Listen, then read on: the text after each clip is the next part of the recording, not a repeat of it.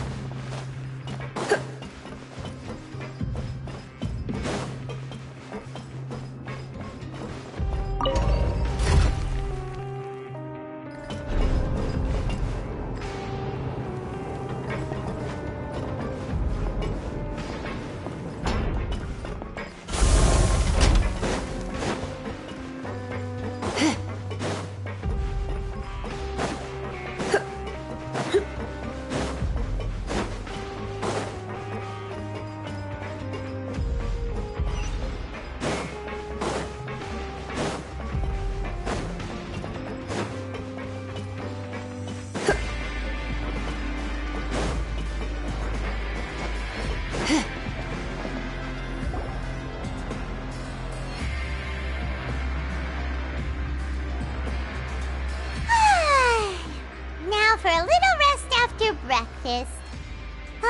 This is the life.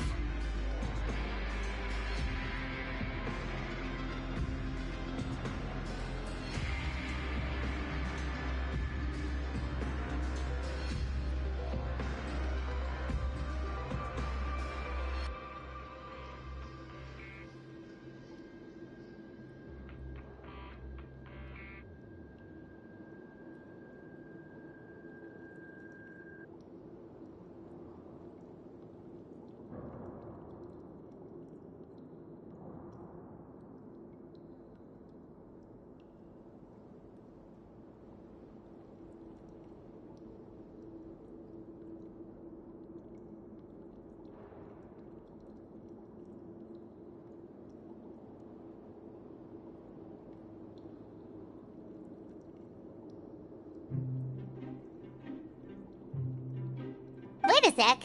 Isn't something important supposed to happen today?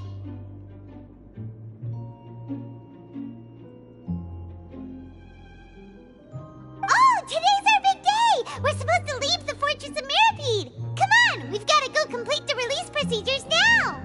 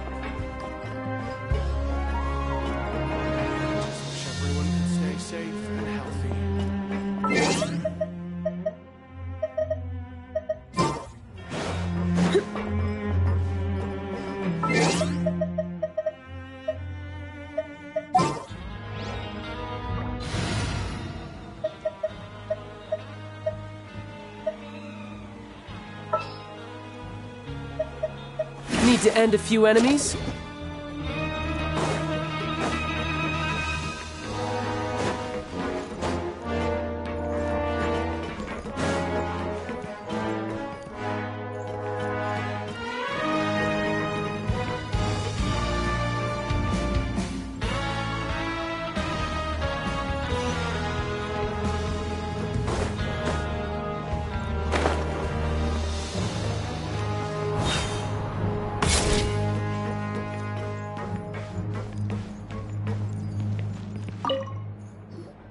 Please, sign here. This document will be effective immediately upon signing, and you two may exit the Fortress of Mirapede via the regular channels. It's been so long since we've been to the surface. Let's hurry up and...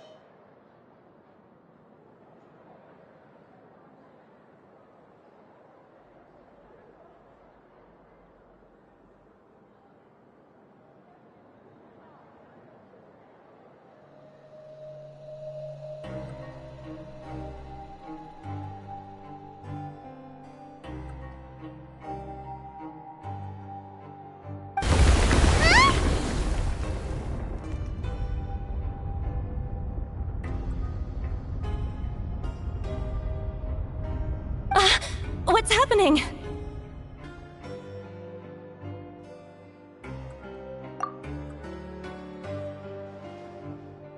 I'm fine, thanks. But I wonder what that tremor was just now.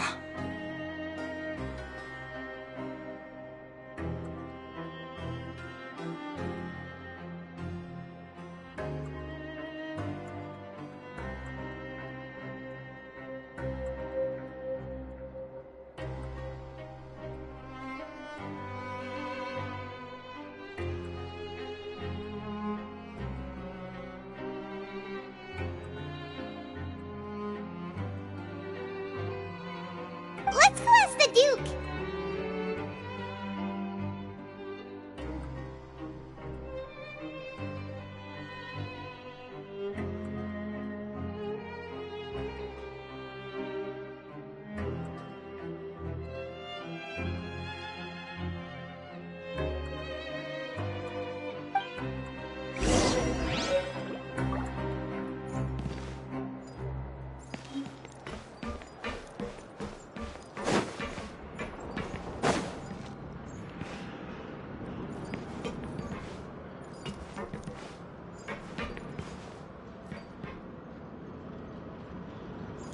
No time to lose.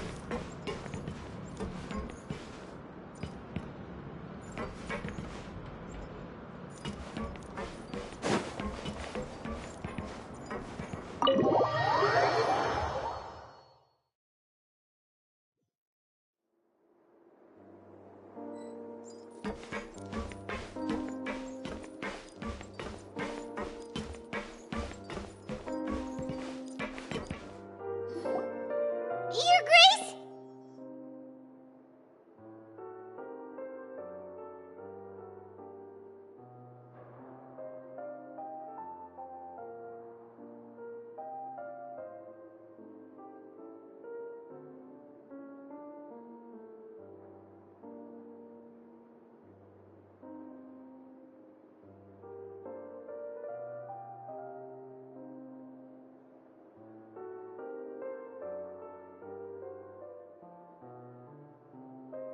Ah, good to see you two. Is there something you wish to see me about?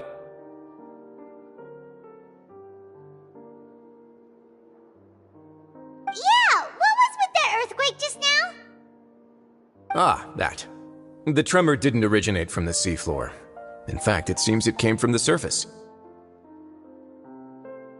Over the years of serving as the warden here, I have developed a sense for distinguishing between what occurs on the surface and what occurs underwater. Besides, the seal that Monsieur Neuvillette set in place won't fail so easily. So the fortress is okay?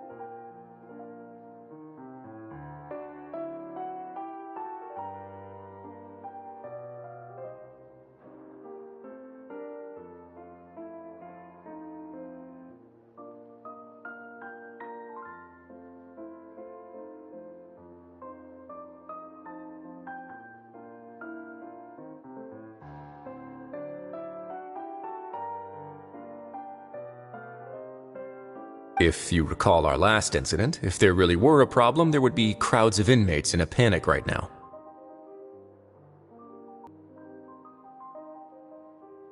Huh, you've got a point. Okay, seems we need to get back up to the surface and ask about what happened. By the way, do you know what day it is today? I believe today is this month's pipe cleaning day. Wait, seriously? Ah, yes. Have you completed your release papers? Yep. It's you two! Are you leaving now? That's right! Today is our last day in prison! But now that Paimon says that, it doesn't feel like we were confined here. It's actually been pretty nice!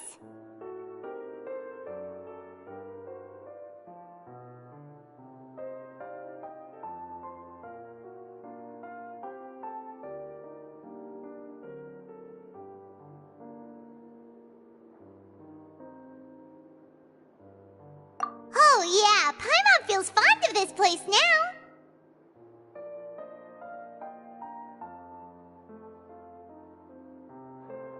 Then be sure to come back and visit.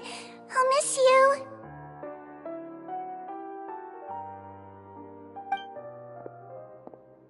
If you've signed the release papers, then you're free to go. The guards will escort you out.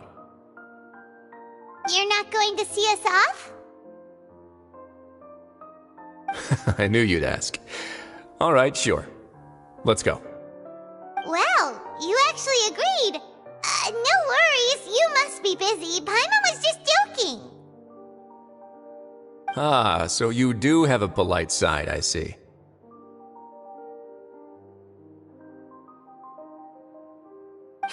After being down here for so long, I imagine you must feel like you're lacking companionship. Shall I come along too?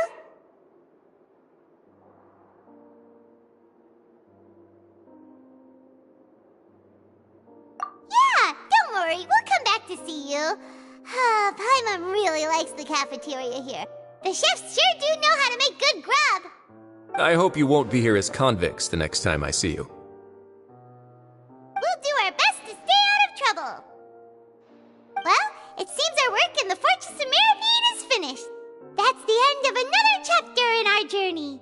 And since Nervalet was the one who asked us to come here, we should probably go report to him now. Next up, the Palais Mermonia. You're going to see Monsieur Nervilette? Please pass on our kind regards. I'm sure just your regards will do, no? I believe it would be the polite thing to do. You're right. I've heard the Palais has been terribly busy these days. Tell him that I hope he hasn't been overwhelmed by the recent string of troubles.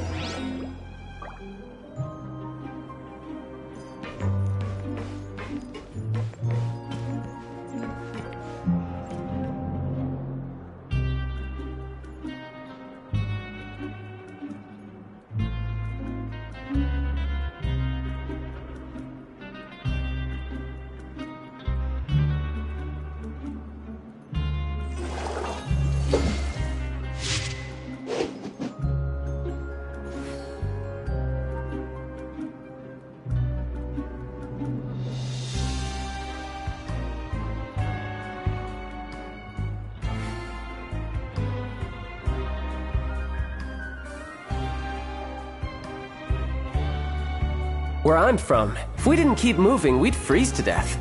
Literally.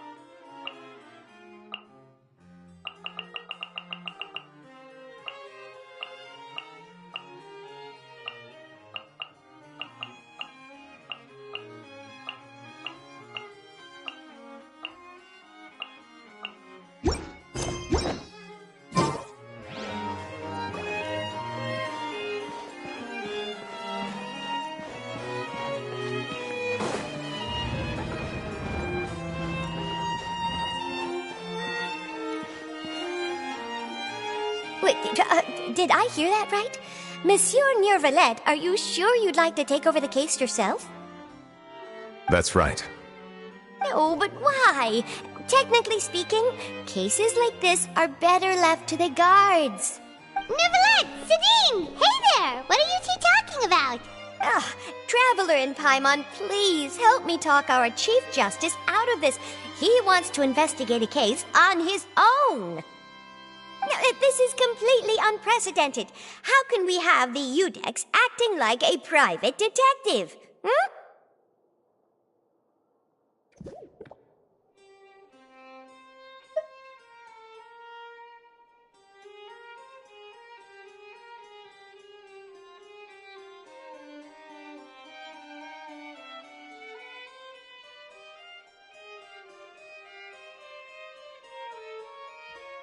I trust that you'd be able to work that out with how well connected you are, but I must apologize. I do not plan on relying on anyone else's help for this matter.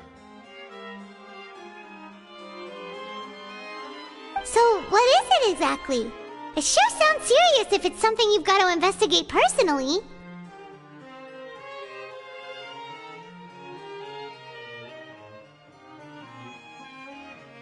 A Melusine named Kiara received a threat letter.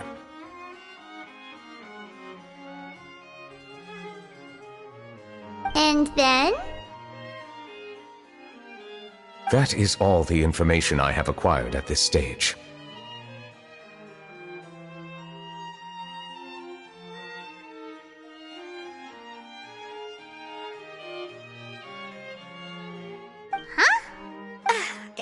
I have no idea why you're so hung up over this.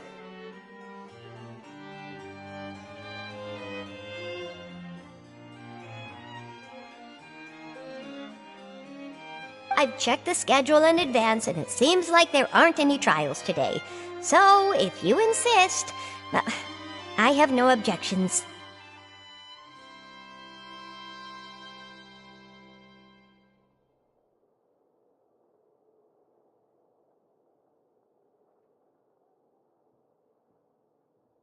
Thank you for understanding. I will leave a note explaining my absence on my desk. I would appreciate it if you could take it to Lady Furina. She may have no interest in official affairs, but standard procedure dictates that I'm still responsible for reporting to her. Yes, understood. I'll come back later and deliver the note to her.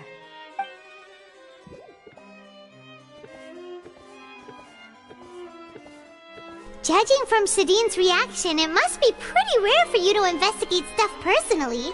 What's so special about this case?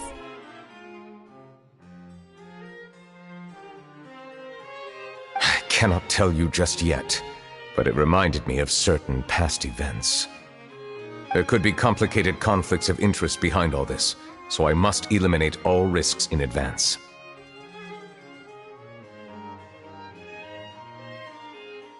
Come on, stop being so secretive! We still have no idea what's going on! It is not my intention to keep you in the dark, but I need some time to revisit those memories and collect my thoughts. Long story short, a little more than 400 years ago, I became the Udex of Fontaine and initiated a series of institutional reforms. There were few people I could trust, but I had two subordinates who were exceptionally trustworthy and capable. Carol, a Melusine, and Vautrin, leader of the Special Security and Surveillance Patrol. They must have been amazing people to receive such high praise from you! Indeed. Unfortunately, I wasn't able to protect them. The reforms damaged the interests of some, and the more conservative faction took advantage of Carol's identity to instigate political unrest. Ultimately, they wanted me to yield more of my power. The incident resulted in Carol taking her own life, and Vautrin being exiled. From then on, I've been especially careful when dealing with cases related to Melusines.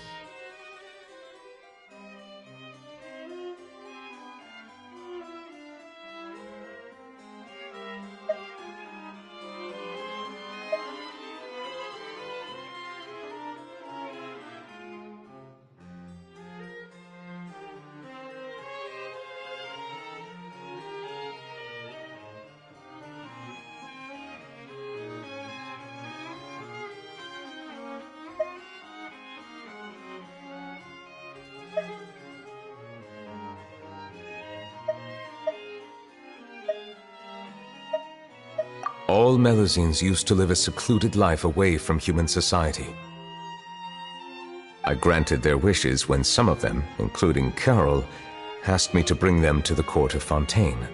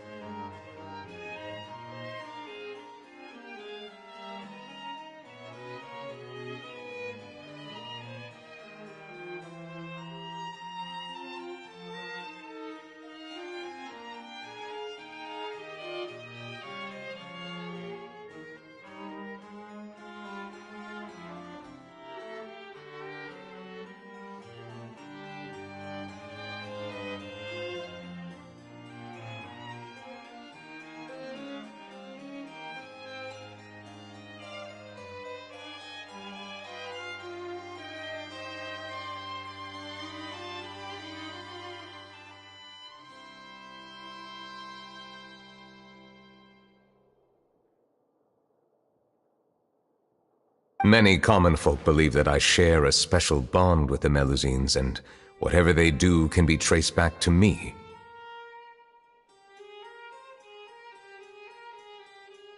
Some of them, especially those who hold a grudge against me, exploit that belief and stir up conflict over Melusines in an attempt to lay the blame on me. I have nothing against the opinions of others, but the moment a whirlpool of conspiracy forms, it inevitably affects the innocent.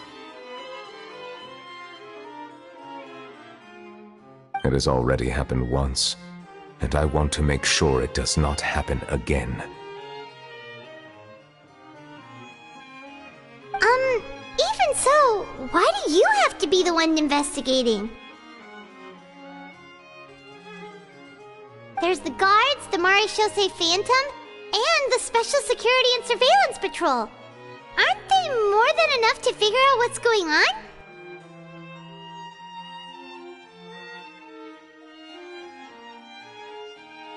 Based on prior experience, there is a high chance that those who hold hostility towards me do not belong to the same department.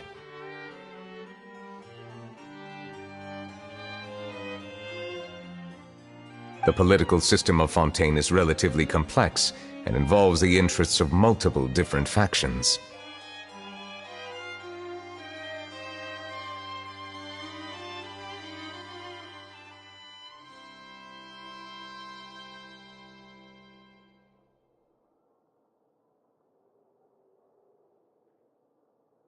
However, since I am technically an outsider in Fontaine, a lot of trouble could be avoided if I personally took on the case.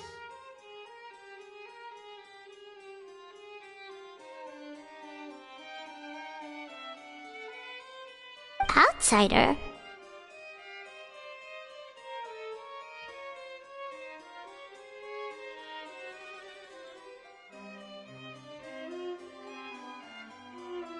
But aren't you the Chief Justice of Fontaine? Why would you be an outsider? I understand where you are coming from, but there is not necessarily a connection between my responsibilities and how I perceive myself. You know very well about my true identity, and have even met others of my kind in other nations.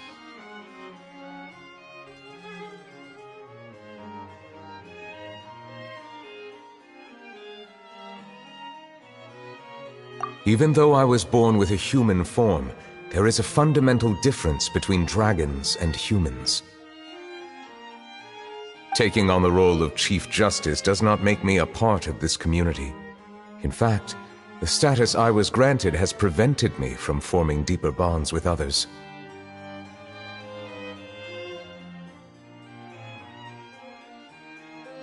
I have lived in Fontaine for a long time, but I do not belong here. That is why I call myself an outsider, a fish out of water.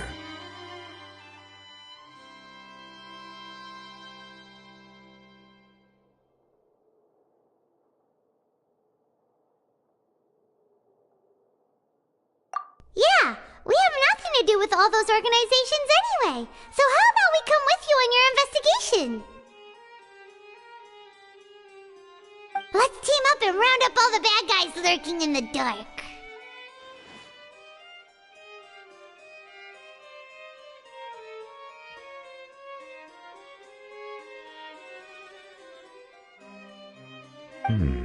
That does not sound like a bad idea.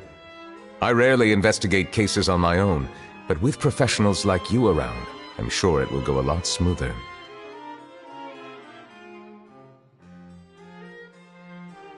Paimon's starting to get a little embarrassed. Just leave it to us. I will write my note of absence right away. Let us depart together once I'm done.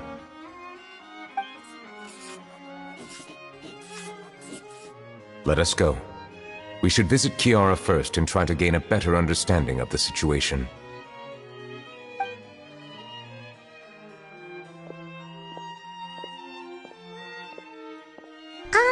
So Neuvillette feels like he doesn't truly belong here in Fontaine, but is that really true? Paimon feels like he has a kinda skewed perspective on a lot of things. Anyway, let's catch up with him first.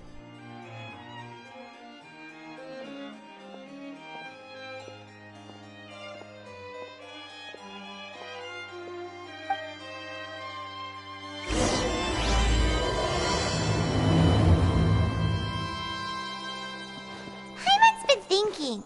You called yourself a fish out of water, right? But since you're the Hydro Dragon, would a dragon out of water suit you better? Thank you for your suggestion. I will consider using the more accurate term in private occasions. Please allow me to rephrase. Has a dragon out of water? Ugh. That sounds kind of weird. Let's stick with the previous version instead.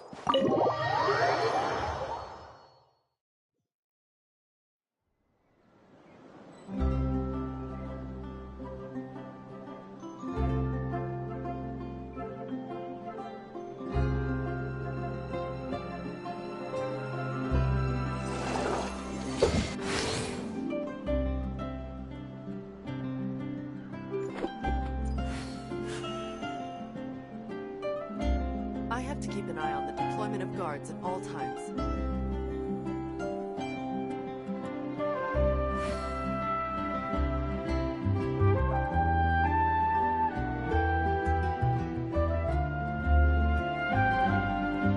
I wonder what the rest of the Harbingers are up to.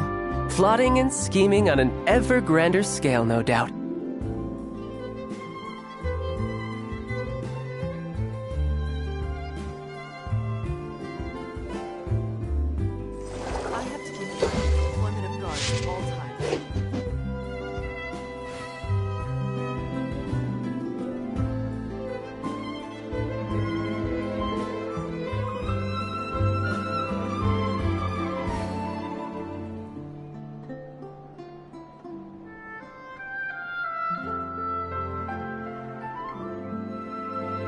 You know, there are better ways to seek out our enemies than, well, standing here. I have to keep an eye on the deployment of guards at all times.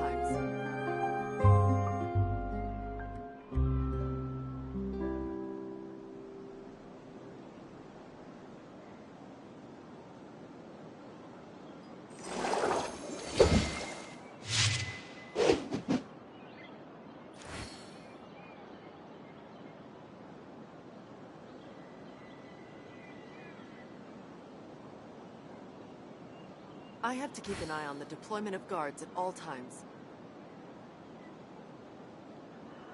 This place is pretty dead. By which I mean, there's nothing to kill.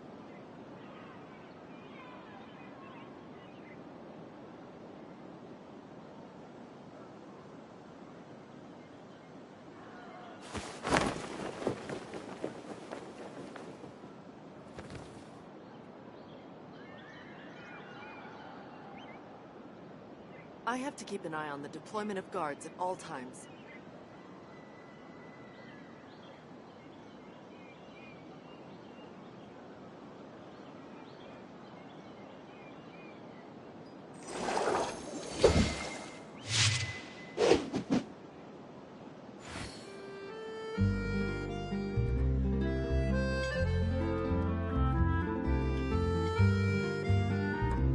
I have to keep an eye on the deployment of guards at all times.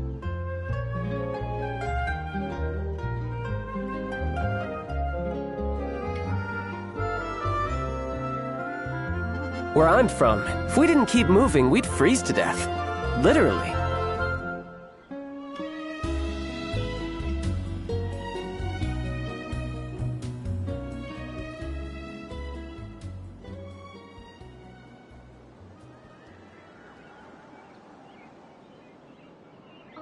I have to keep an eye on the deployment of guards at all times.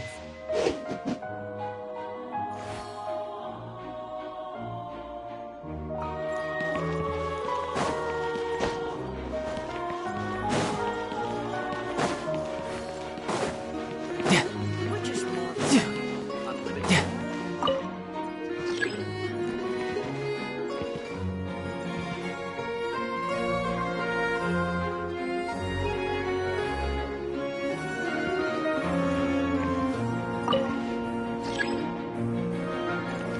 No time to lose.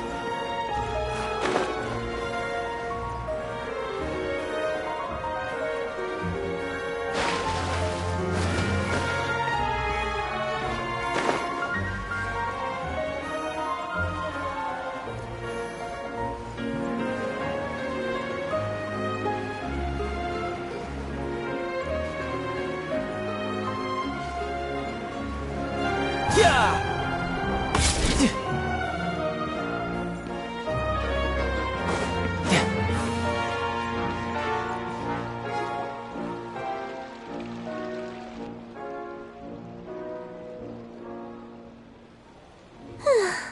The weather's amazing today.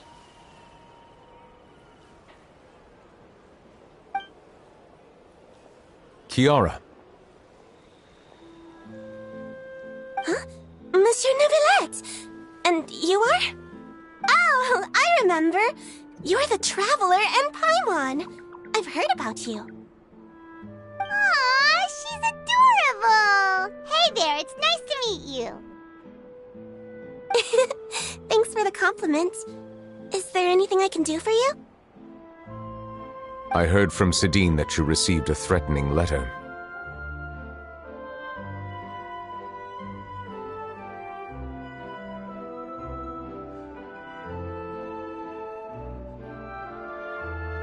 A threatening letter. Oh, right! I remember now. The letter fell through the crack in my door as I was heading out this morning. It said something about catching me, so I thought someone wanted to play hide and seek. But Sidine told me it was a threatening letter, and that I could be in danger. But that's not gonna happen with everyone looking after me, right? Have you run into any suspicious-looking people recently? Suspicious-looking people? What counts as suspicious?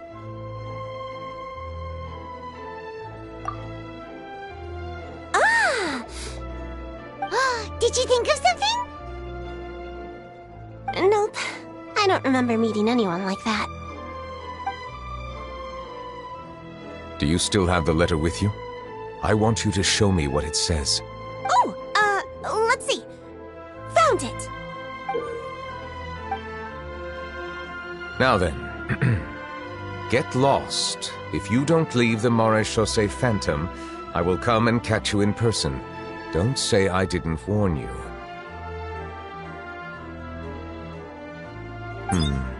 A simple threat.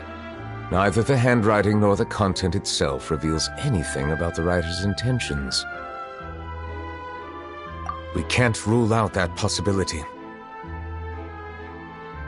Since you can't think of anyone suspicious, I will be heading back to the Palais Mermonia to review some official documents. Kiara, you should come with us. It's safer if you stay close by. Sure! Wait, no. I still have a case to work on. I promised Alof that I'd check on her place later. But you are being watched right now. Going off on your own could be dangerous. And that's where we come in to help. We'll stay with Kiara and make sure she's safe. With us around, anyone scheming to hurt Kiara can forget about it! Thank you, Traveler. Big Sis Paimon.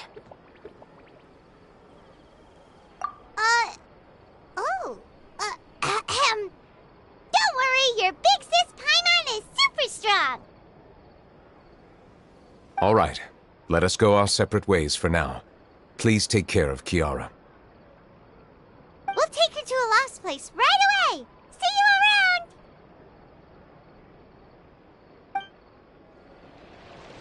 So, Kiara, how old are you? Let me think. 1, 2, 10? I can't remember. But I remember coming to the court of Fontaine with Carol and Neuvillette. That must have been a long time ago. Carol? Didn't Neuvillette mention her just now? That was more than 400 years ago! Why would Paimon be a big sister to you? My memory isn't that good. But Carol told me I could address others based on how I feel about them. Paimon feels a lot more grown up than me, so you're a big sis. Huh. Paimon sees. Hey, Traveler, did you hear that?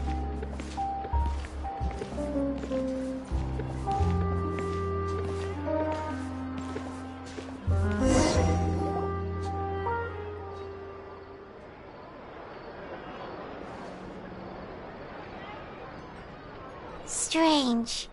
Paimon felt like someone was following us. Olaf! Kiara, you're here. Huh? Wait, aren't these two... Oh, they're the Traveler and Big Sis Paimon. I thought so. What brings you here? All right, guess I shouldn't have asked. May I begin inspecting the store as planned? Of course. Go ahead.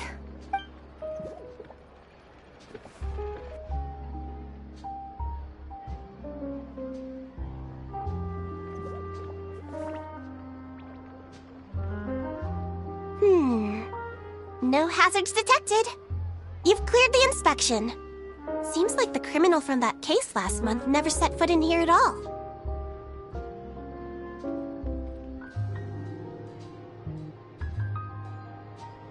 That was quick. What were you inspecting? I took a look around the shop. Neuvillette says that us Melazines have special eyes that can see things people can't.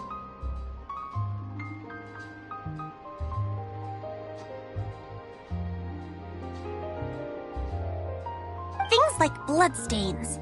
No matter how hard you try to clean them up, we Melazines can see their residual stains for some time. Pretty cool, huh?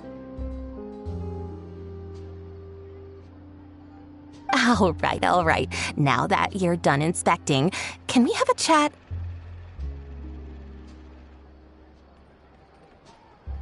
Hear me out.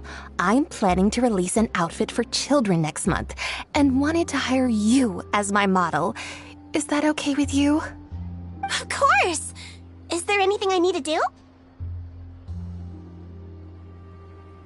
Please wait a moment while I take your measurements. The sample should be a perfect fit.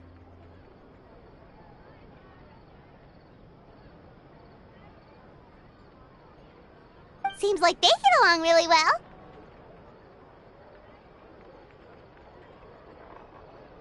Huh?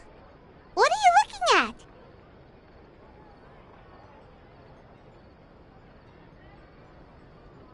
Is there really someone watching us? Shh!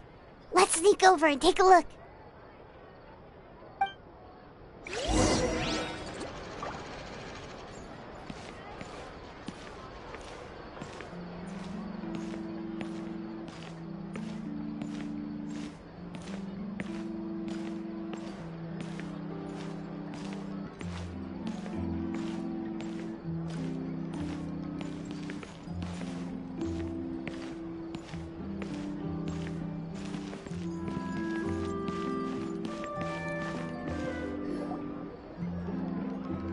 Strange. Why isn't he back yet?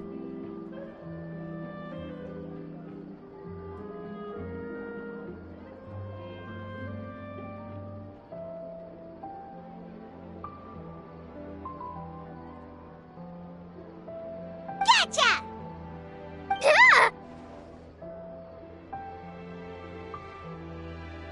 Charlotte, what are you doing here?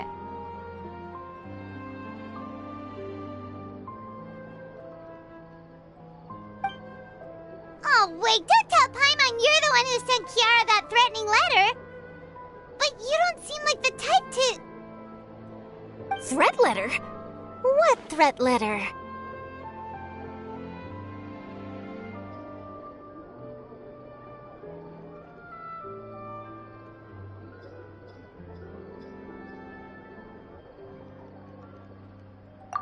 This is starting to feel like an interrogation. Okay, I'll be straight with you. I don't know the slightest thing about that threat letter you mentioned. I only wanted to follow Monsieur Neuvillette and request an interview with him. You want to interview him?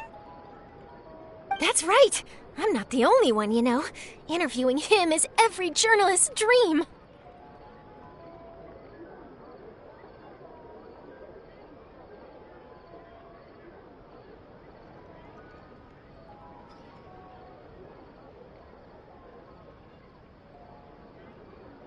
But it's not an easy task to accomplish. The Palais Mermonia rarely accepts appointment requests from us, and we never have the chance to interrupt when the court's in session. So imagine how surprised I was seeing him out on the streets today. It seemed like you were investigating something too. The perfect opportunity to whip up an exclusive, don't you think?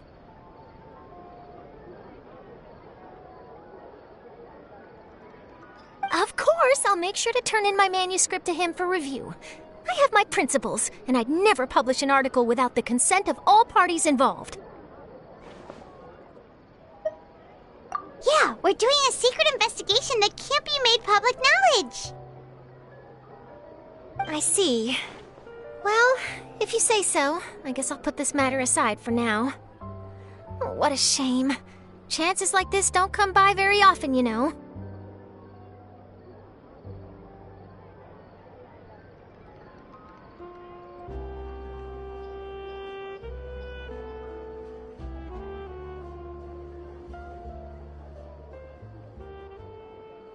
In exchange, could you tell me what the threat letter is about? I swear I won't tell. All right, then.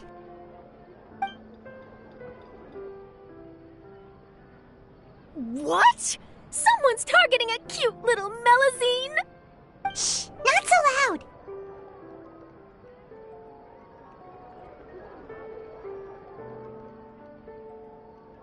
It just so happens that I did an interview with Kiara. Last month, in fact. It was well received by our readers, so I was planning to continue the series. And now someone's coming after her. I'll ask my colleagues about it. Who knows? We might find something. And don't worry, I know what I'm doing. This secret's safe with me.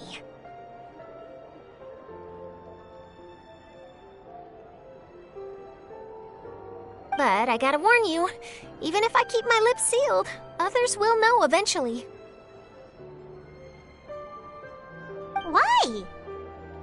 People care a great deal about Monsieur Neuvrelet's each and every move. Some may have already realized that something was up. Besides, the case involves melazines, so...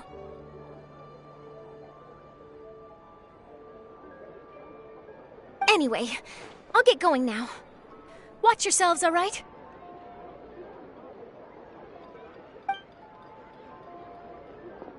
Well, that was a nice chat.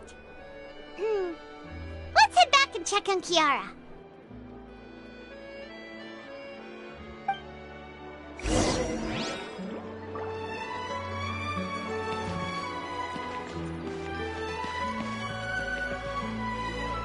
What do you think? The design looks pretty good, huh? I think it's great! Huh. It's very pretty indeed.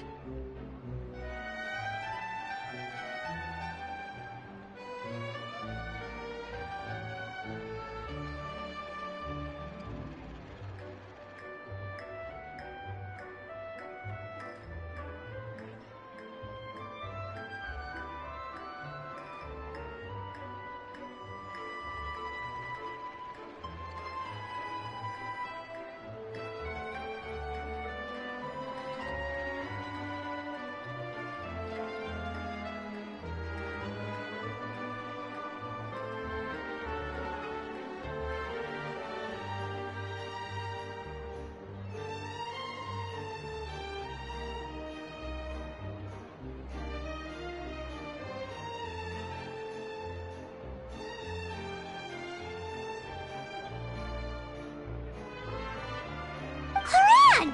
What are you doing here?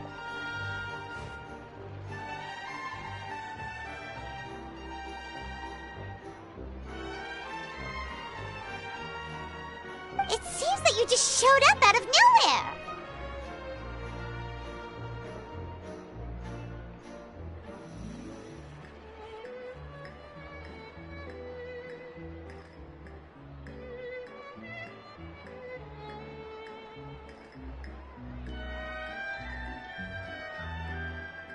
As I passed by the Palais Mermonia, I heard that Neuvillette was investigating a case with you.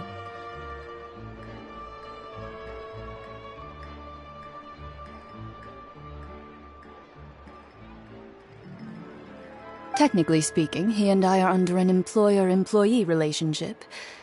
It didn't feel right to have my employer personally take on such trivial cases.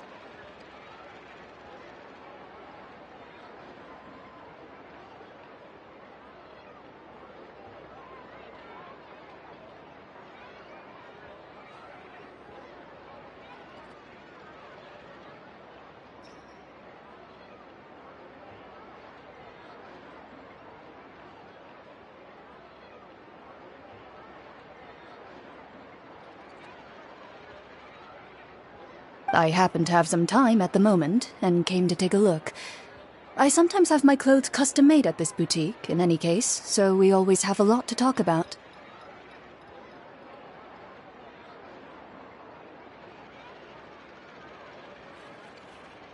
Ah, Neuvillette sure is lucky to have someone like you.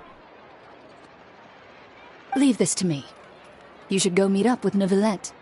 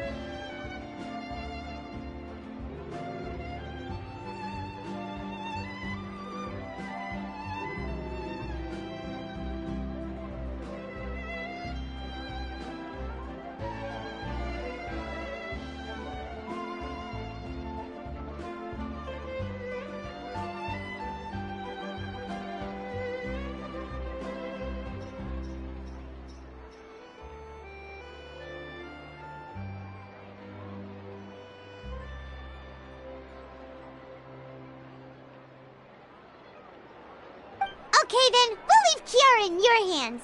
Come on, let's go find Nervalette.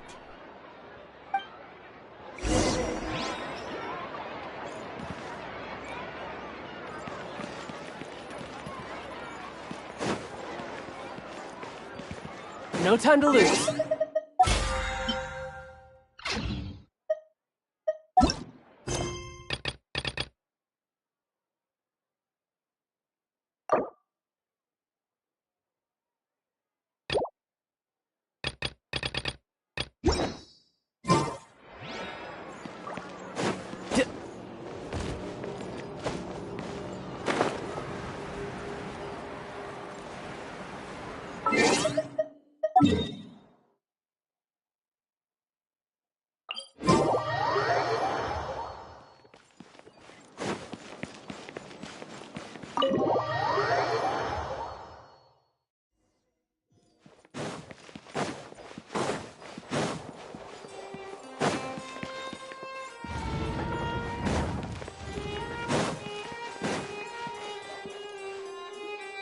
Oh, you're back.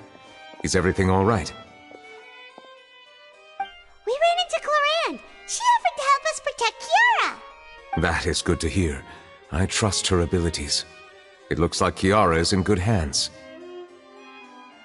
We thought so too. Well, did you find any leads? I've been looking over the case records, specifically inspection reports submitted by Kiara and major cases I've judged over the past decade. I've come up with two plans. On one hand, I could start with Kiara and track down the group behind all this step by step. On the other, I could also analyze the conflicting interests of these major cases and confirm my suspicions if there is indeed a mysterious group that bears a grudge against me.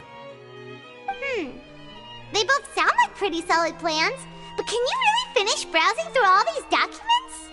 That's a lot of reading even for Paimon. Don't worry. I'm a fast reader when it comes to official documents. After all, I have several hundred years of reviewing under my belt. We'll help you read through them. We have nothing else to do. Thank you.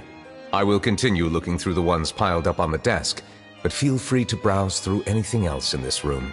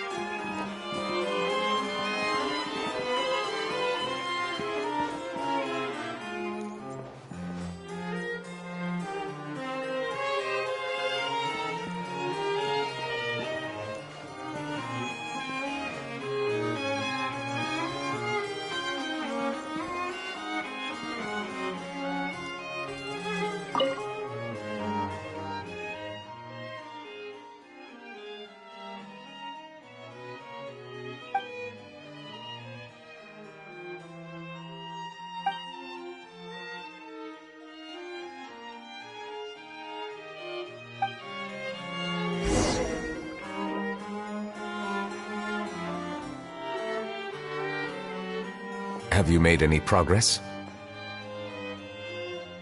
We skipped through some of them, but there wasn't anything useful. Oh, there are so many documents lying around. Just how many cases have you handled? I would love to answer that question, but the truth is I've never made a precise calculation myself. If memory serves me right, there should be at least 100,000 cases. The documents you see are just a small fraction of what's really there. Whoa, that's a lot. Looks like the work of a Chief Justice isn't easy at all.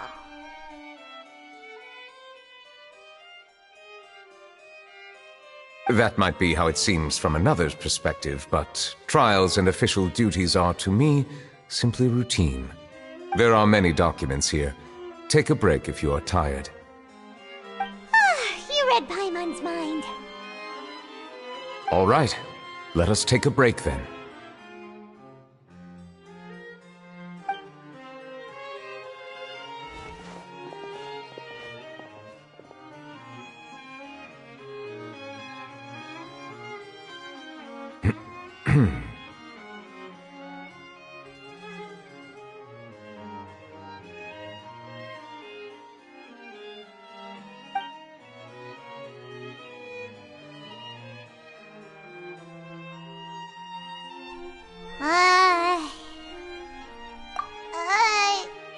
Even though resting is a part of taking a break, shouldn't we at least talk about something?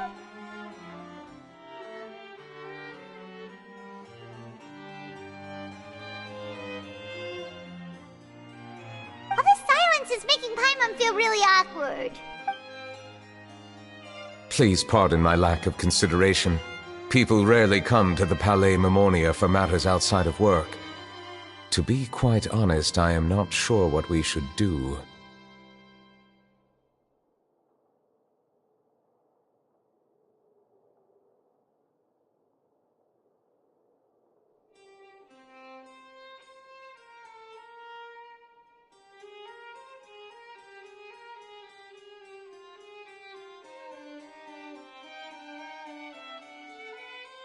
Would you like to have some drinks, perhaps? You must be thirsty after all that work.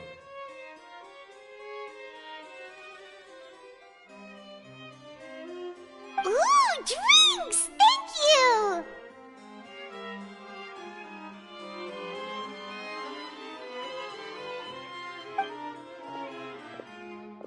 Paimon wonders what Neuvillette likes to drink. Oh, maybe he's a fan of really fancy wines. He seems like the type of person who'd own an entire winery. You know, like D-Luke.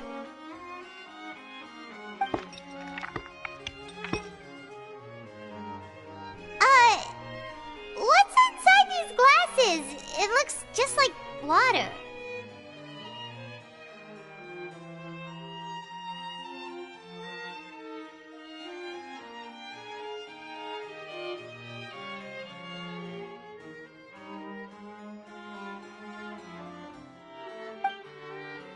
An astute observation. It is indeed water.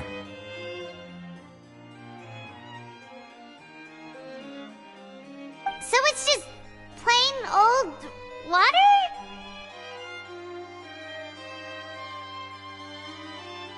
What did you think it was?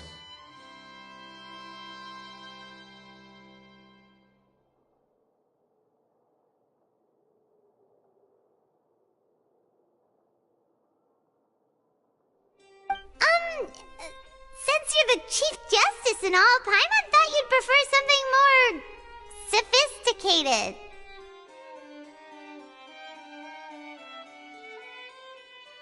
This water is indeed very special. It would not be an overstatement to call it sophisticated.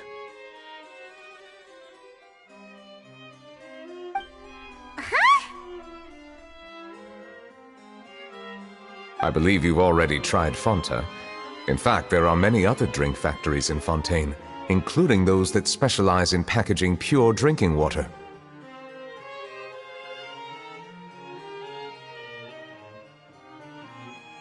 Said water is sourced from all across Tevat, including Mondstadt's Cider Lake, Liyue's Chintsa village, and Inazuma's Konda village.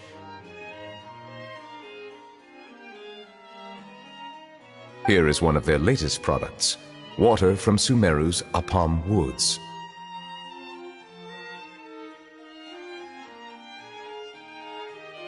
If I were to comment on their mouthfeel, the waters of Cider Lake warm the heart, the waters of Chintsa village have a poignant touch, while one might call the waters of Konda village placid.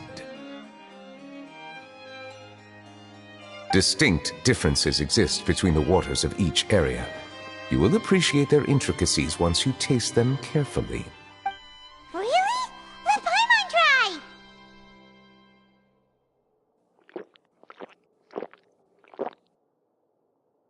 What do you think?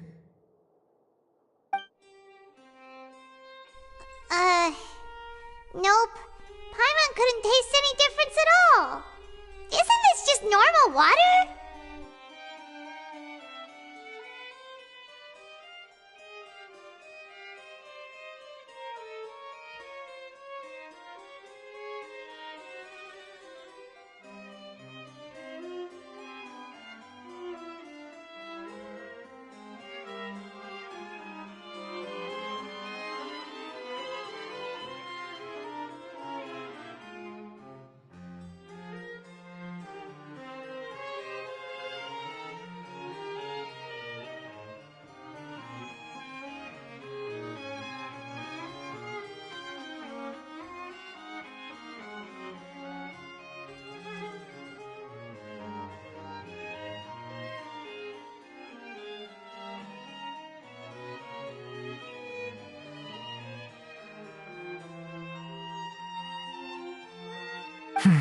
How regrettable. It seems like you still have a long way to go in refining your tastes.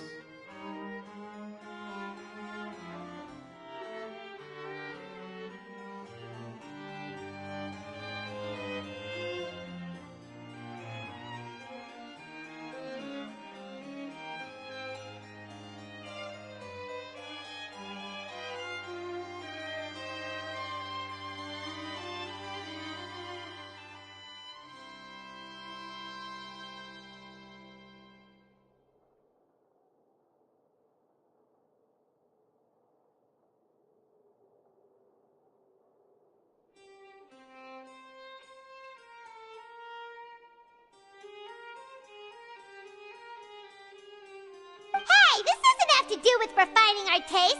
Paimon's pretty sure most ordinary people can't tell the difference. How did you do it anyway?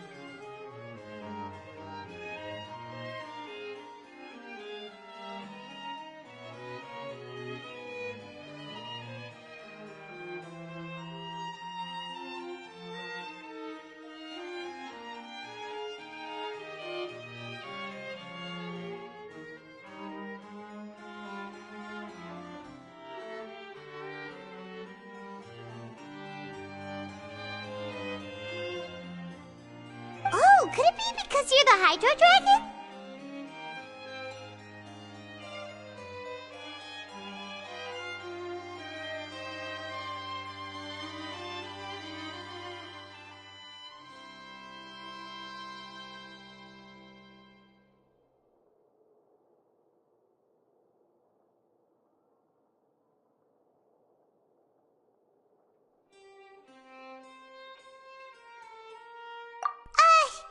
We are allowed to bring that up, right? Since no one else is around?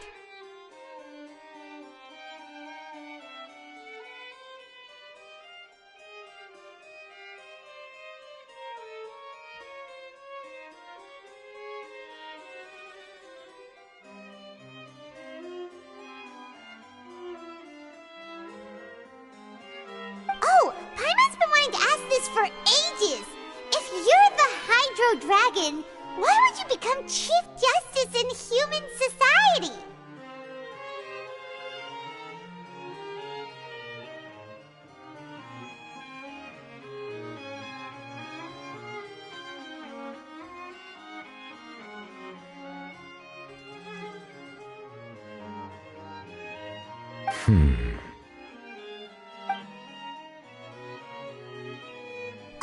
Sorry. Paimon was just curious. You don't have to answer.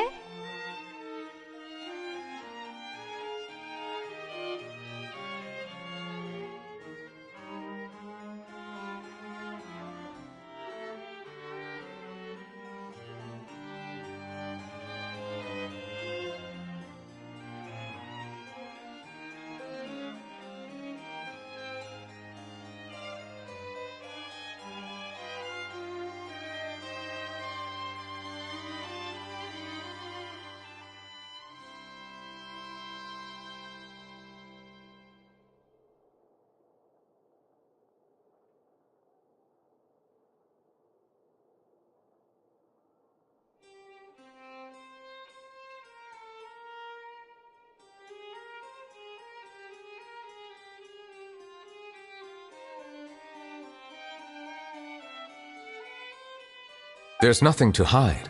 I was simply organizing my thoughts.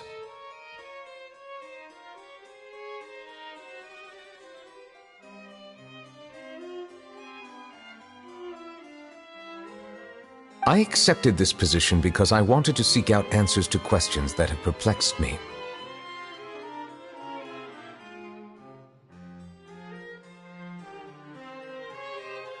Questions? Are there really things you can't figure out?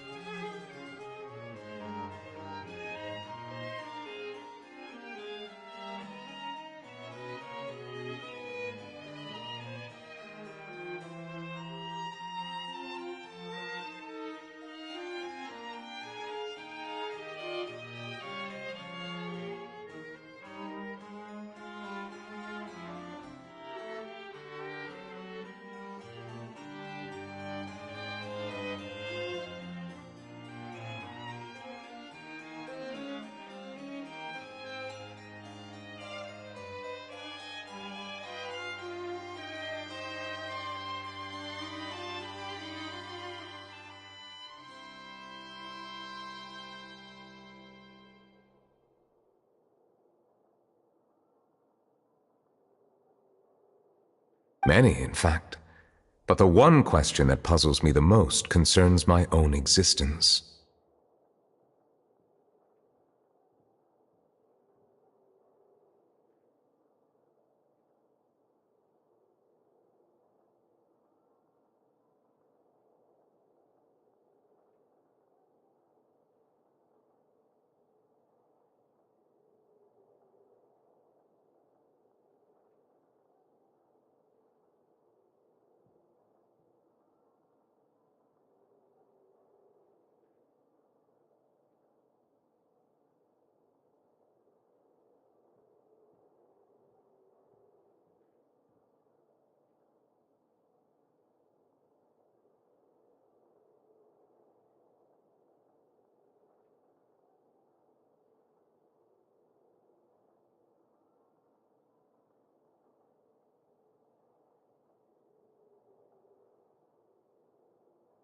In essence, I neither know why I was born in this form, nor do I understand where my long life should take me.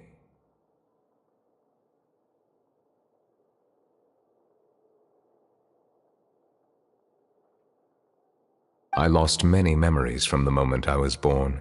The primordial sea, for example. I can only vaguely recall its connection to me, but I am unaware of what that connection is exactly.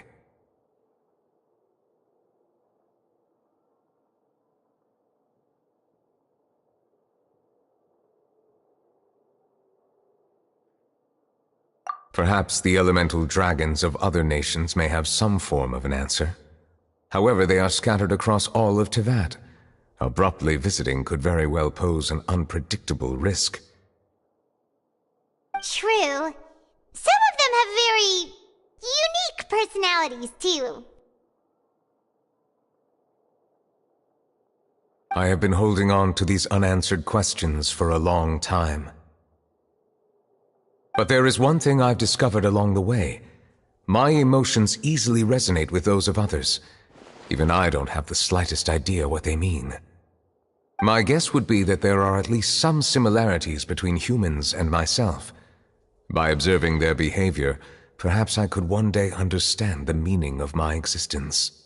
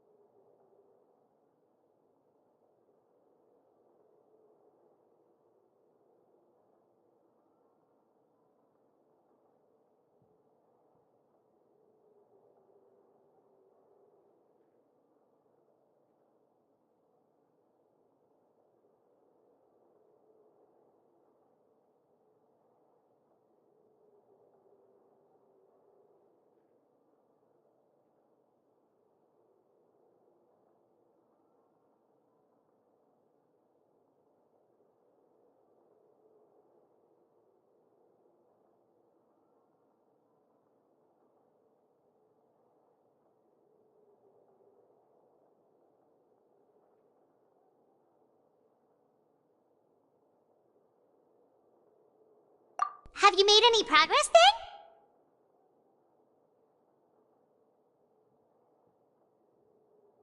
Perhaps, but I find such progress difficult to describe. As an outsider, chances to engage in meaningful interactions with others are few and far between.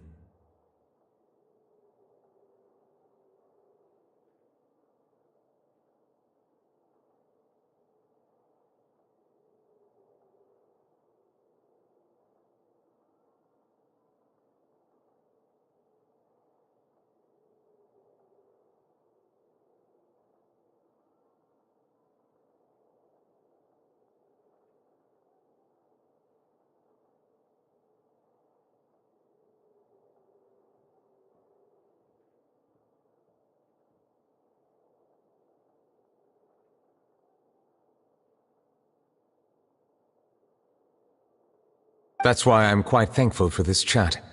Such opportunities are rare. Alas, time is limited. We should move on with our investigation.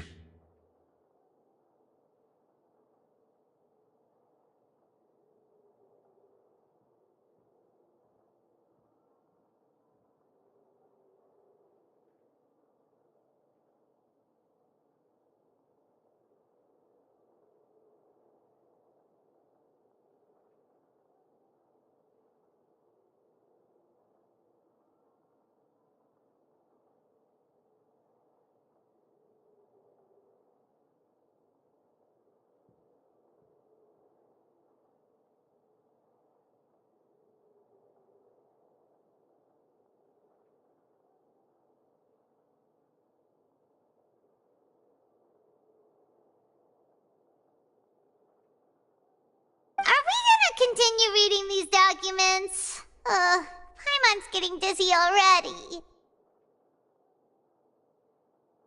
I wasn't able to find any leads even after browsing through most of the documents. But while we were on the topic of water a moment ago, another idea came to me.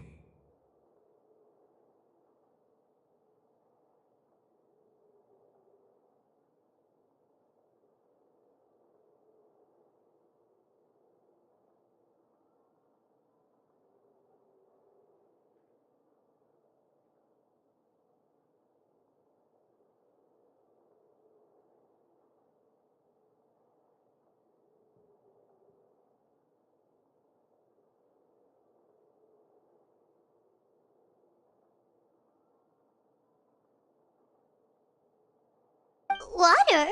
Do you mean... That's right.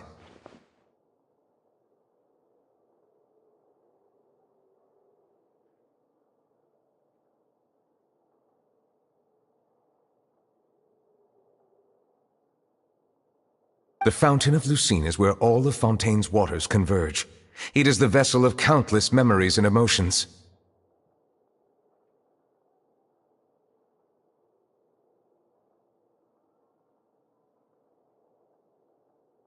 If there really were an organization attempting to use Melusines against me, they should also hold an intense resentment towards me.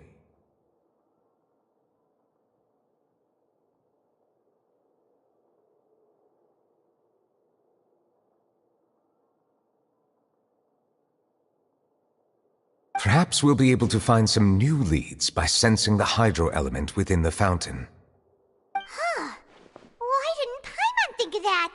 Come on, let's go take a look! Perhaps we should go. There shouldn't be too many people near the Fountain of Lucine during the evening.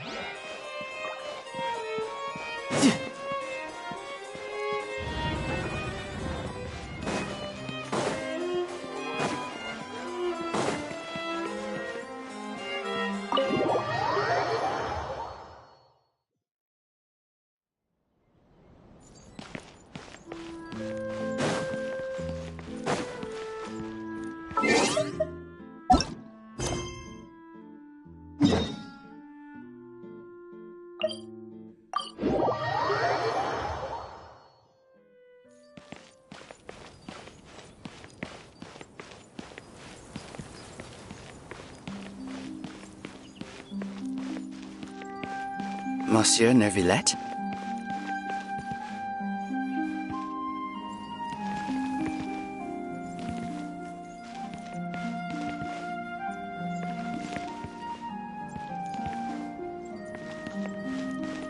I probably shouldn't disturb them.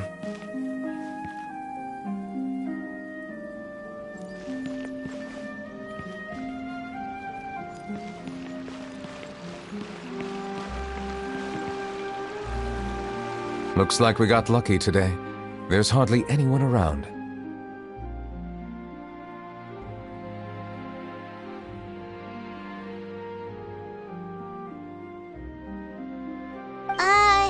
What should we do next? Oh, Traveler, can you still hear the voices from the fountain?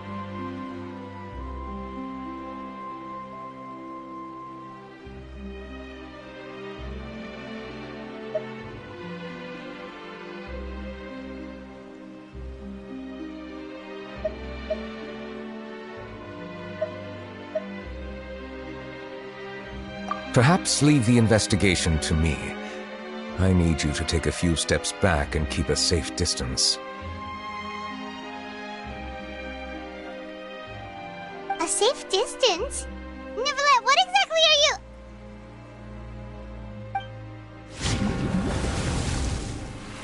Whoa, it's glowing!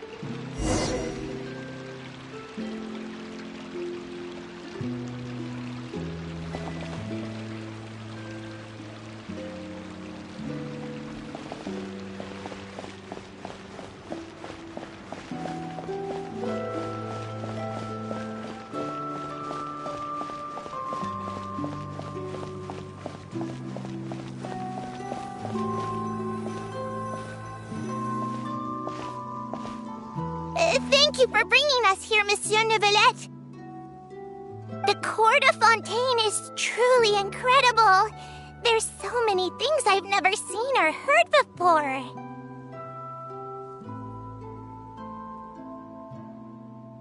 I understand your excitement, but there's no need to thank me. Although I have responded to your wishes, it was not without personal interest. Melusine's special sight make them especially suited for joining the Maréchaussée Phantom. I'm certain you'll become an indispensable part of Fontaine's detective force.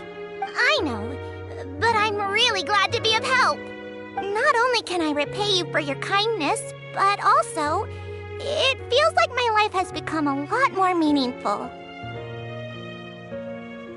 But a meaningful life also comes with its risks. It's definitely the safest to just stay in the village, but I want to see the outside world nonetheless. In truth, I've never really understood the purpose of my existence, or what I'm capable of contributing to this world. For almost 20 years, we've stayed in our village without finding any answers. That's why we wanted to leave our village and look for the meaning of our existence elsewhere.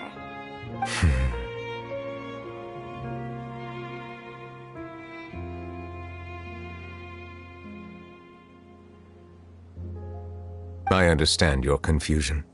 In fact, I feel the same way. I too came here for an answer to my questions about my own existence.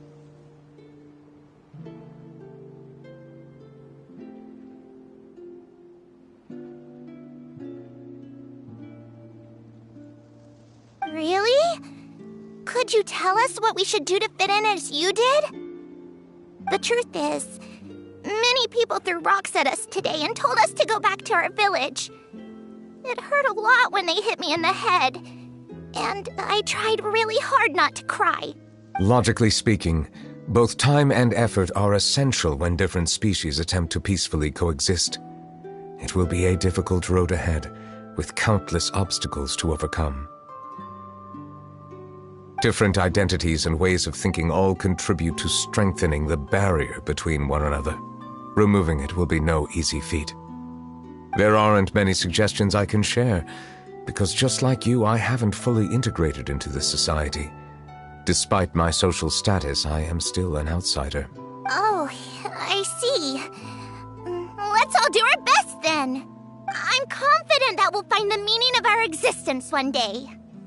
I believe in you, but you shouldn't lose sight of the difficulties ahead.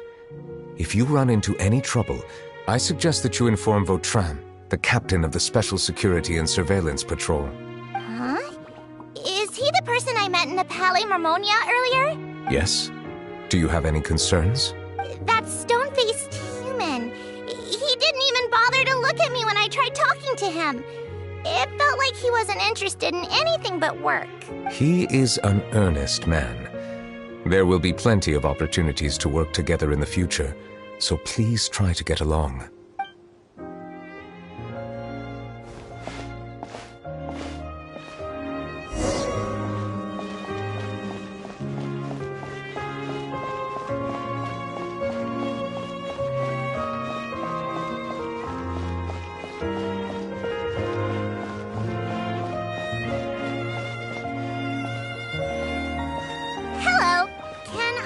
Anything. Thanks, but no need. Oh.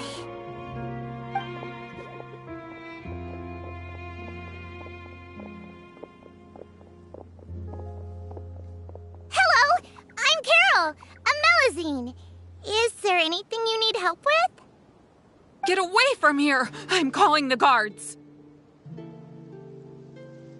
Please, calm down. I don't mean to cause any harm. Hard to say. Yeah, we should probably stay away from these monsters. Haven't you realized? Strange incidents have been increasing ever since they came. Why should we trust this species from who knows where anyway? I can't believe Neuvillette allowed them into the court of Fontaine just like that. Exactly. That so-called Chief Justice even granted them official positions.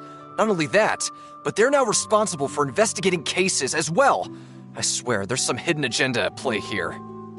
Go away! Quit acting innocent! I'm not leaving. I won't let you say bad stuff about him. We joined the Mare Chaussee Phantom and solved lots and lots of cases. We've never done anything wrong. Solving cases? With Neuvillette in cahoots with you? You could have fabricated it all, and no one would know. So tell me, how can you guarantee that you Melazines aren't involved in anything that occurred recently? Didn't I tell you before? Don't go advertising if you're not a good talker. Fontaine? Aside from spreading unjustified rumors, if you continue insulting members of the Mare Chaussee Phantom, the Special Security and Surveillance Patrol has every right to subject you to interrogation.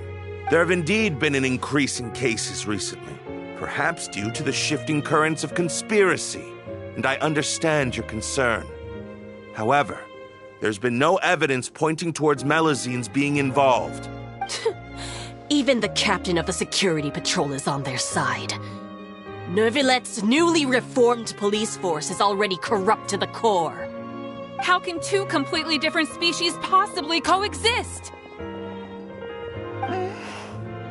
You heard that? Yeah. I don't understand. Why won't anyone believe us? There have been rumors saying that you were born from calamity, and that you inherently bring danger to those around you. There are countless negative rumors about you floating around in Fontaine. It's near impossible for you to become a part of this society. Best if you give up before it's too late.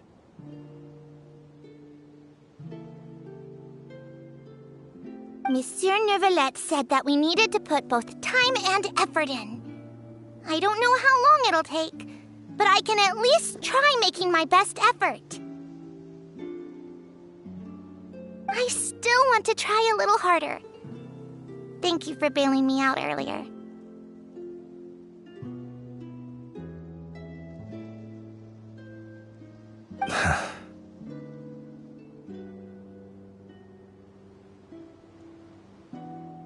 Okay, I won't be taking any more of your time.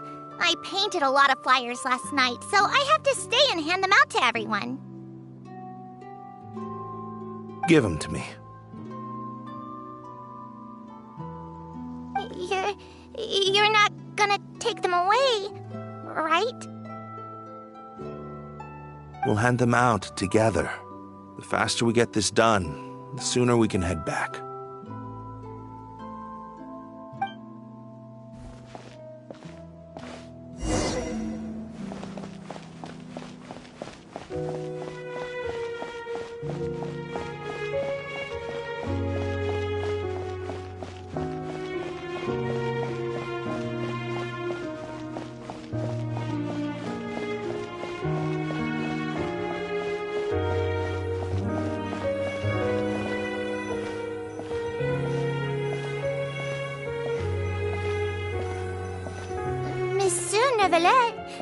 What's this? Medals of Peace, awarded to you and Vautrin. Thank you for your continued dedication in the past 5 years. You've taken one small step forward in helping Melazines gain the trust of humans. I think I'll pass. Hey, don't say that. We wouldn't have made it this far without you. It won't be long before Melazines begin living peacefully with the humans. Just the thought of it makes me happy. Don't keep your hopes up. We've barely scratched the surface. There's still a long way to go before that dream of yours comes true. You blockhead! Don't ruin the mood! Vautrin brings up a good point. The trust humans have placed in you is still very fragile. Any small incident could undermine the hard work you've put in.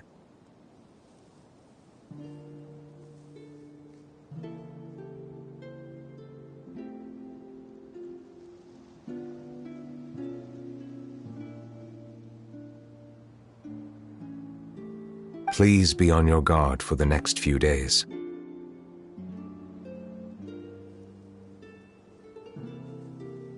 Yes, sir.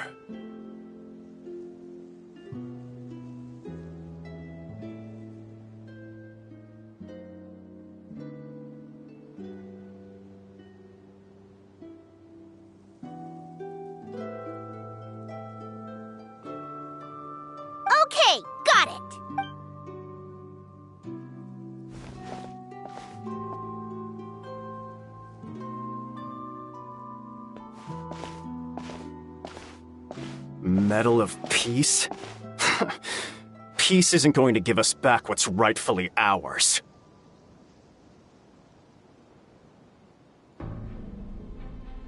Are you sure we should do this? We're no match for Neuvillette, even with all our powers combined. What if... Nah, not gonna happen. As long as he remains in his position, there's no chance he'd take us out personally. There are rules even he must comply with in the political sphere. Unless he wants to become an enemy of Fontaine. So quit worrying and just go ahead with it. I've already planned out the murder. Once we lay the blame on the Melazines as the person who brought them to the court of Fontaine, Neuvillette will be left with no excuse. I guess you're right. Ugh. If he just left things the way they were, it never would have come to this. But he's forced our hand. Time to teach him a lesson.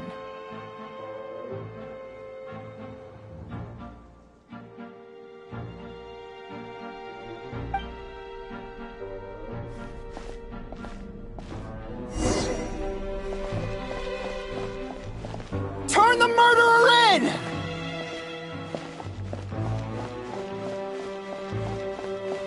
Melazines can't be trusted! That goes for Neuvillette, too!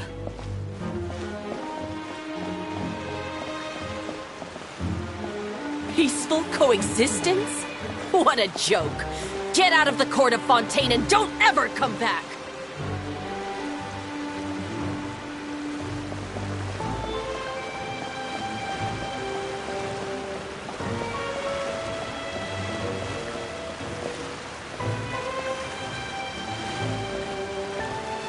The results of the investigation are in, Captain Vautrin. Go on. There is no direct evidence, but reasonable inference indicates that the ones controlling the situation are supporters of the old regime, whose interests have been undermined by the reform. They tricked Miss Carroll into going to the crime scene and pressed charges against her. After that, they incited panic among the people in order to make Monsieur Neuvillette confess to his mistakes and yield up power. The guards were stopped by the enraged mob and couldn't intervene in time. Miss Carroll chose to sacrifice herself to pacify the situation. And she called me a blockhead. A little investigation would have cleared things up. Why didn't she wait until we'd established the truth? She didn't have to prove her innocence like that. The situation had rapidly escalated to a physical altercation between infuriated citizens and the guards. Miss Carroll might have thought there was no better plan. That is indeed something she'd do. Captain Vautrin, should I present these results to Monsieur Neuvillette right away? There's no need. Notify the guards to restrict public access to all information. Restrict access to... Wait, are you planning to... There's something I've never told Carol. I had a little sister named Ilaria who passed away when I was very young. She's just like Carol in every possible way. Innocent, kind, always believing the best of people. People like her are the most vulnerable to deception and betrayal. From the moment I met Carol, I knew that she'd be easily manipulated by others. I kept a cold demeanor and tried lecturing her into giving up. Looks like she was unfazed by that. Yes.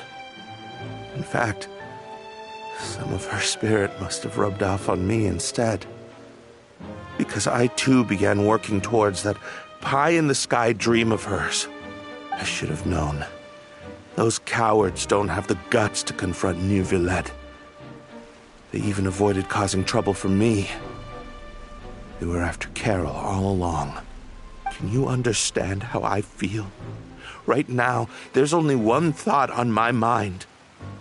Only through bloodshed can their debt be repaid. I understand, but I'm certain Monsieur Neuvillette wouldn't accept that as a solution. That's exactly why we need to keep this a secret. Give me the list of suspects. What happens after this has nothing to do with any of you. I will take responsibility for everything.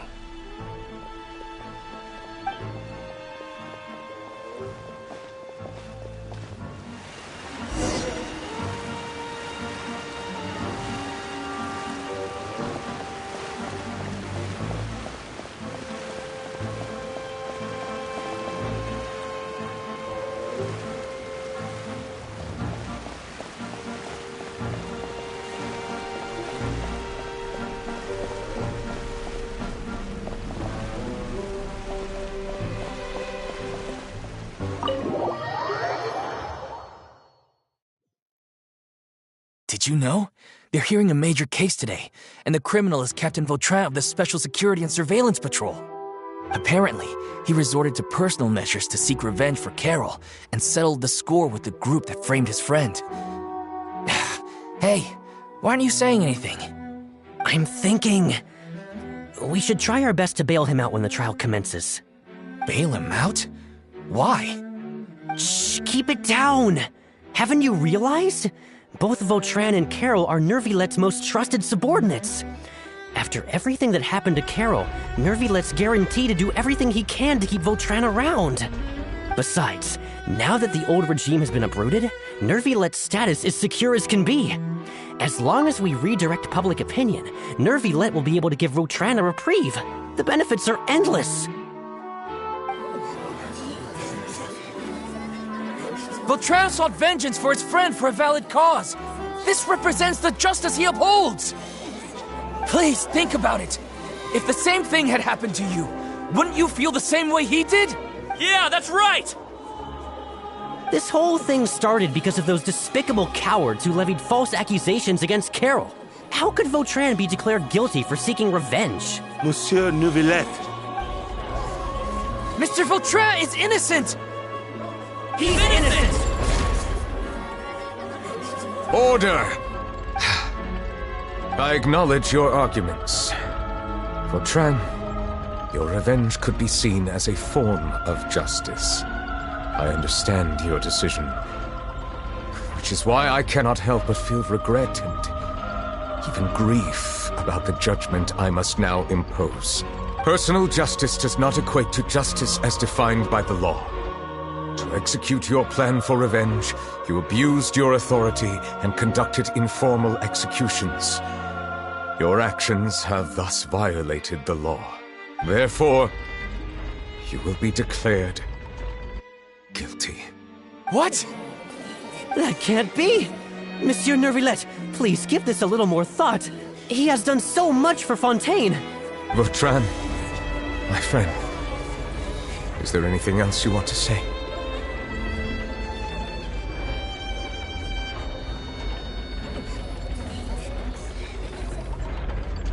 Neuvillette, what have I done to deserve this? I've closely followed every one of your orders. Can't you see?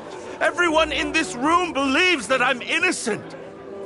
Why can't you just let me off?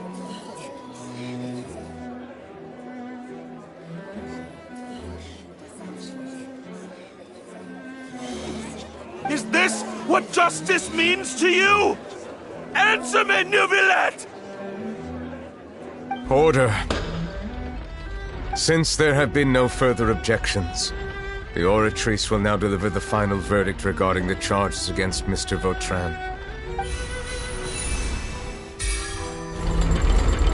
According to the judgment of the Oratrice Mécanique d'Analyse Cardinal, Mr. Vautrin will be declared guilty.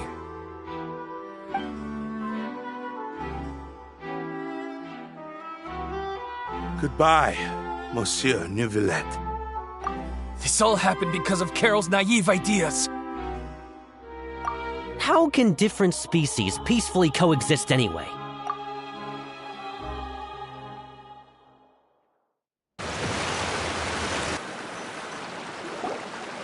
Hey, stop spacing out! What's wrong? Are you not feeling well? Apologies, it seems like my memories got the better of me. I tried my best to suppress the power of Hydro within myself, but it seems like it still caused the emotions within the Fountain of Lucine to boil over. due to my negligence. The overflow of emotions and memories must have affected you as well. Are you all right? Wow. The Hydro Dragon is more powerful than Paimon thought. Anyways, the last time we came here, the Traveler only heard voices from the Fountain of Lucine. No emotions boiling over or anything. It is as you said. This might be because I am different. It is not only the fountain.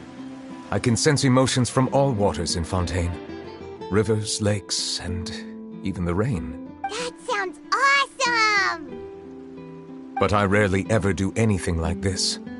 Emotions carried by water are always chaotic and disconnected.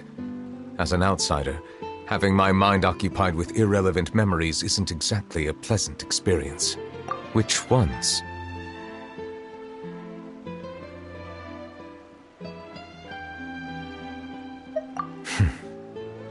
It's fine.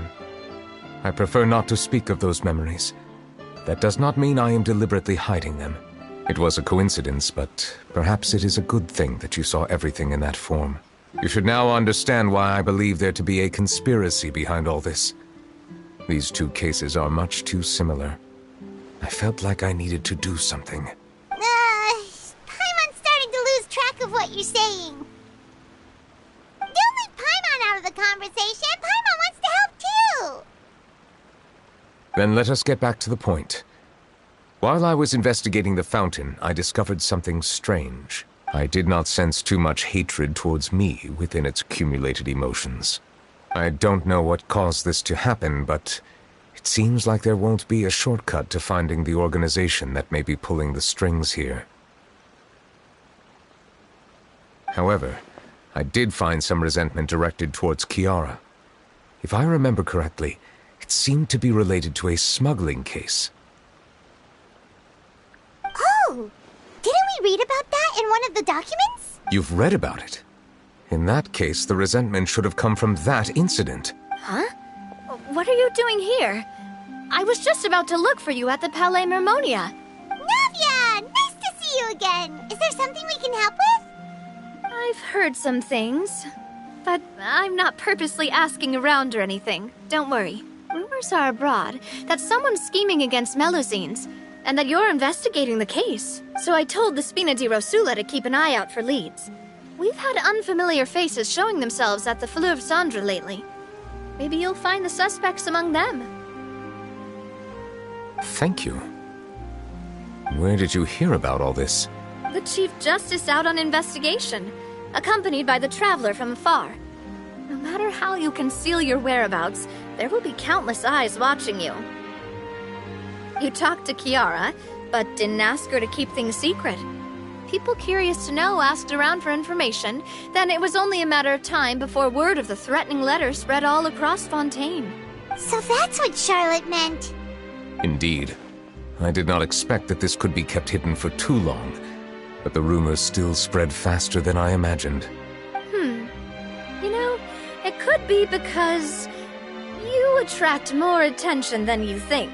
Anyway, any progress with the investigation? The suspects who threatened Kiara might have to do with a certain smuggling case, but it is still uncertain if there is in fact another party behind all this. We are planning to return to the Palais Mermonia to revisit some details and identify the senders of that threatening letter.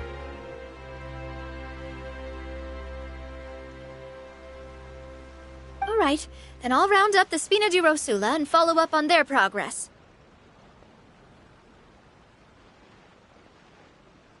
Wait for my word. Ta-ta! Neverlet, do you think there'll be any problems now that the word is out? I have already considered that possibility, and I do not think that there will be any. As a matter of fact, once the word gets out, no one would dare to harm Kiara in broad daylight. What is more important is how the case is perceived by the public. 400 years ago, they chose to side with the old regime and direct their resentment towards the Melusines. I hope the same won't happen again. Let us head back to the Palais.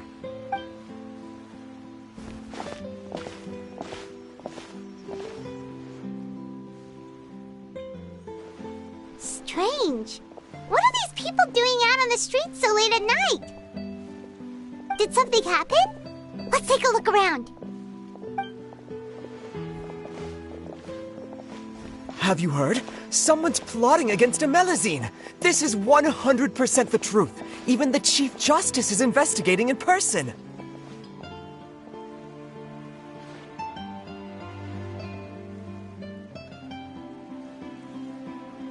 What? That's it! Who's been threatening Melazines? Show yourself! Our enemies are lurking in the shadows and won't easily reveal themselves. But no amount of hiding will keep us from finding them. That's exactly what I wanted to say. The guards have already begun to take action. We can't just stand by and watch. Think about how much we owe them. Now that they're in danger, how can we just sit back and do nothing? Everyone, please stay alert to your surroundings from now on. If you see any suspicious persons, report them to the guards immediately.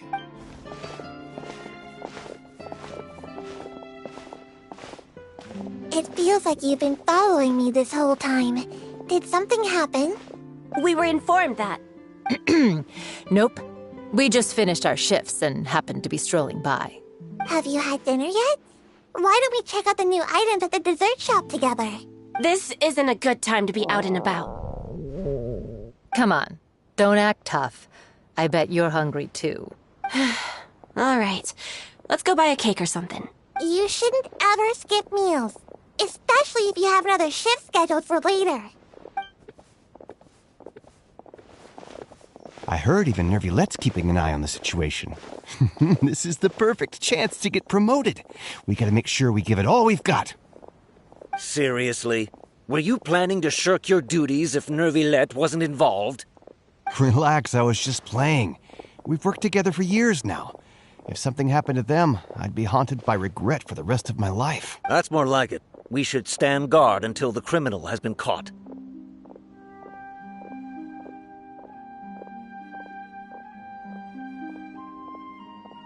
Come and fight me instead, you cowards!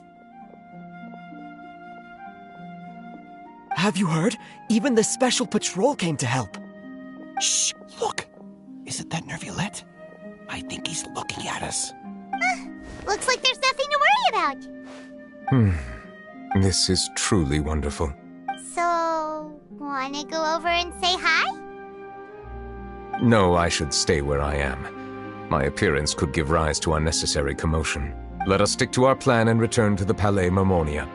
The faster we uncover the truth, the better.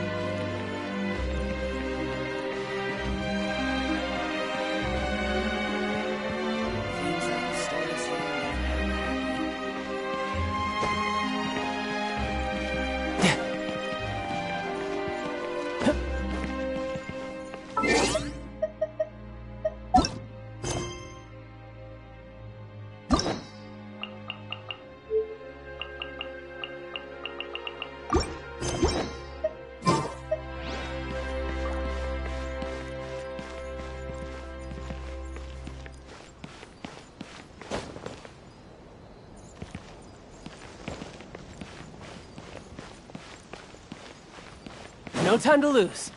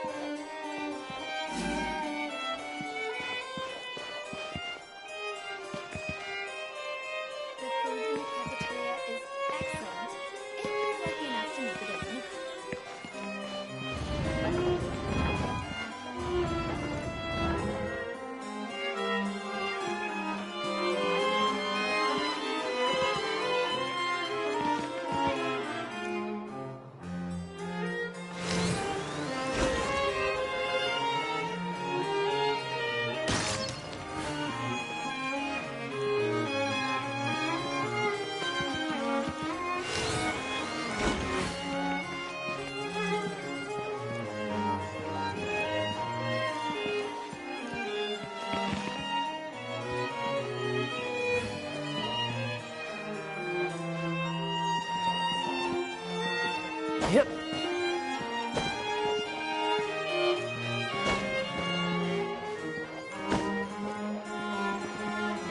Yep.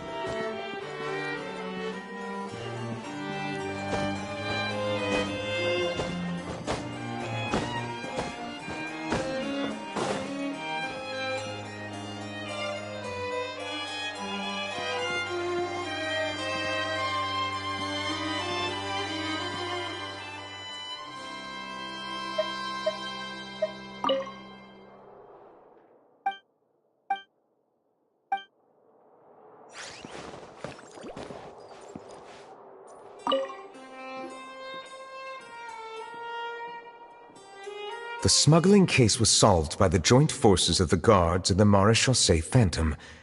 This is the one.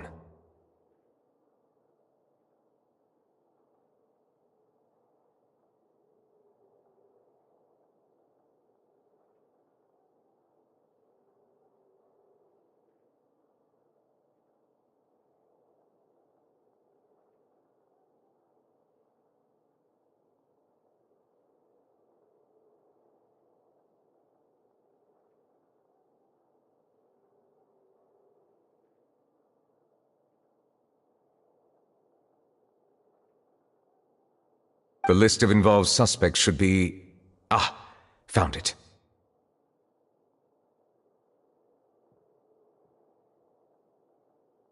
What does it say? The principal offenders Domenico, Inica, Yuna, and others have been caught. They have been sent to the fortress of Meropide following trial. Those with close connections or mutual interests with the offenders but who did not participate in the case will not stand trial. Among them, surveillance of Essin has ceased on account of his good behavior. All other personnel remain on our watch list. So many names. Is the one who sent that threatening letter to Kiara on the list?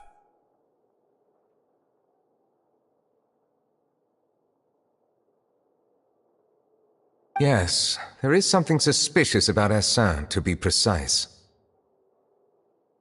It seems like he's closely related to the core members of the smuggling case, and he moves around without much restriction. Monsieur Neuvillette, someone claiming to be from the Spina Durasula just checked in with us.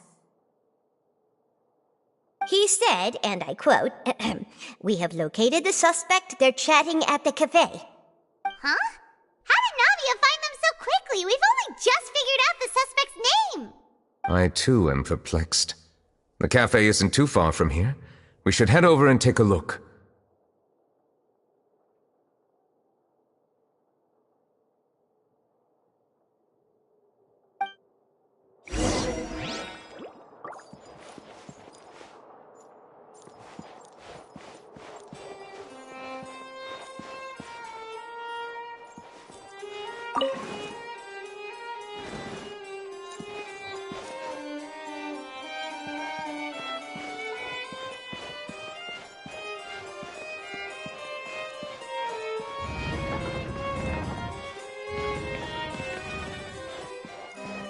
No time to lose.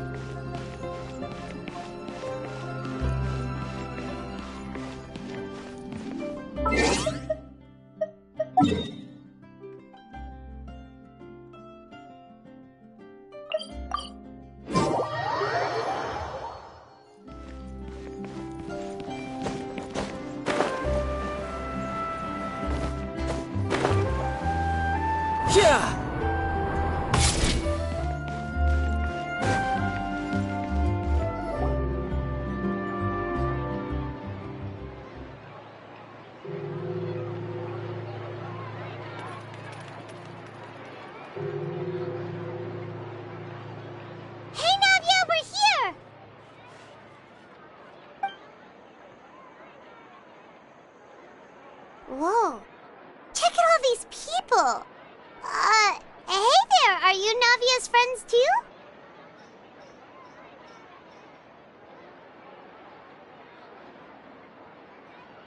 These are the people who have had recent dealings at the Marechaussee Phantom.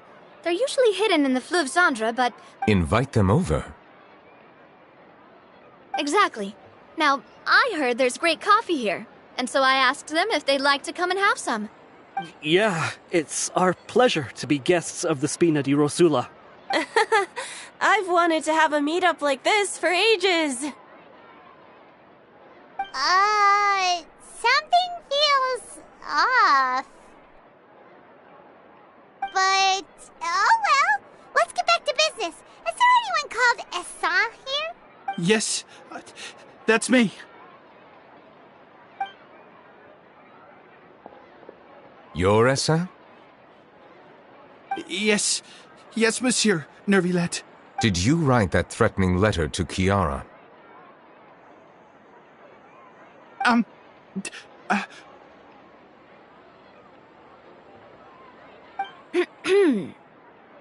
did, but I was just following orders.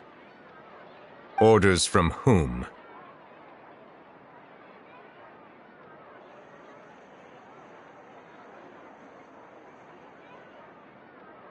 Domenico. He was my boss. I couldn't disobey his orders. Domenico? Where is he now? The fortress of Meropide. Well, I'm afraid even the Spina would have trouble looking into that place. Looks like you'll have to make the trip yourselves. This was as much as I could do.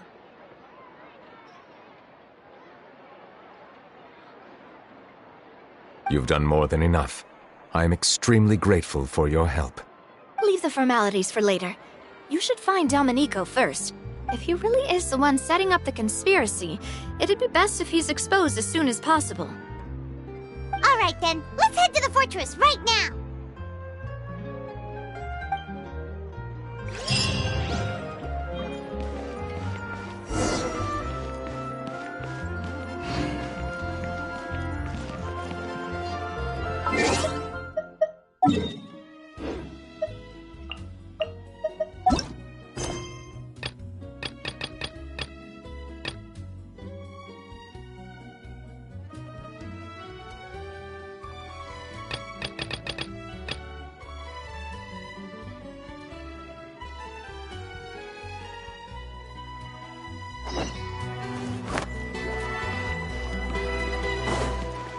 No time to lose.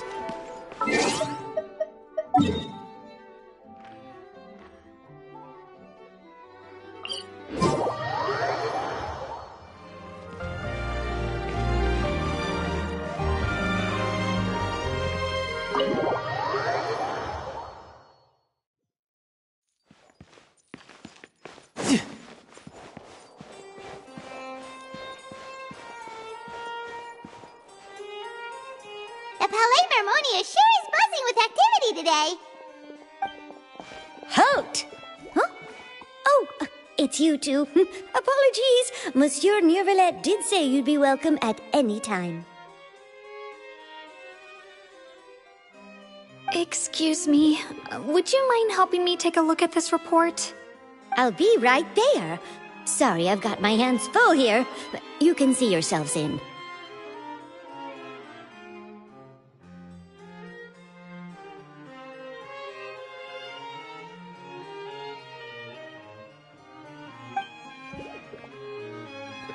Everyone's so busy. Seems a lot has been happening.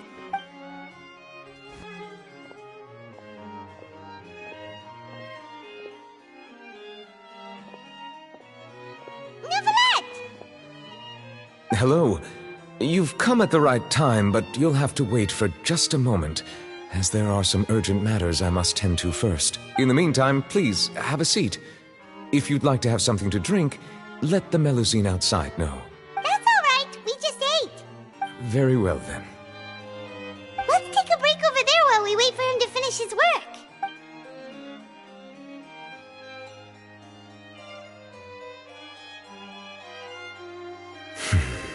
All right. That should wrap things up for now. Are you done with your work? Yes, sorry to keep you waiting. Today should be the day you were released from the Fortress of Meripede, and it appears that you have managed to complete all the release paperwork. That's right, and we came here to see you right away!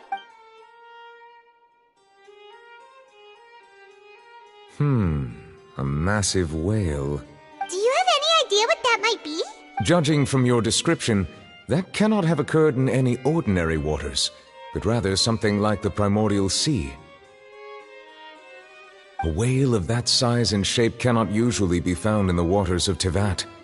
Therefore, we can only assume that Child is presently immersed in primordial seawater. Immersed in primordial seawater? But how? And is he okay? Most people wouldn't be capable of entering in the first place. I'm not completely sure how he could have gotten there myself. Yes? What is it? Ah, right! Paimon felt it too! We asked the Duke and he said it wasn't from underwater, so we figured you might know something about it. It turns out that I have just received a report about this particular matter. In fact, that's exactly what I was busy with a moment ago. The source of the tremor was here on the surface near Poisson. After the shaking stopped, the water levels in the Poisson area rose at an alarming rate. The water levels rose? Oh no! What about all the people there?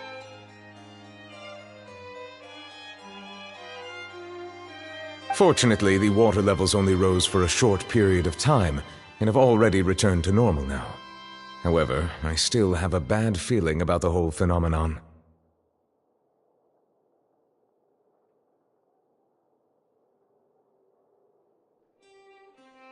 If the change in water levels is connected with the leaking primordial seawater, then the situation in Poisson may be much worse than it appears. Navia should be in Poisson, right? We need to go check on her!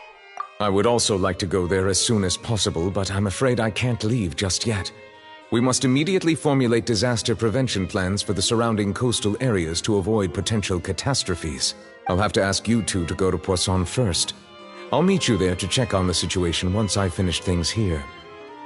There's no time to lose! Let's get going! Please be careful.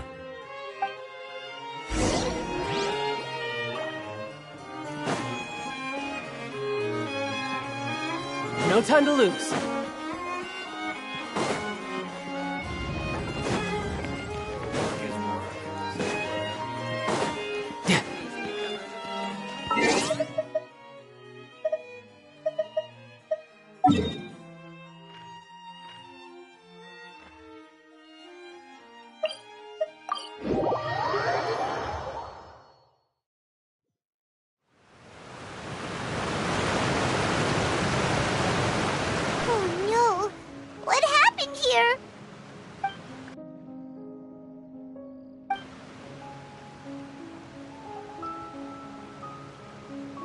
Navia should be around here, right?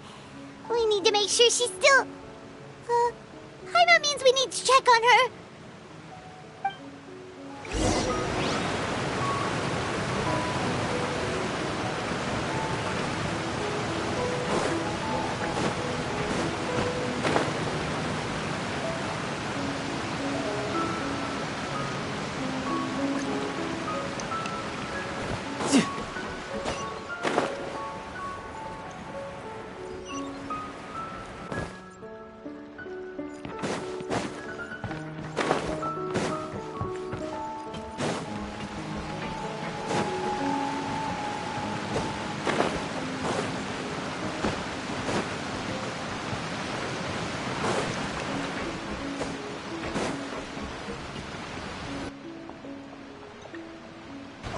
Seen a single soul all the way here.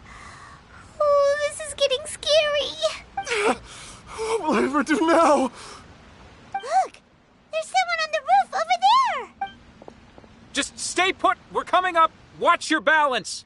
All right. Just hurry.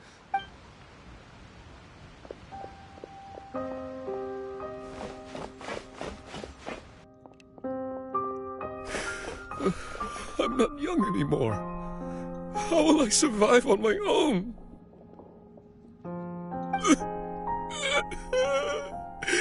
My Desiree! Oh, he looks pretty sad. My leg! My leg!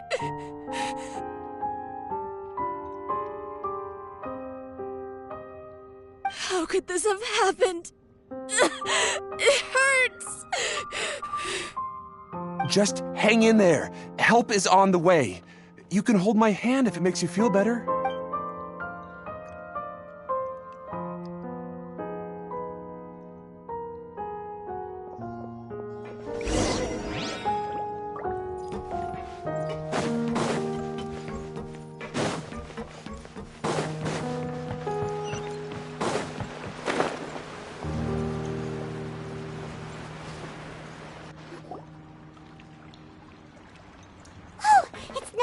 She's over there! Hey, Navia! Are you okay?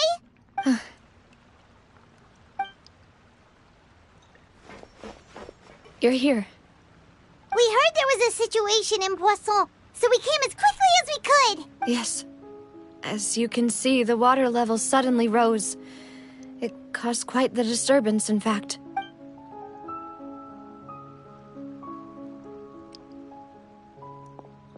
Demoiselle! There was a wounded resident next to a building southeast of here. We've already transported him to safety, but we've run out of medical supplies. He's wounded? How badly? He fell, so it's probably a broken leg. He's pretty shaken up. When the water level rose, he desperately climbed up to the roof. Once the water receded and he saw the ground, he became terrified and eventually... He jumped down then. Find the leader of Squad 1 and tell him to take the wounded resident to see a doctor. He should know where to go. Understood. I'll take over his search and rescue mission in the meantime. All right. You'll be in charge. I'm sorry. Where were we? The situation in Poisson? Right. Allow me to explain. A little earlier, we suddenly heard a loud noise. At first, everyone thought that something might have exploded in the waterways. But before we knew it, water started pouring out from everywhere. The rushing water seemed a little odd, almost like the unique color of primordial seawater. Some people didn't realize the danger and thought it was just ordinary water, leaking from somewhere. Everyone on the street who happened to be close to the water didn't have a chance to escape. As the water levels rose, they suddenly disappeared. Those who realized what was happening started to flee in a panic, desperately trying to get to higher ground. Many were injured in the stampede, and some people fell from significant heights. The Spina di Rosula initiated rescue operations as quickly as possible, but there have been... The water that flooded the area contained primordial seawater, so the lower levels of Poisson are still hazardous. To ensure everyone's safety, I've asked the people there to leave as soon as possible. No one knows if this could happen again. All we can do for now is try our best to help evacuate the residents. We still haven't completed the head count, but... How awful. And all of this just came out of nowhere. It was quite frightening indeed. I only wish that everything that just happened was a bad dream. Is there any way we can help, Navia? Thank you for being so willing to help in a moment of crisis like this. You don't know how much it means to me. I really can't express how grateful I am. Don't say that, Navia. That's what friends are for. Demoiselle! We've got a situation here! I'll be right there. Sorry, I need to go for now.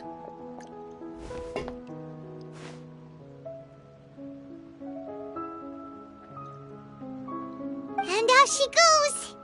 Seems it might be a while before she can take a break.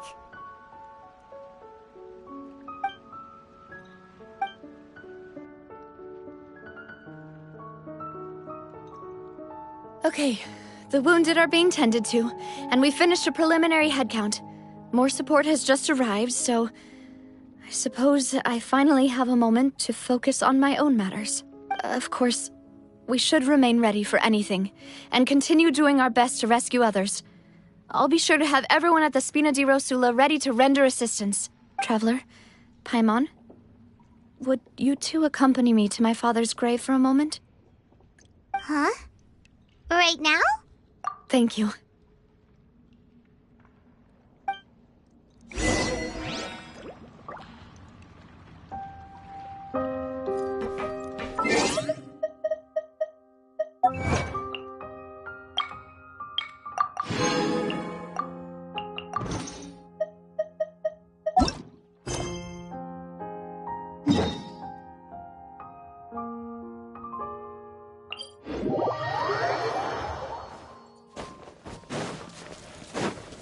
No time to lose.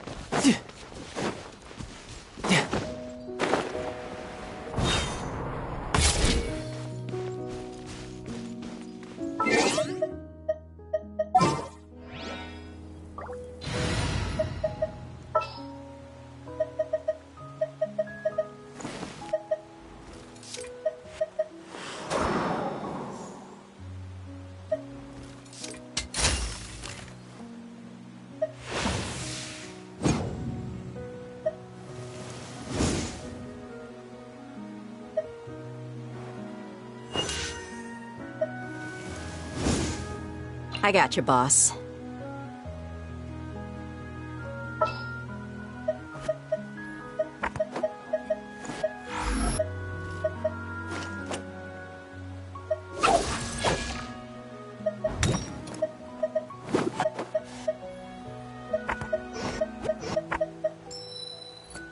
This will be interesting.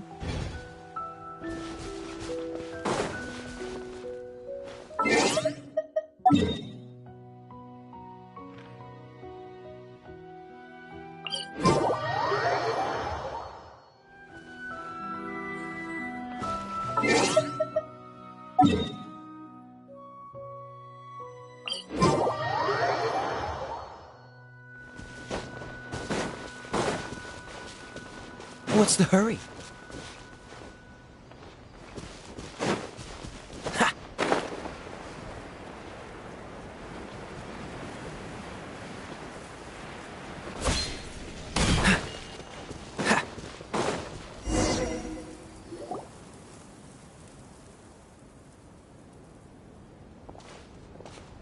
Not a lot of people here, huh? Well, given the time of day and the whole situation in Poisson, Paimon doesn't think there'd be a ton of people here visiting graves. Right. That's how things are now. The living are so exhausted that they've no strength to spare any words for the dead.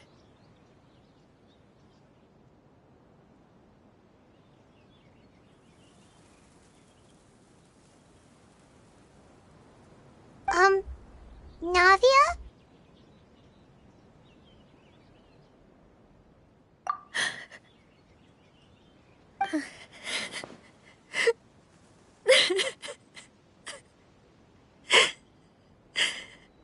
Navia, what's wrong? Sorry. I just... Malus and Silver... They won't ever come back here again. What should I do, Papa? Huh? What happened to them? Everyone agreed on the rescue plan, but still... I was the one who initiated it. They were helping evacuate the residents, but they couldn't leave in time. And they were caught in the seawater.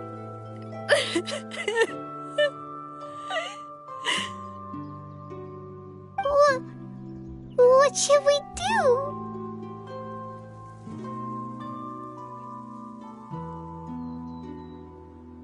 I've known them for so long. And I know they weren't afraid. But I could at least hold a funeral for my father. And I know where he rests. But as for Malus and Silver, they're just gone. I just can't.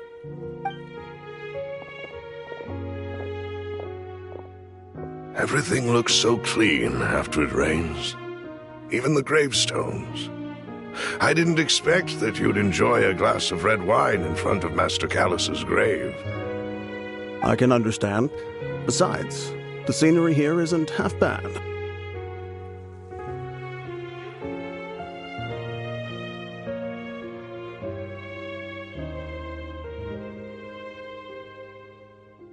See, it's not just me.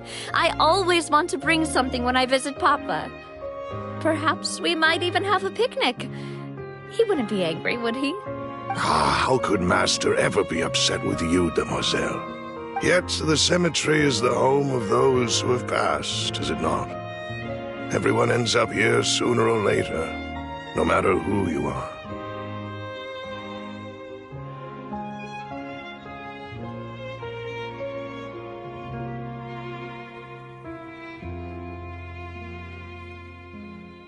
Buying yourself a plot in advance, are you?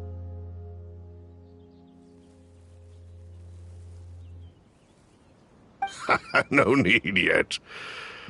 But when I do, I hope you'll let me be buried beside Master Callus, Demoiselle. Hey, stop joking around.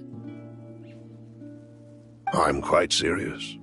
That way, it'll save us both the trip to see each other whenever you visit your father's grave. That makes sense. In that case, could I be buried on his other side? After all, besides you, Demoiselle, the two of us could certainly be considered Master's closest companions, no?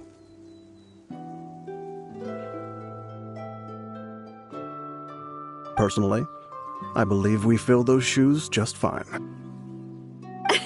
Why are you bringing this up all of a sudden? Seriously. All right. I'll remember your requests. But I'd really prefer not to talk about this stuff. And what do you mean by saving me a trip? I'd make the journey even if I had to visit you two somewhere else. I'd promised to let them rest in peace here. But here I am breaking that promise. I'm sorry for letting you see me in a mess like this. I don't usually cry, really. Paimon doesn't know how to help you feel better. But, well, she understands how you feel. I'd always thought I could make my wishes come true. But now that I think about it, that never solely relied on me. Many things can only be accomplished with someone else's help. Malus and Silver have helped me so much. But by contrast, I could do nothing for them. I'm so sorry. You can spend as much time as you need here, Navia. We'll stay with you. Thank you. Right now, you don't know how much that means. By the way, you can have a look at this. It's a list of victims from the incident that took place here. Obena, Khan, Burnett, Giverny, Francine, Karina, Daisy Ray, Joinville, Julianne, Esson, as well as Malus and Silver.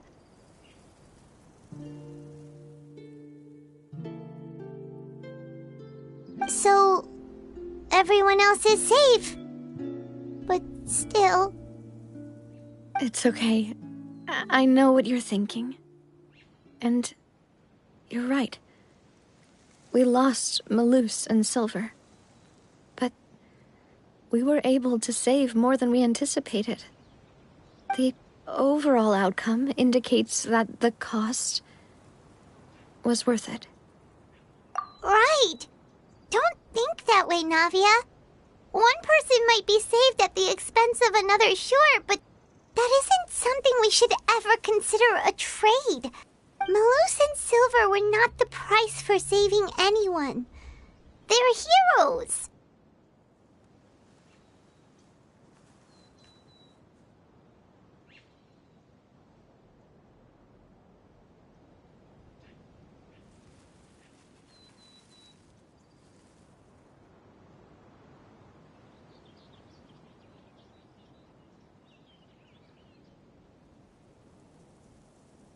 You're right.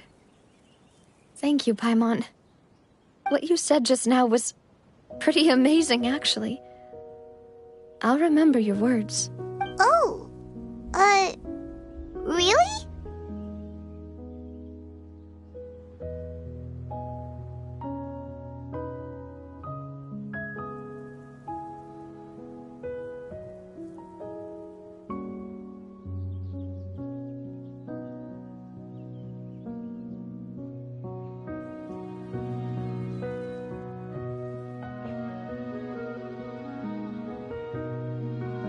Seems you've become more eloquent in the time since we last met.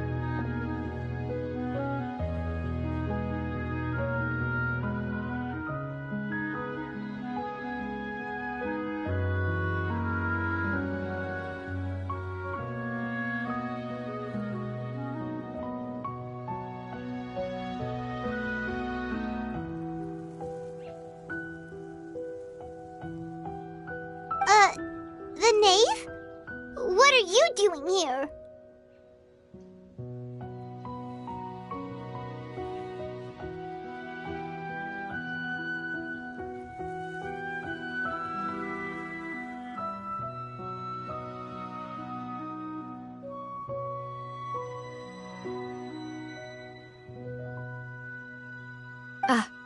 Is everything going well on your side? Yes, my people are carrying out the mission according to your request. All the residents of Poisson have been evacuated, and we're preparing to relocate them to higher ground. As for these supplies, we have everything taken care of. There is no need to worry.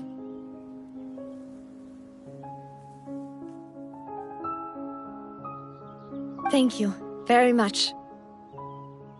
Wait, do you two know each other? We just met recently. Right, Miss Navia? Usually, I would call this a coincidental encounter, but that doesn't quite fit this time. Besides, it never even crossed my mind that a Fatui Harbinger would come looking for me.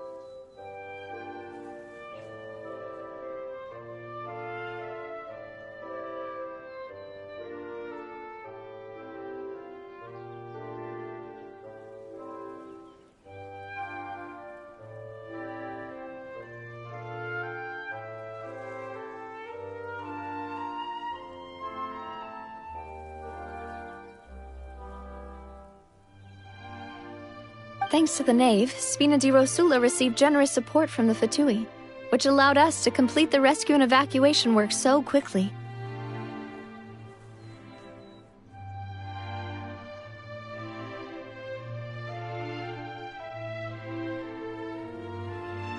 Mutual aid is essential to fostering positive developments. We were already in the area, in any case, so it was nothing.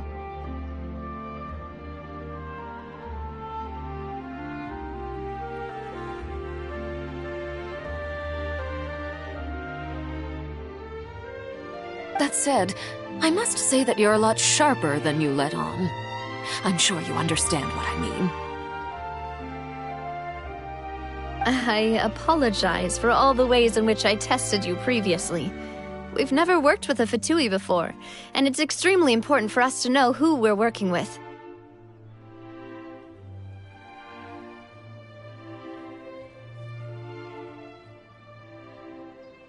My subordinates have reported that Fatui soldiers have been observing water levels and taking head counts in various locations. I hear that they've also prepared a large amount of emergency supplies. I'm quite surprised. This is nothing to brag about, nor do I intend to. It is simply the way of powerful organizations to act forcefully, whether they are doing good or ill. You've witnessed, as I've told this traveler before, I know of the prophecy, and I intend to prevent the impending disaster.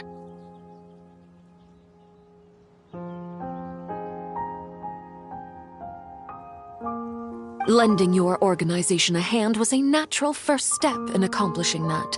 As such, do not be troubled by this token of our sincerity. Perhaps one day, you'll also be able to help me in the same way. Without your help, there would have been many more casualties. I won't forget your kindness. Furthermore, I sincerely regret what happened to Malus and Silver. I only wish that my people could have arrived a little earlier to prevent this from happening. Don't say that. You and your subordinates did everything you could. As Paimon said, Malus and Silver didn't choose to sacrifice themselves for any specific person, and they weren't the price paid for other salvation. They chose to become heroes themselves. I've never liked hearing people put it that way. It's like trying to relieve pain by saying some noble-sounding words. But right now, there's nothing more suitable. They really did become heroes. You're right. I'm sorry for your loss, Miss Navia. Water is life to Fontaine's people, and it also spells disaster. It's no wonder that people always say that prophecies represent fate. Fortunately, I've never been one for such opinions.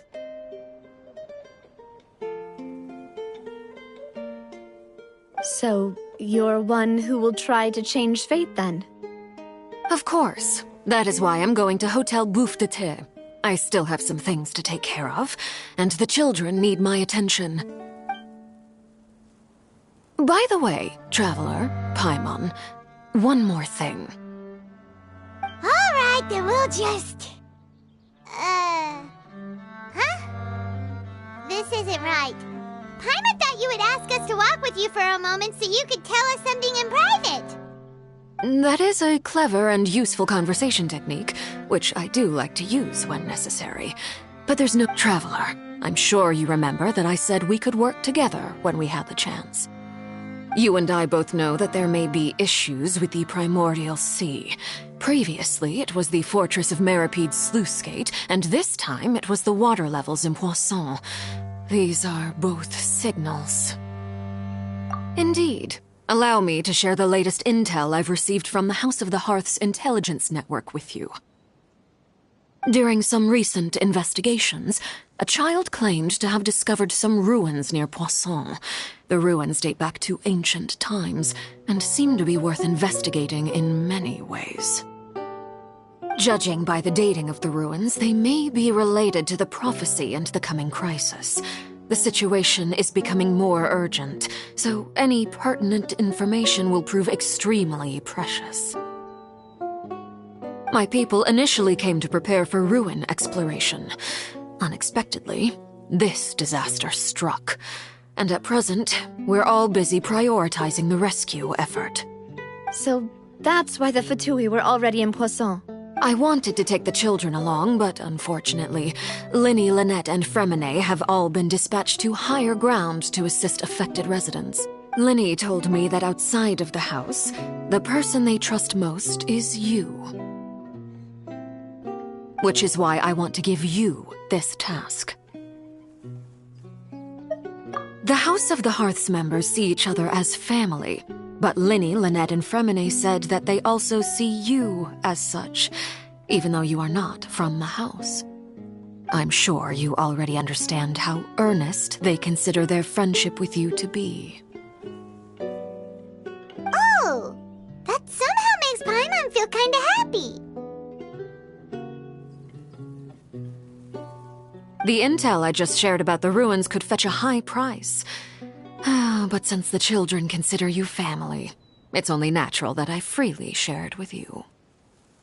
Got it! So all we gotta do is go to some ruins, right? We can handle that. Excuse me, but may I tag along? You wish to join, Miss Navia? But are you sure you're up to exploring some ruins? You need to rest. Well, I'm sad, yes. But I can't just go back and plop myself into a chair by the roadside and do nothing. There's no point in being depressed while we still have a disaster on our hands. As my father's successor, I must live up to the hopes he had in me. Besides, I'm also doing this for myself. I need something, a distraction, to keep my mind off Malus and Silver.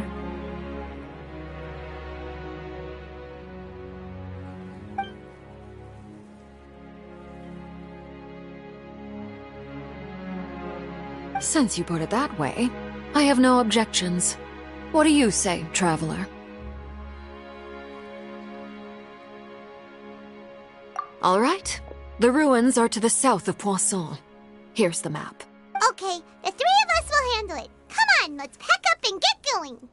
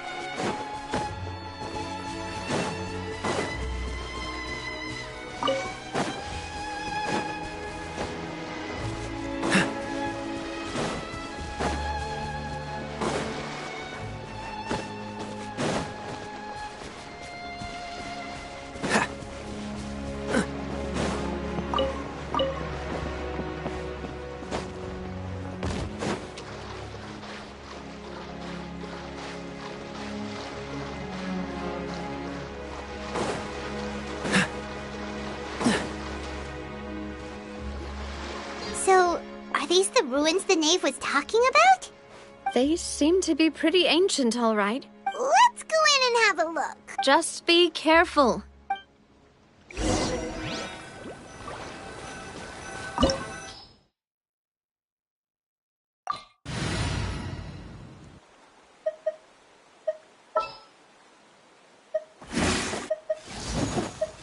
Yes.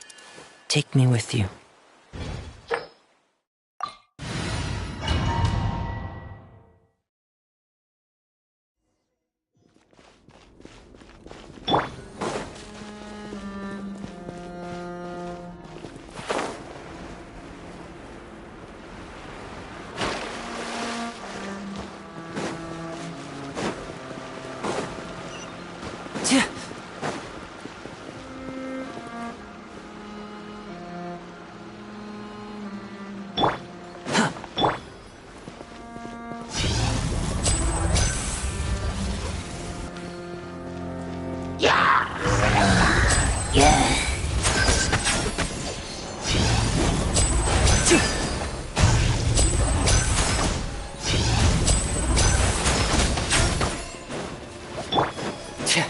Get in gear! Frost is coming! Get in gear! One with the forest.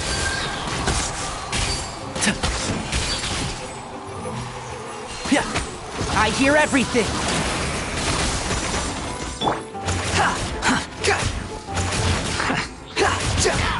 Pair! Get in gear! Can't see?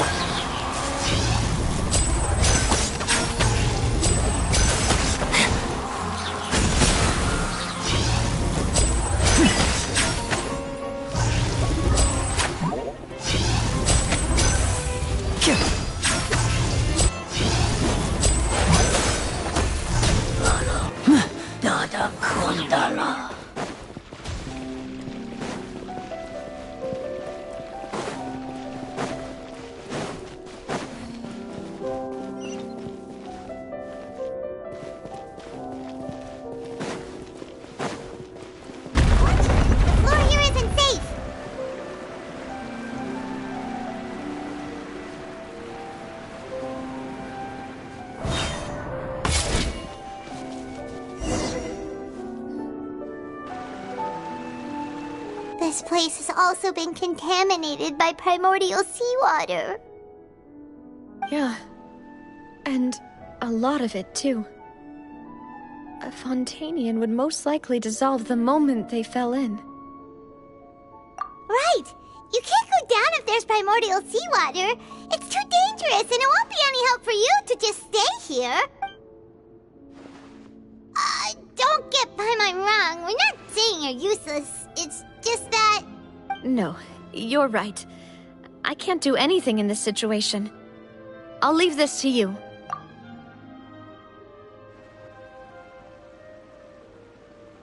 That complicates things.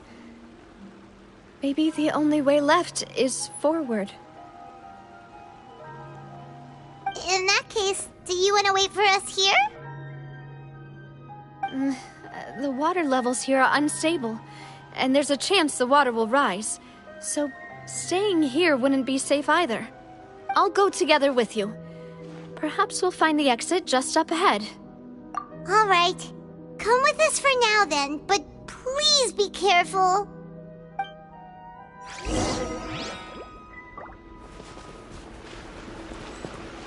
Oh no, it's a dead end! Let's try climbing over from the side.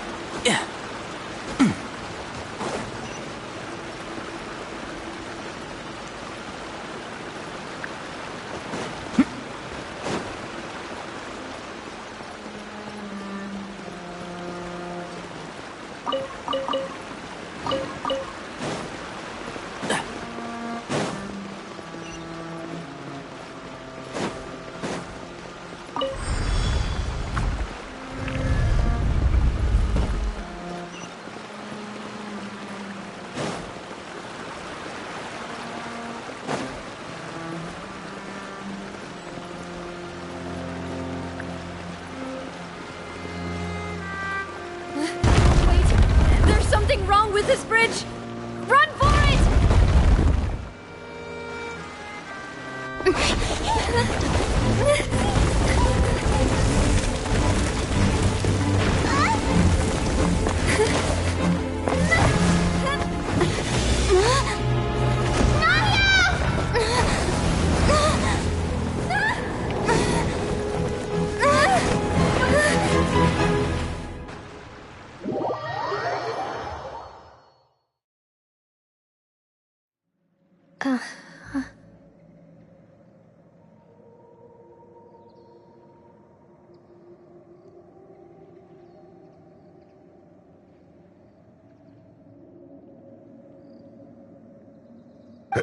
Demoiselle?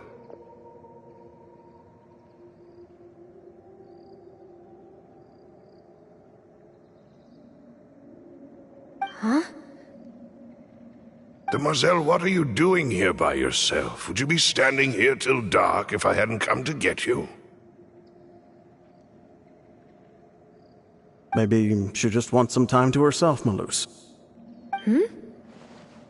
Oh. Was I sleeping? Yes, it would appear so. I must be tired. That's quite possible.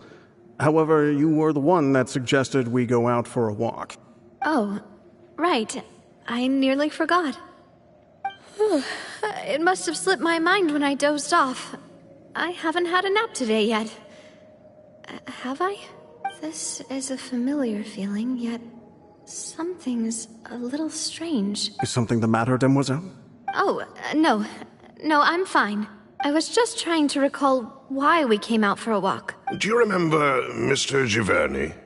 He'd requested our help before with foreign merchants who had a debt dispute with him, and we'd resolved the matter not long ago. We were headed to see how things were going with him at the moment. Ah, right. Yes. I remember now. Oh? Miss Navia. Ah, Mr. Malus. And Mr. Silver, too. It's good to see all of you. How have you been? I've been great. Thanks to your help, those bothersome merchants finally realized that I wasn't the one they were looking for. Why, I wasn't even the guarantor for that person. They were knocking at my door day and night. Even my neighbor, Obina, was getting fed up with them. Sometimes force is required to calm someone down and get them to listen to what you have to say. That's right. Oh, by the way, Burnett, what was it that you wanted to give to Miss Navia again? Oh, yes. One moment, I have it right here. Miss Navia, these are some flower seeds that I prepared. Please take them. They're a very good variety, and they'll become very big and beautiful once they bloom. I don't know what we would have done without your help, so this is a little token of our appreciation. I hope you won't refuse. Did you cultivate them yourself? Thank you so much. I'll certainly take them. Maloose, we do still have some empty flower pots at home, right? Why, we can have as many pots as you'd like, demoiselle. Perfect. In that case, we'll swap out some of the decorative plants for some of Mrs. Burnett's flowers. Very well. Wait. Something seems to be off here. Excuse me, madam. If I'm not mistaken, your name is Burnett, correct? That's right. Is something wrong? No, it's nothing. This is the first time we've ever met, but your name seemed familiar to me. I must have heard it when I was discussing things with your husband previously. I've heard this name before. Sometime recently, I'm sure of it. And why are there so few people around here? Where did everyone go? We must mind the time, demoiselle. We still have important things to attend to today. Huh? We do? Like what? Well, now, did you forget? Miss Navia, here you are. I've been looking for you. Please, come to the Opera House. Your trial is about to begin. My trial? Wait, why would I need to go to the Opera House? Yes, she's right, demoiselle. It's just about time now, so we should get going. Oh? All right then.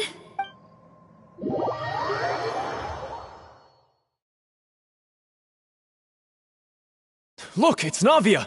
She's here! And her two attendants are with her. Goodness, everyone's finally here. There sure are a lot of people here to see the trial. And they all seem to be oddly excited about something. I even know some of these people. Karina, Desiree, Joyville, Jolien, Essen. Why are so many people here? And why do I have no recollection of this case? And as for the judge... huh? Where's Monsieur Neuvillette? Please sit in the defendant's seat. Don't worry, Silver and I shall accompany you. All right. But are you sure you can stand behind me? Typically, it wouldn't be allowed, but today is an exception.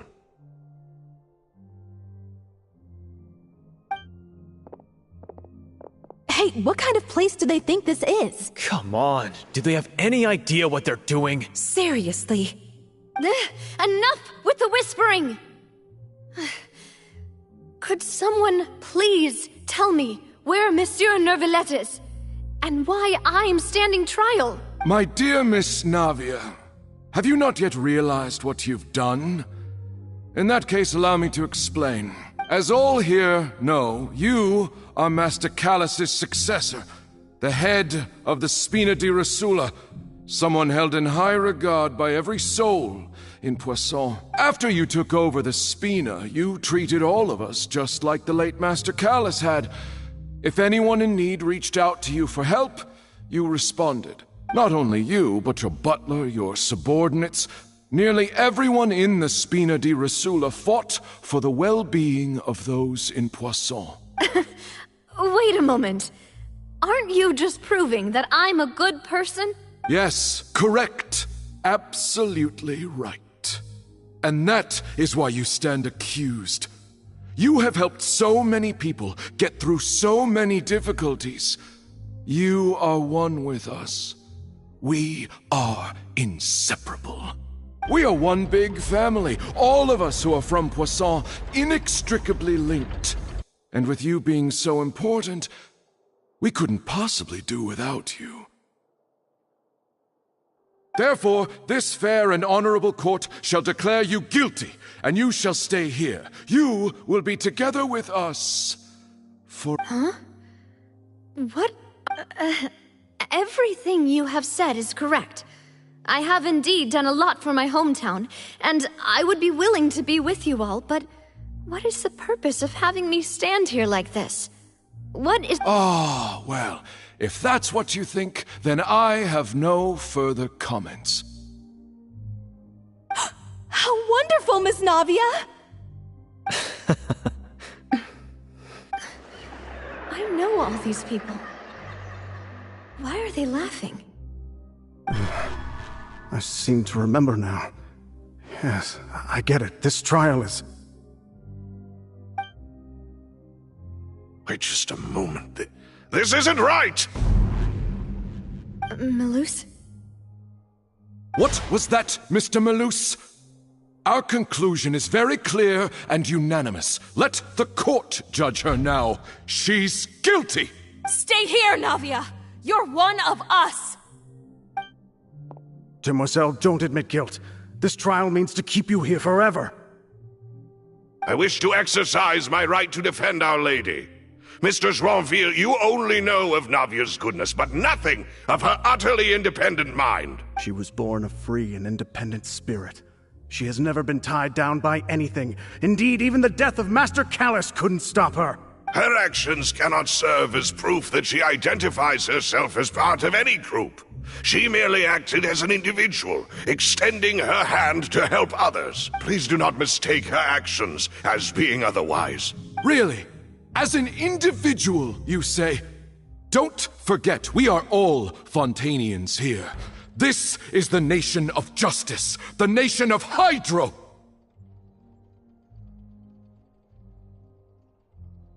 Even if Miss Navia only voluntarily rendered her assistance, that doesn't change the fact that her beautiful soul must return to everyone. Water accepts all, blends with all. It will surely accept her kindness.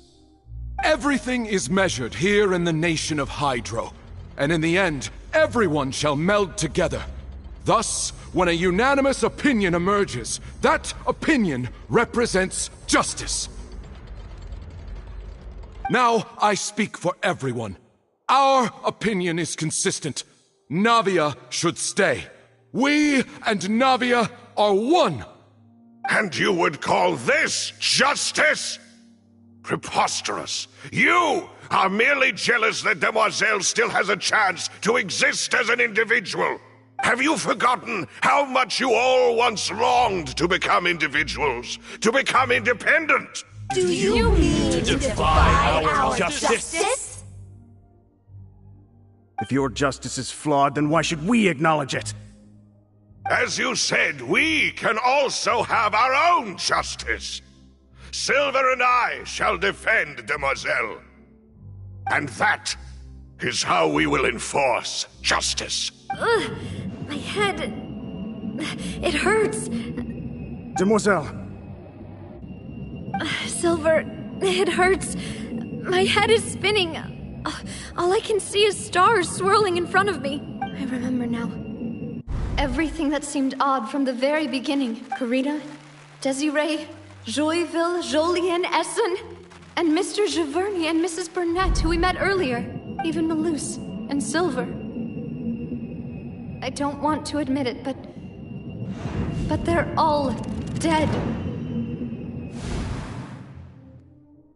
Don't be afraid, and don't admit guilt. We will protect you to the very end.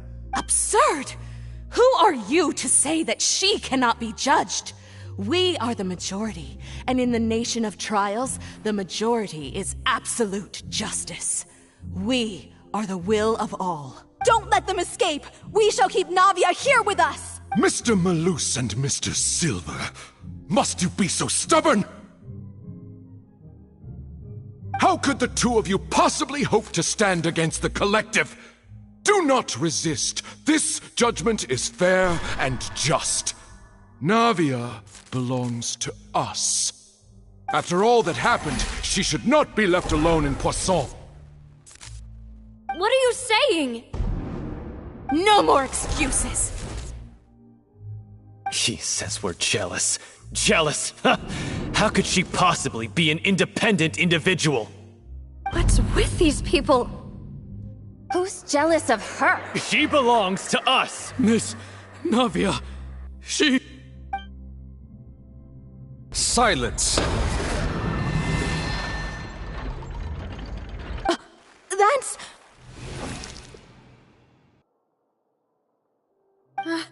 Monsieur Neuvillette! Such commotion is prohibited in the court.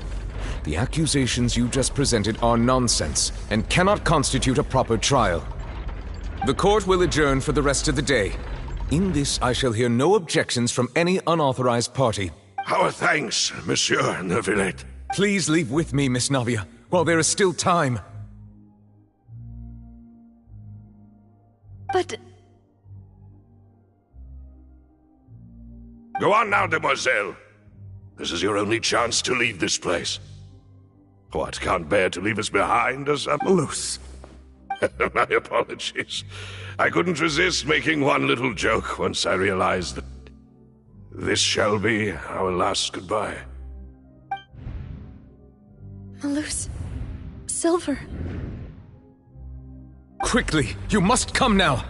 Goodbye, demoiselle. Farewell.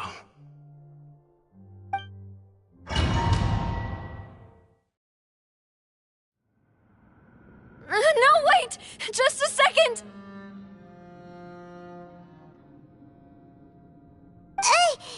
Navia? You're awake. Good.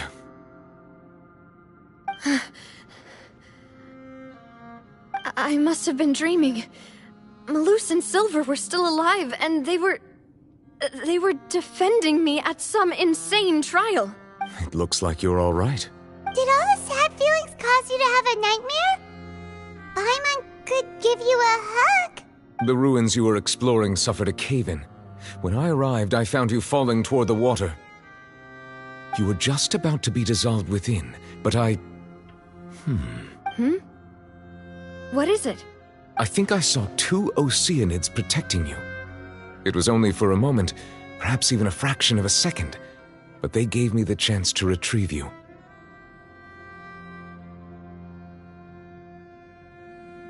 Were it not for their intervention, I would not have been able to rescue you before your consciousness dissipated. Wait, did you say Oceanids? You mean like what happened with Vache? Perhaps those 2 Oceanids were the people you saw in your dream.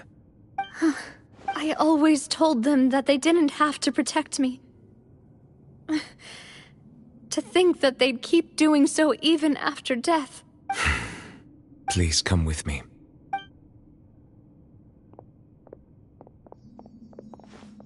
Neuvillette, are you okay? Oh, I am quite all right. Perhaps there's something we could chat about? Why do you look so stiff all of a sudden? Oh, Paimon knows. You're the type who feels awkward when there's nothing to talk about, right? I merely thought that we should give Navia some time to herself. Huh? Why didn't you just say so then?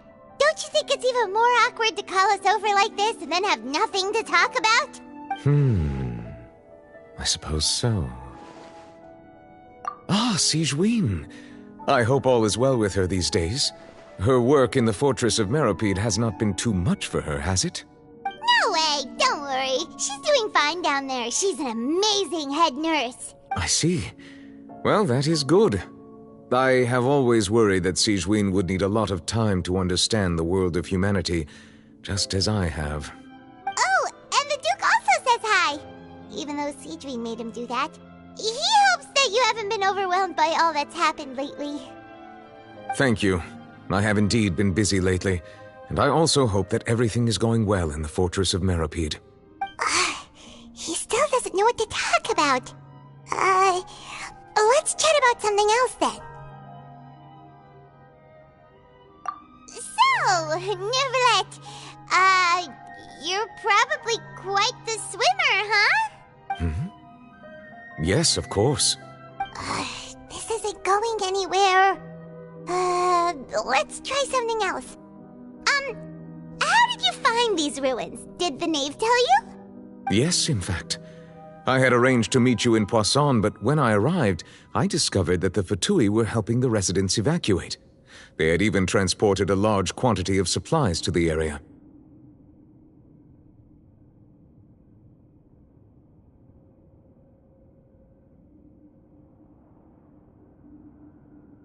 Amid my astonishment, I ran into the knave, and we had a chat. She informed me that she had asked you to investigate the ancient ruins here.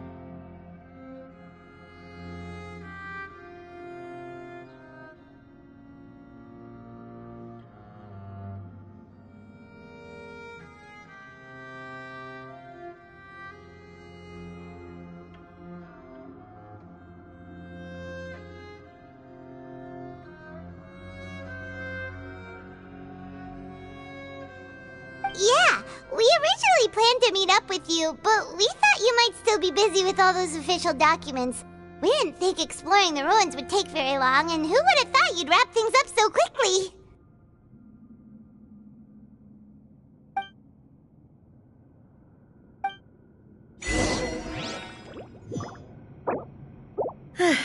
I'm sorry to have kept you all waiting like that. I'm feeling much better now. I guess we should get going again. Will you come with us, Monsieur Neuvillette? Yes, if you wouldn't mind my company. All right! Another one joins the party! Let's get going then!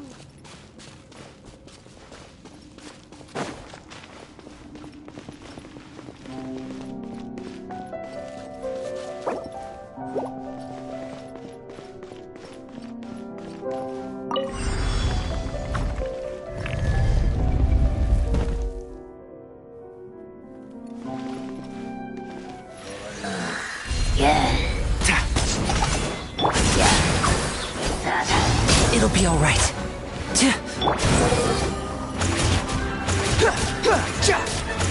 Hey!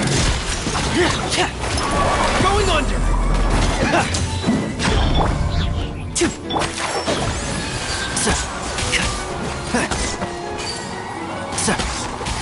Let's nip that in the bud.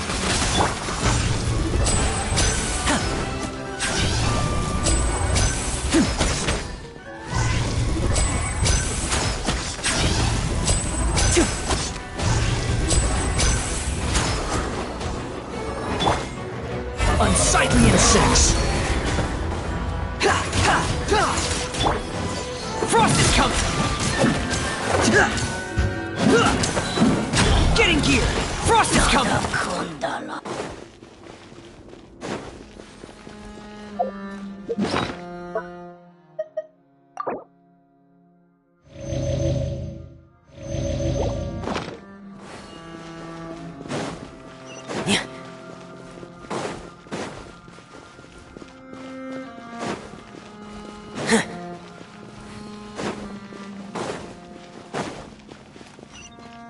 Oh no!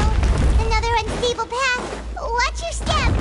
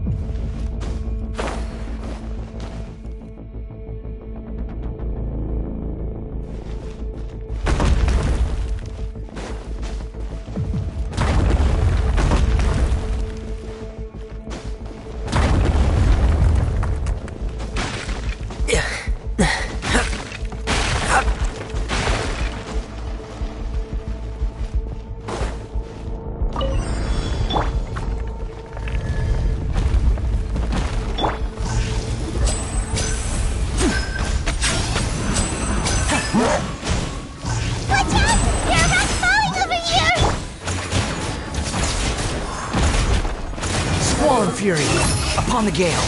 Search for it.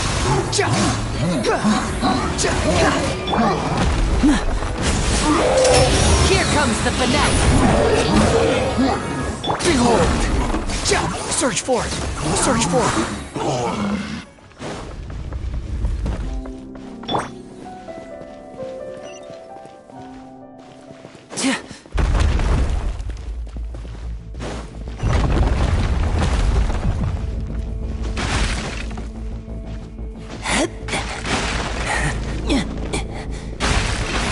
Almost at the top. Keep it up.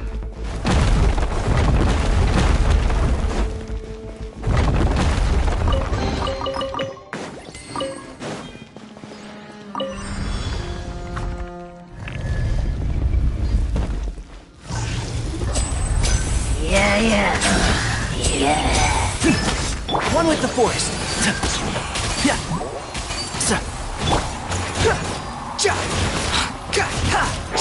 The wind rises. You're dead. You dare to gaze upon me? Enshroud! I'll uproot you! There! Dead reckoning! Frost is coming! Getting gear! There! Frost is coming! There!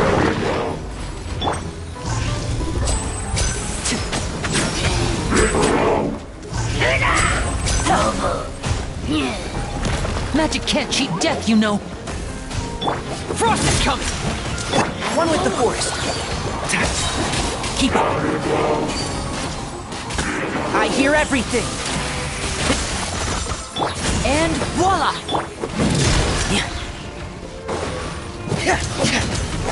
How amusing. Please, no sinking feeling.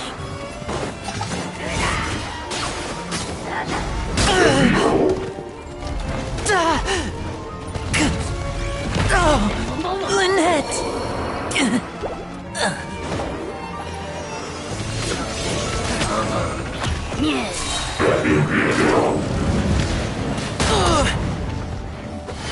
Let's nip that in the bud. Can't see? I'll bury you!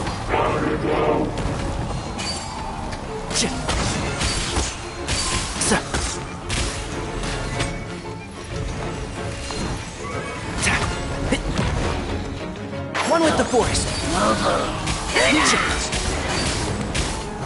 I'll uproot you!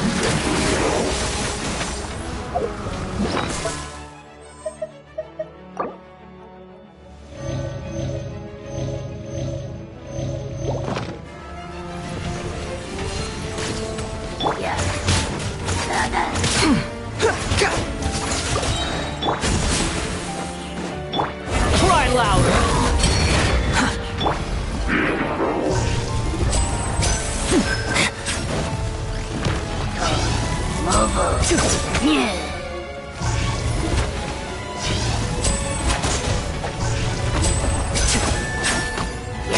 Now disappear! My show mustn't fail.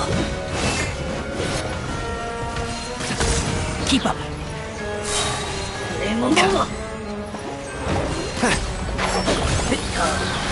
Let's nip that in the bud. One thing after another.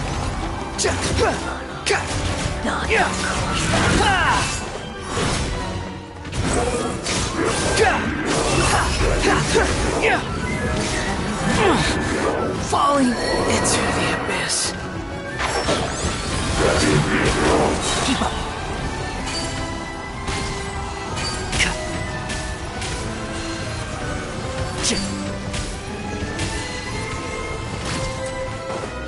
Enshroud!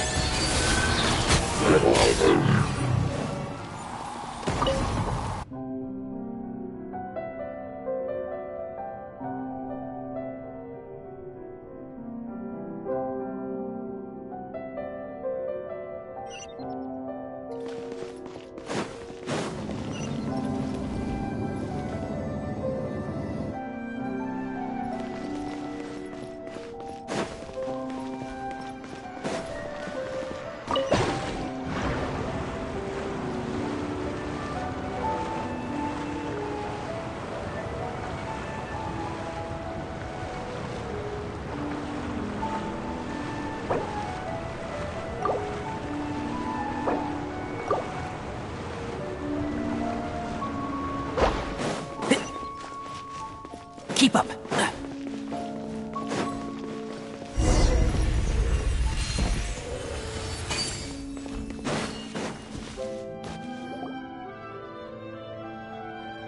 Looks like we've reached the end. This is the place. There should not be any other hidden spaces in the vicinity. The path sure had some twists and turns, but it turns out that this place isn't actually that big.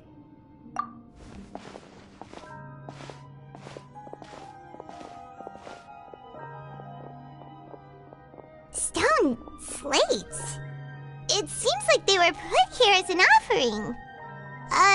Could we take them down and have a look? Perhaps we should just leave them be for now. There are 4 locations in total, but only 3 stone slates. The slate that should be in the first empty spot is missing. The surrounding walls also show signs of damage. There's something written below. Let Paimon see. Reason dictates that this nation be destroyed. I shall record the history of its future here in its past. Say what?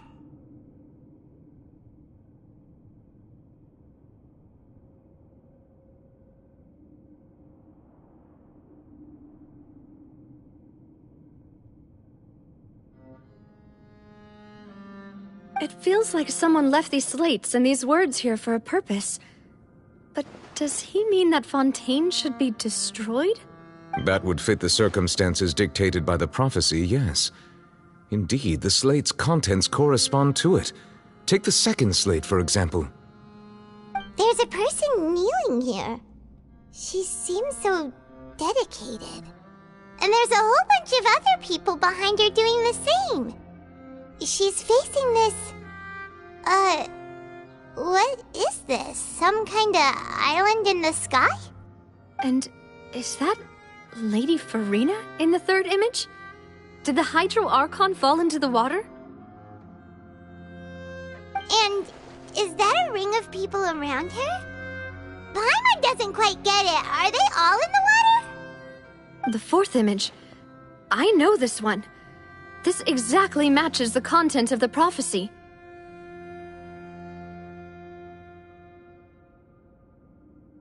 The people will all be dissolved into the waters, and only the Hydro Archon will remain, weeping on her throne.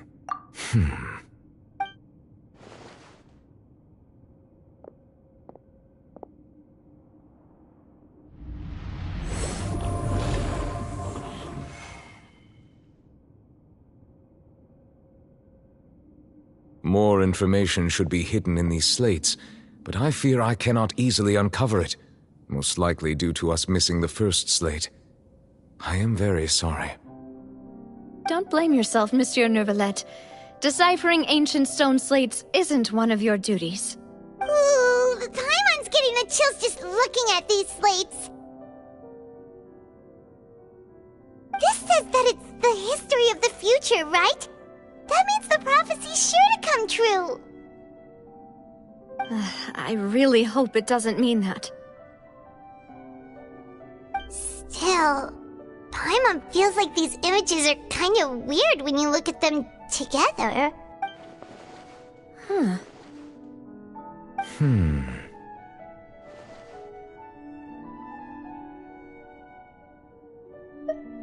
That's right!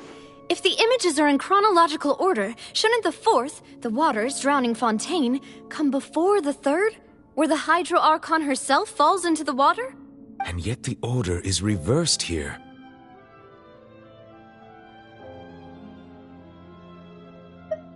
If we go by timing, Lady Furina only emerges in the third image.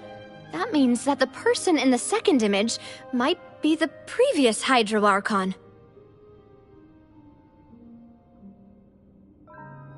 Egeria, then.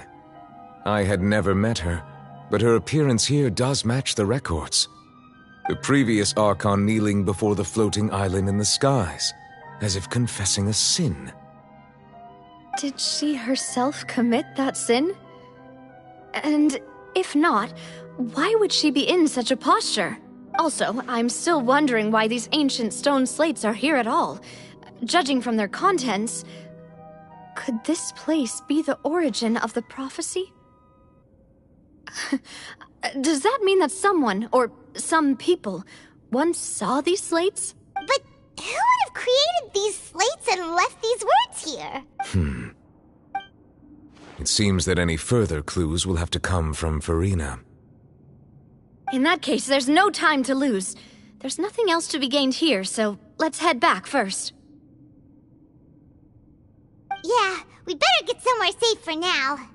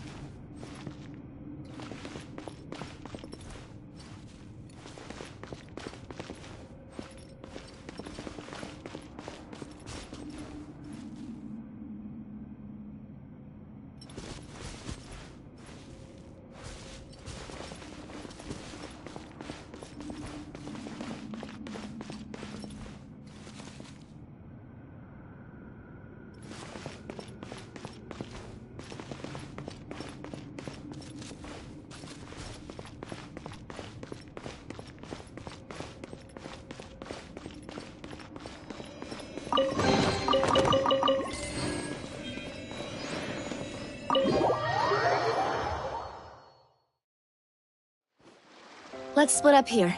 I'm going to check on what's happening with the Spina. You know how it is.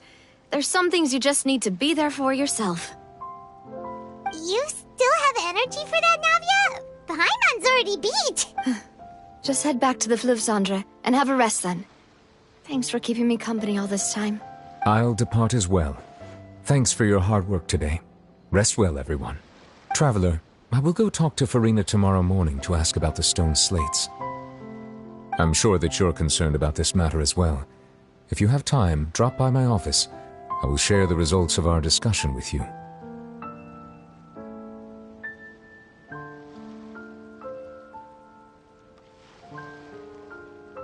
you really gonna talk to her about this directly? Will that be a problem? Paimon's getting a little scared now that it's come to this.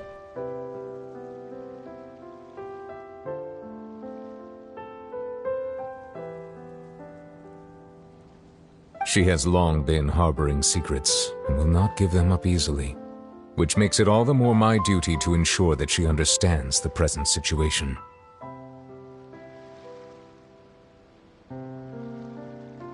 Alright, we'll leave it in your hands then. You're probably the best person to talk to her anyway. I will be carefully considering my words tonight. Traveler, Paimon, our safe house at the Fleuve-Cendre is always open to you as ever. So please don't think you're an imposition. All right. I'll be on my way then.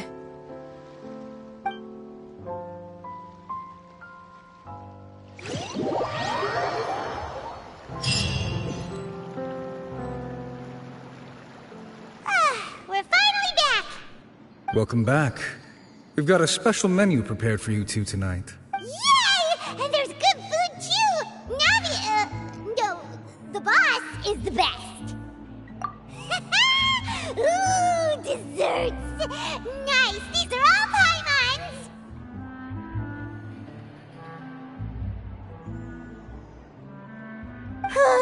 Paimon's already starting to forget what happened today.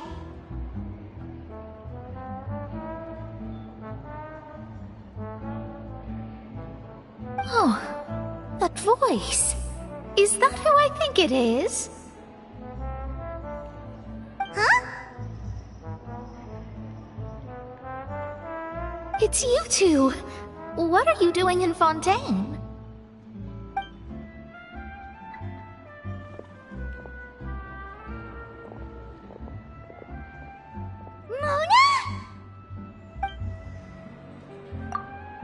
Seriously, nobody just uses a scry glass whenever they've got time to just see who they'll meet on the road.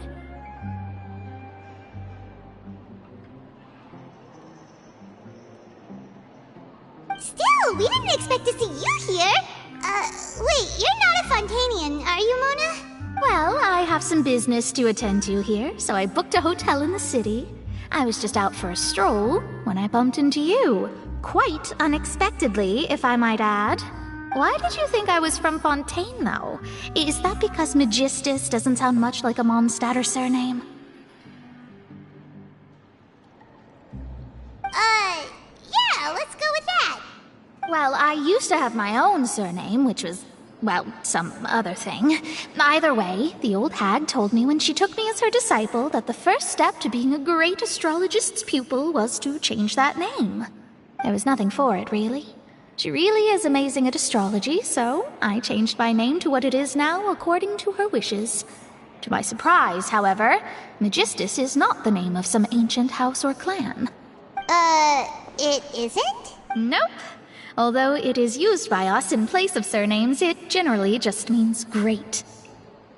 Wow! Imagine including a boast in your name. Wait, are you gonna have to put that into your genealogy as well? I reckon so. In any case, I'd give my disciple a name like this as well, if I were to take one. Astromancer Barbeloth Trismegistus. Whoa, that's a long one. Does it also mean great or something? My name means Mona the Great Astrologist. As for the old hag, hers is, in plain speech, the thrice-as-great Scholar of the Stars. Just take it as a title specific to astrologists. Thrice as great? That's so petty. I know, right? That's just how she is. She used to call herself Magistus, actually, but when she took me in, she changed her name to Trismegistus.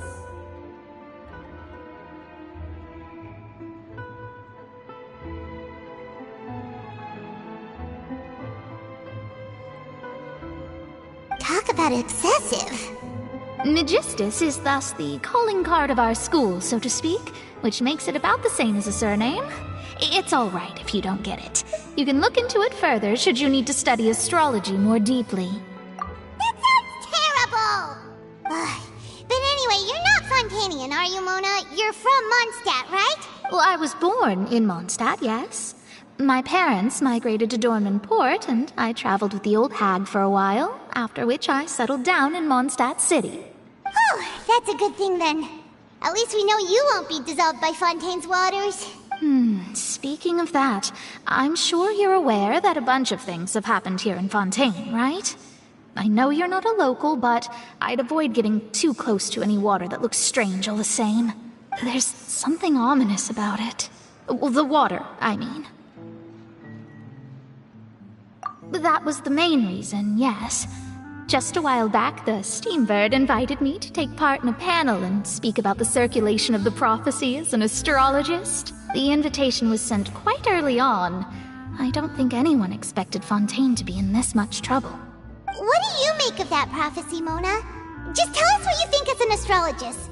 Your word would go a long way to make things more certain and less scary. What I can tell you is that I'm an astrologist, and that this prophecy concerns the fate of Fontaine, even that of all Tevat. Ascertaining this is akin to reading the fortune of the whole world. I'm afraid that this is not something that just anyone can do. If I could do it, you would no longer call me an astrologist, but a visionary. But on the flip side, the prophecy is so huge and powerful that it must surely come from a powerful visionary. Its contents involve the fate of the world.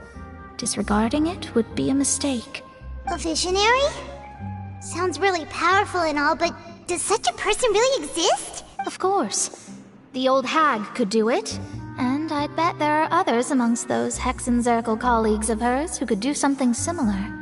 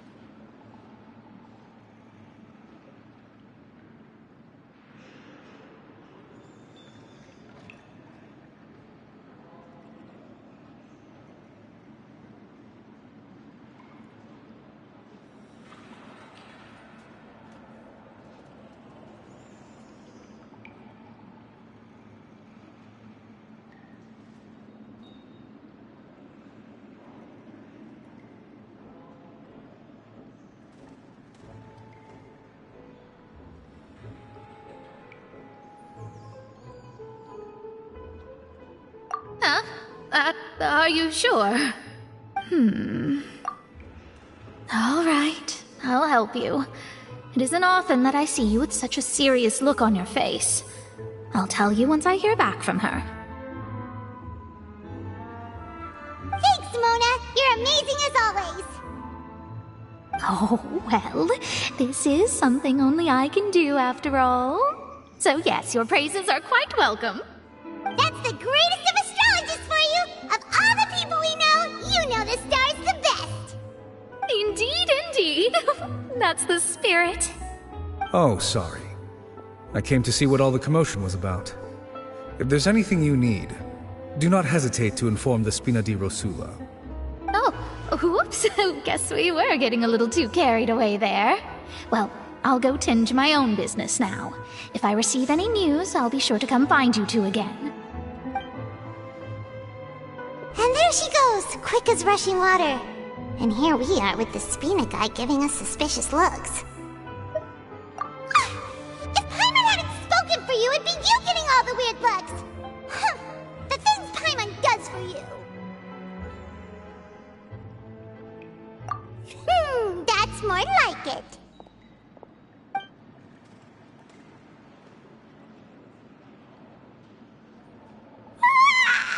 Good morning. To be honest, Paimon's still feeling kind of sleepy. But it's time to get up, Traveler. We agreed to go see Neuvillette, so let's pack it up and get going.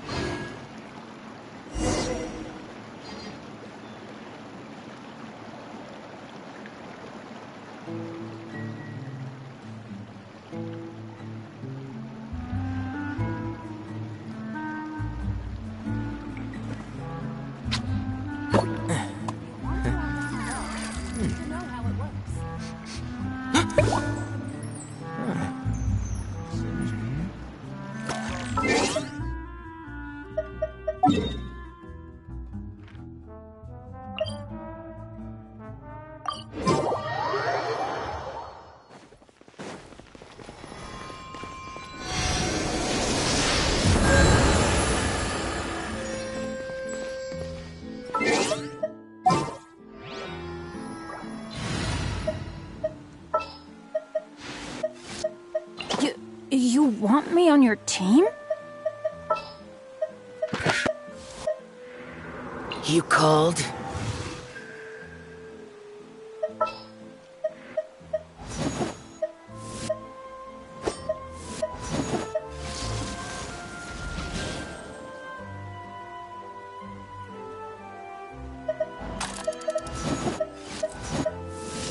I'll keep an eye on you.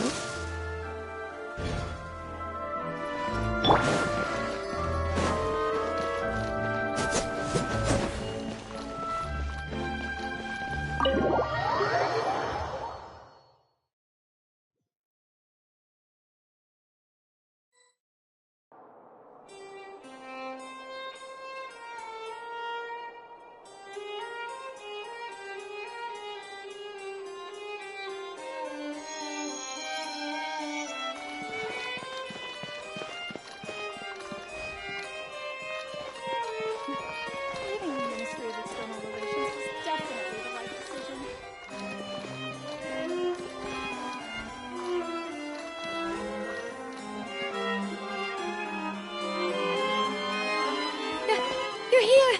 Finally! Is something wrong? Monsieur Neuvillette and Lady Furina, they seem to have gotten into a dispute. Please go see for yourself.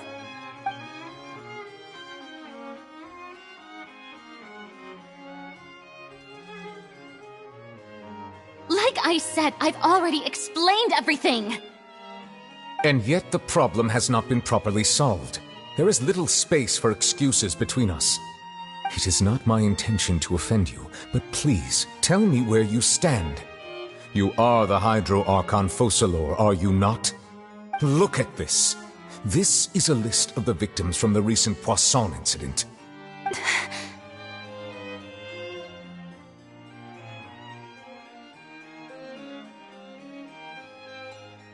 You mean...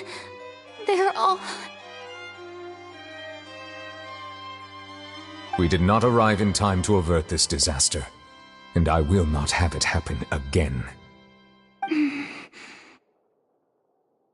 I will say this once more. You must tell me everything you know. Yesterday, I found 3 stone slates in some ancient ruins near Poisson. Do you know anything about those? Seriously? You're questioning me like this is a court case now. I don't know anything about that. But you found them in some ancient ruins, you say? That's correct, which is why I came to ask you some questions. There should have been 4 slates, but one of them was missing. The other 3 feature different images that seem to correlate to the prophecy. The prophecy? The second of these slates depicts the previous Hydro Archon Egeria kneeling before a floating island in the sky, as if confessing something. Do you know nothing of this either? I don't. I've never seen such slates. I'll ask you again. Do you really have no information regarding the previous Archon?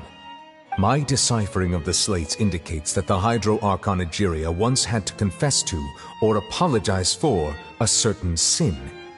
If anyone would know about it, it should be you. All gods don't have the same secrets, you know. She was herself and I'm me. Is it really so strange that I know nothing? I understand your concerns, but I'm sorry.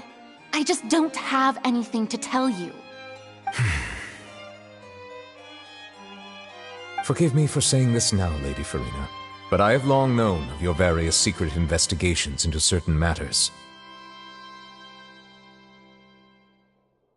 There are several indications that you have been investigating the prophecy on the sly. This is not strange in itself, considering that you are the Hydro Archon. But it is strange that you should also claim to not know any of Egeria's secrets, as well as do nothing following your inquiries. You have never been as superficial as you have presented yourself to be, nor are you a fool.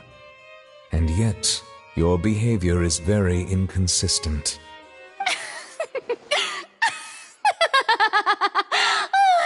So you've been watching me all this time, have you? I didn't think you were that type. You... Well, since you know about my secret investigations, then you should know I'm actually working to take care of it. There's no point questioning or suspecting me. You're the Eudix, but you're still my subordinate. You should be following my lead. Just trust in me, you're Archon, and do as I say. Never mind whether you can truly convince yourself to or not. It'll all turn out fine. That's all I have to say. We do not discuss this matter again. Oh, the opera's about to start. Toodles!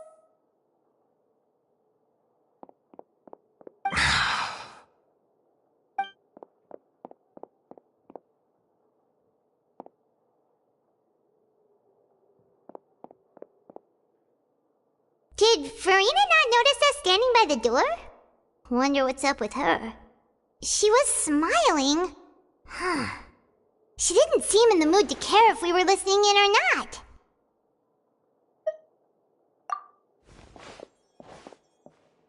I assume you've been outside for a while now?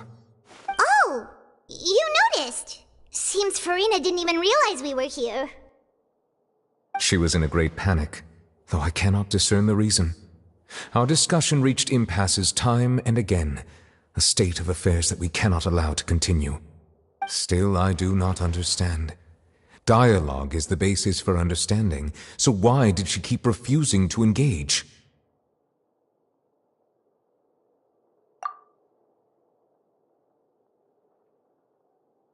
Everyone in her inner circle has noticed that she is hiding some secret.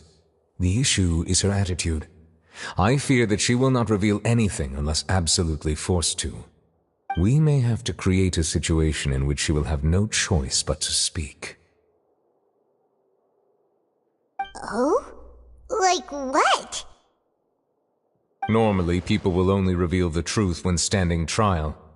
Perhaps we must have the Hydro Archon experience just such a scenario. But Furina's seen so many trials and she's really good at dodging questions. How do we make sure that she won't just slip away at the first chance she gets? We will need to consider this thoroughly, join forces with various parties, and then do what we can. If at all possible, I would prefer to recuse myself from this affair, but we must prevent the prophecy from coming to pass. This may be cruel to her, but all Fontaine is in crisis. The information a god possesses is too precious, and so we must take a chance on this.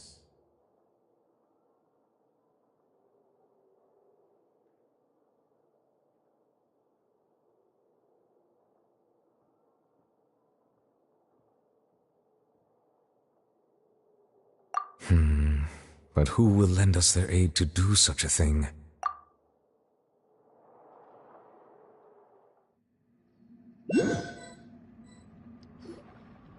Well, that's everyone, huh? Speaking of which, it was pretty smart of you to think of hiding here. Poisson was just involved in a disaster, so it's presently devoid of people. That naturally makes it the best choice. And here you are drinking tea like it's the most natural thing in the world, huh? That's what family should do. Sit and enjoy a leisurely time together. It's nice to enjoy tea here, you know? Care for a cup? Lend me your ears, everyone. Or perhaps one of you might like to start us off. How about you, friend?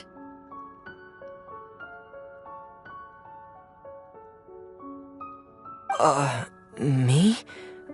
No, I don't think I can. Then, how about you, good sir? I fear that I will cause the mood on this boat to become as somber as it is in court.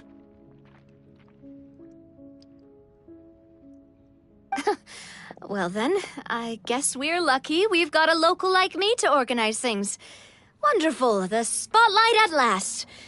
I guess I'll be facilitating things from here. That was a little long-winded, don't you think? Oh, you might be right. Anyway, to cut to the chase, our friend here, the Traveler, has brought us together to discuss something. As for what that is, well, let's start by saying that we'll be pooling our efforts together to create a series of traps. Oh, how intriguing.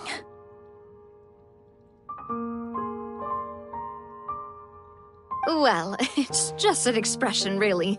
One that I just learned from Chlorand, and used on the spot. So, let's invite her to explain in detail. A round of applause, please. Huh? Didn't you say that you would be facilitating this? Oh, come now. Your work doesn't involve much public speaking, right? This is a good chance to practice. You might even pick up some fancy oratory tricks to impress your boss with in the future. I see. And what does my boss say? He is glad that you consider him your boss. Do go on.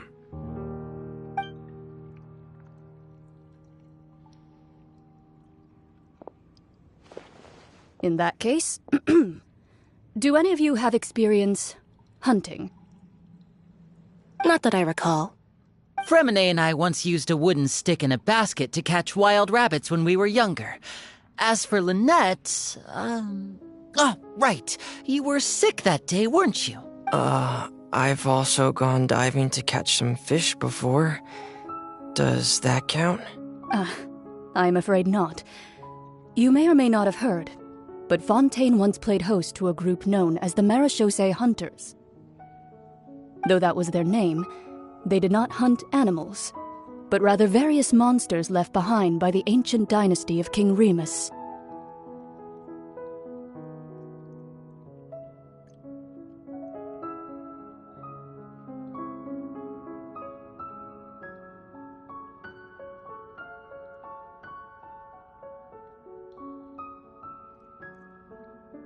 Today, Fontaine's monster population has already thinned greatly, so the hunters have blended back into society.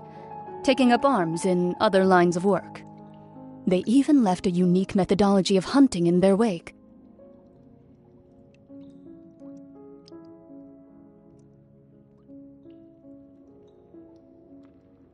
A trap comprises of the following components: bait, a trigger, and a containment device. So, if we were to build a trap together, right now, what would you choose to build it with?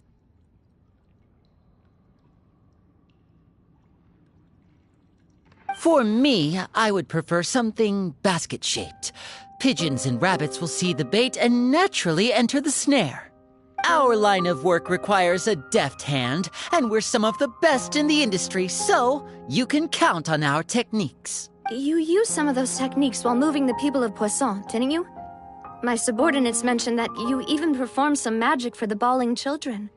Yes, and I even managed to gather some intelligence in the meantime. I'm quite the multitasker if I do say so myself. I'm afraid I can't claim that as my strong suit. I prefer more stable methods, like placing bait in the water and waiting for the fish to come within reach. That's the kind of method I would count on. Calm and steady. Exactly the kind of person who would catch loads of fish. And I can be their assistant.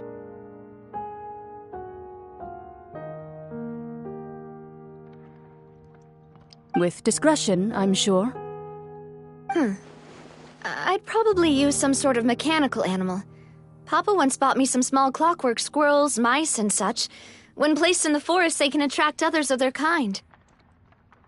I remember that you liked those too, didn't you? I did. And that would be a good way to go about it.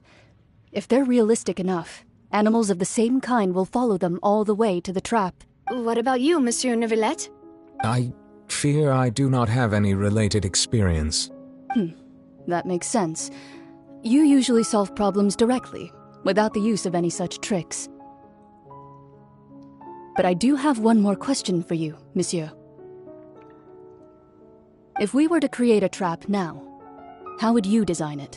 I would like for it to be effective, but bring no harm to the prey. A more gentle trap would be ideal. Kind, as always. However, our intention doesn't necessarily change the containment device and the type of implement we need. If we wanted to kill the prey in one strike, we would need a powerful implement. However, that also goes for prey that must be captured and safely contained. Wait, why is that? Only a hunter who's a true expert at subduing their prey can snare it without harming it. The line that divides life and death is often exceedingly thin. So are we going hunting together? We hadn't thought of seeing ourselves as hunters. It kinda works, but maybe it's still not the best metaphor. If our means of capturing and dealing with our prey is to put them on trial, then the hunting metaphor is actually quite accurate. But we shall require much more courage than any hunter to judge a god, a being whose seat is an exalted throne. Oh, so that's what's going on. Sounds very interesting.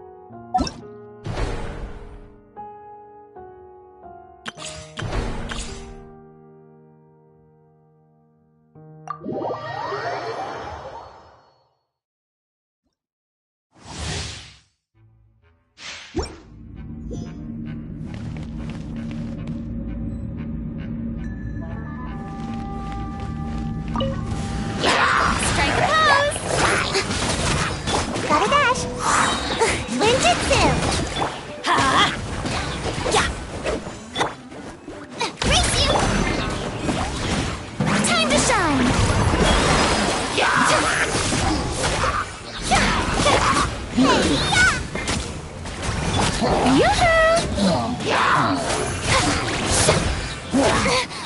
that!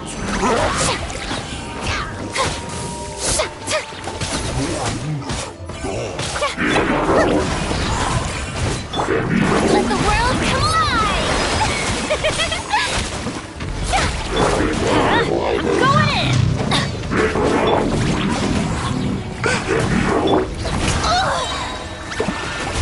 Come on out!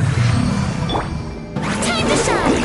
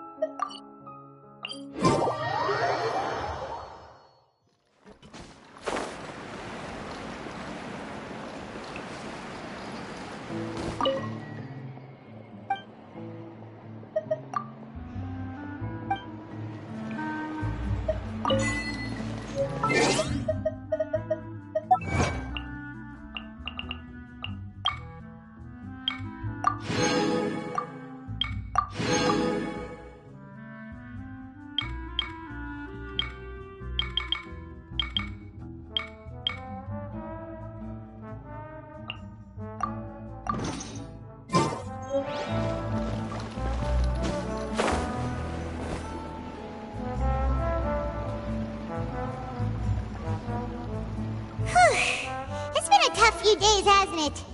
So much has been happening. Paimon didn't think the meetings would go on for so long, but everyone seemed pretty fired up, huh? Paimon thought they'd be at least a little frightened. Well, Fremine was, now that Paimon thinks about it, but everyone else just looked a little surprised. Well, it's hard to say. Paimon doesn't have any experience with this sort of thing. But with you around, Paimon sure will do great. After all, you're the most reliable person in the world, aren't you? Did you just pour some tea? Paimon didn't notice you doing that at all. Then what's that? Paimon's never seen that cup before. Don't be frightened. I'm just joining you two for tea. I merely refrained from saying anything till now. Who's that voice? But there's no one here. Aw, have you forgotten me already? Wait, you are familiar. You're the voice we heard from the sky in Sumeru. The voice from the sky, I fear that description is wrong.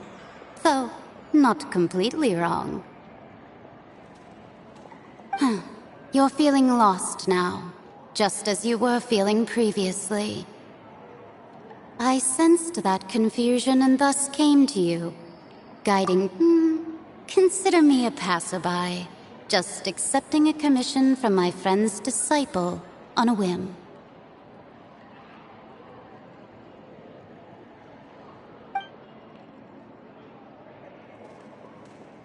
The prophecy. Yes, what has been prophesied will be fulfilled. You may view such things as the history of the future. What? Then is there any way we can stop it? I believe you have witnessed a failed attempt with your own eyes. Can everything in Tevat so easily be changed? So you've caught on. Just as prophecies are usually only the future as seen from the perspectives of the gods, could things be happening in hidden corners where the gods' gaze does not fall? Are the things that you shall see different from the fate that the gods perceive? What is she talking about? It all sounds really impressive and important and stuff, but it also sounds kinda scary. I believe that you understand, right?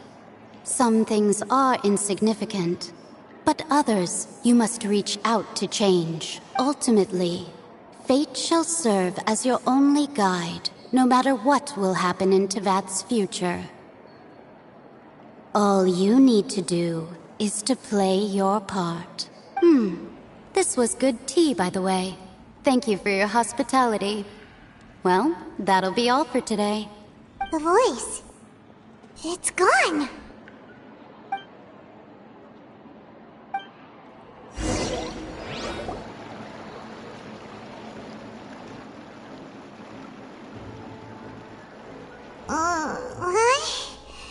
I want to hear someone talking. All right, coming.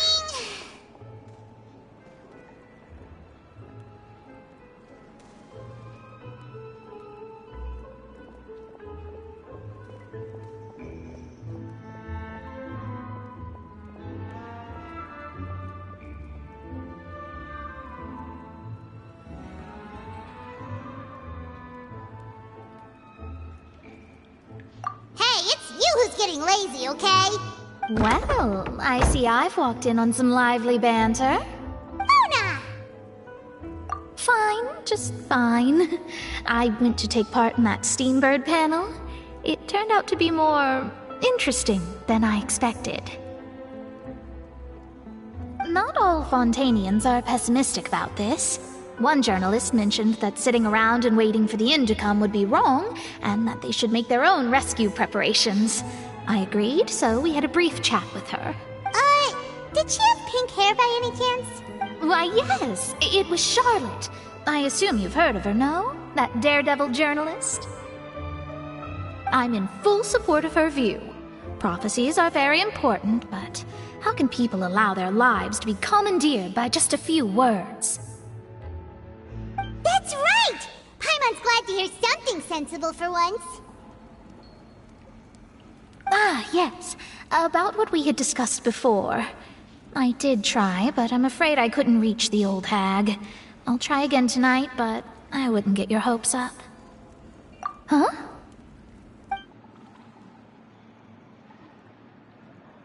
Goodness gracious. Are you serious? She said that even the god's gaze has blind spots. Pretty bold if you ask Paimon. Most people would believe the gods to be all-knowing, right?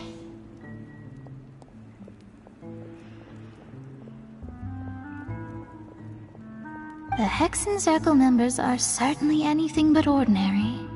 As for the mage named N, the old hag has mentioned her a few times. She said that N's sense of direction is incredible, and that she loves guiding those who are lost. But I've never met her, and if she were still alive, she'd be... well, suffice it to say that the hag's at least a few hundred now, and N's been around for longer than that. Whoa. The Hexen Circle sounds like a scary group. But they must really stay in shape to live so long. Their abilities alone are pretty terrifying. If she came to see you personally, then the problem you're facing must truly be of great importance. Well, it's not like Paimon could understand anything she said. Yes, she was quite cryptic, but I suspect she means that there is still a way to turn things around. She didn't say when or what that would be, though, so... perhaps it is something that you cannot know right now.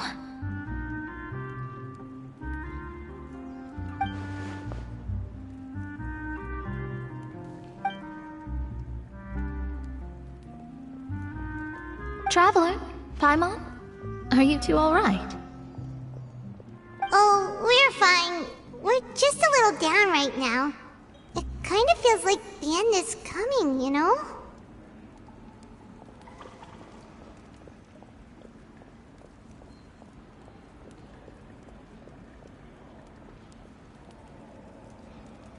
I see. I feel that same sense of desperation, too. I guess you could consider me someone who has often witnessed fate. So far as I have seen, it cannot be swayed. But even so, I still hope for, and believe in, miracles. Astrology is eternal and rational, but fate may not be. It is cruel, but it can also be beautiful. Perhaps that's what En was trying to tell you. Not to lose heart, and to believe that what you are seeing playing out before you is not yet set in stone. I did originally think of steering clear of all this, but I couldn't. Even if this is all futile, I still wish to help everyone. If we don't struggle to the last, then how can we face the end when it comes? Huh. You do have a point.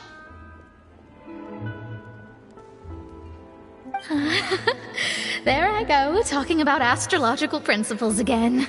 Sorry about that. The moment I start talking about work-related stuff. I need to get going.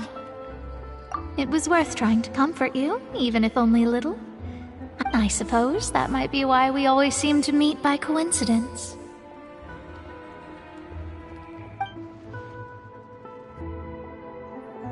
Paimon feels kinda moved by what Mona said. But also kinda sad, too. Hey, Traveler.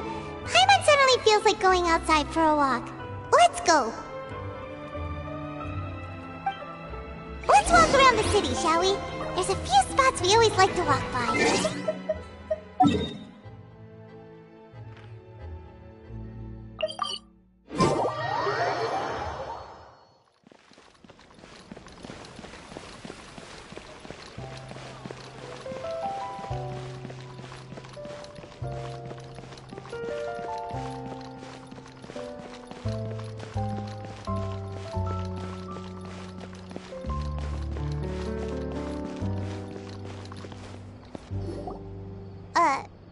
Huh? Our names are written in this newspaper. What's going on? Let Paimon see! The underwater stronghold, the Fortress of Meripede, has continued in its noble autonomy. But that does not mean that others cannot interact with it. My recent attempts to enter the fortress bore little fruit. Huh.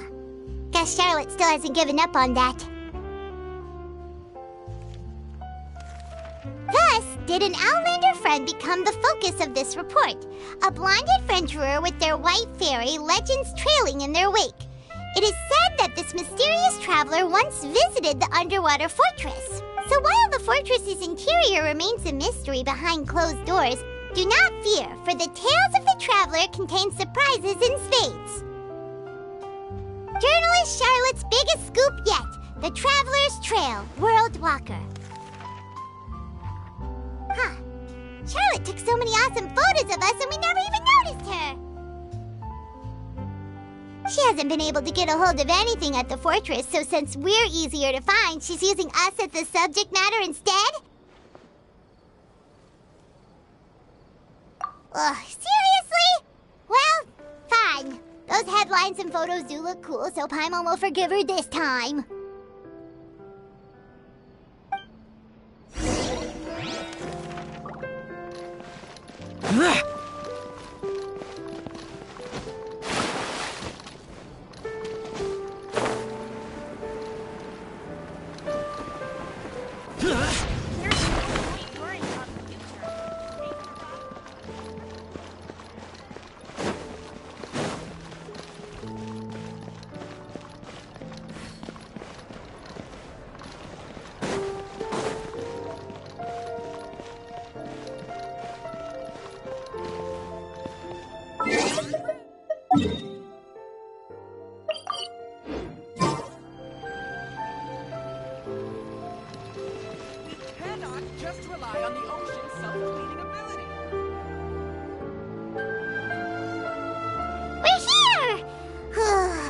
Hungry.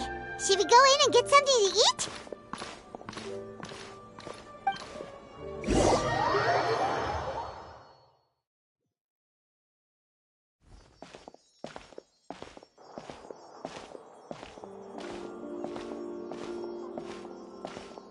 Hey, quick!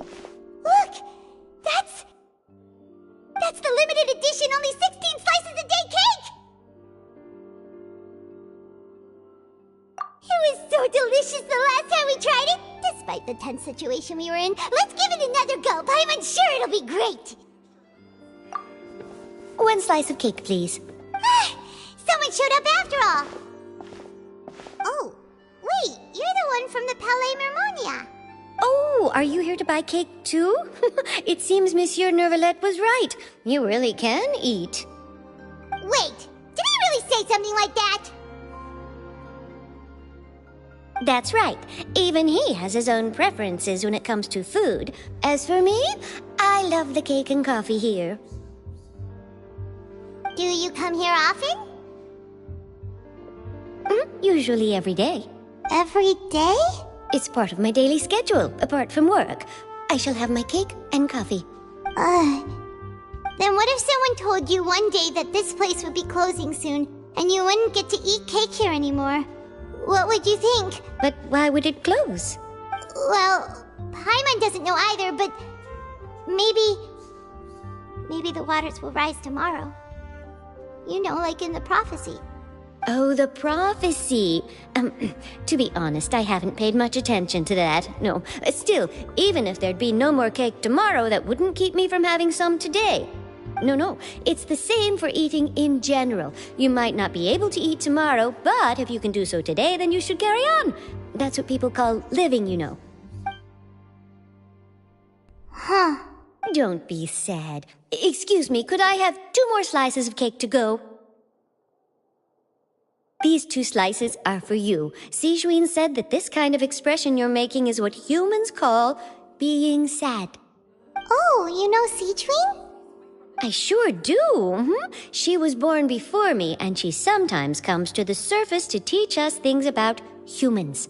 She said that humans are creatures that are saddened easily, yes, and you can only lift their spirits by feeding them delicious food. So please try the cakes here.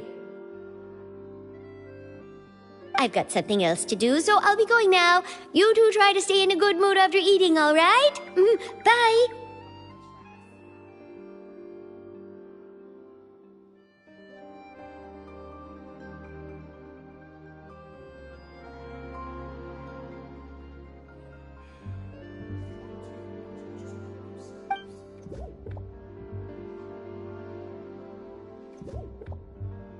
And there she goes. All right, let's dig in. Paimon's sure this cake will be delicious. It's more delicious than last time, and the flavor gets even better with a sip of tea. It sure would be nice if we could come again tomorrow. Sure would be nice if we could always eat delicious food here.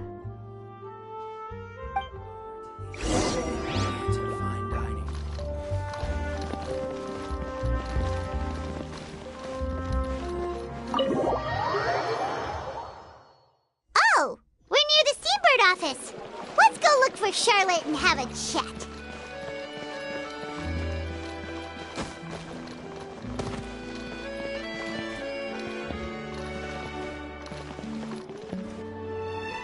Wow! If it isn't the Traveler and Paimon! Oh, have you seen the article I wrote about you? Ha! You've got some nerve! You just used us to make some quick mora! Oh, you needn't worry about that. I heard that you were in Poisson some time back, so I sent you a letter to discuss just that. It appears you didn't receive it, though. It's all right, though. I've set aside the amount intended for you.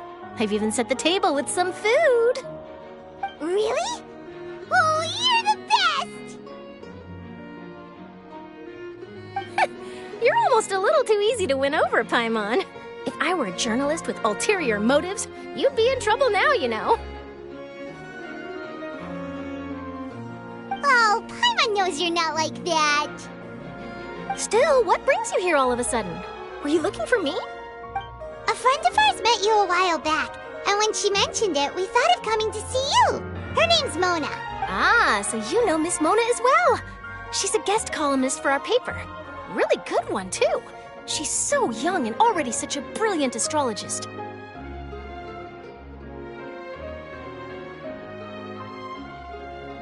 So she mentioned me? What did she say? She said that you're a real daredevil of a journalist. Nice. In which case, can this daredevil journalist dare to request an exclusive interview with the legendary Traveler and Paimon? Huh? So your article in the paper today doesn't count? Oh, of course it doesn't. That was more like live photography. What I'd like to do is dive deeper and ask you to talk about the things you've seen and experienced.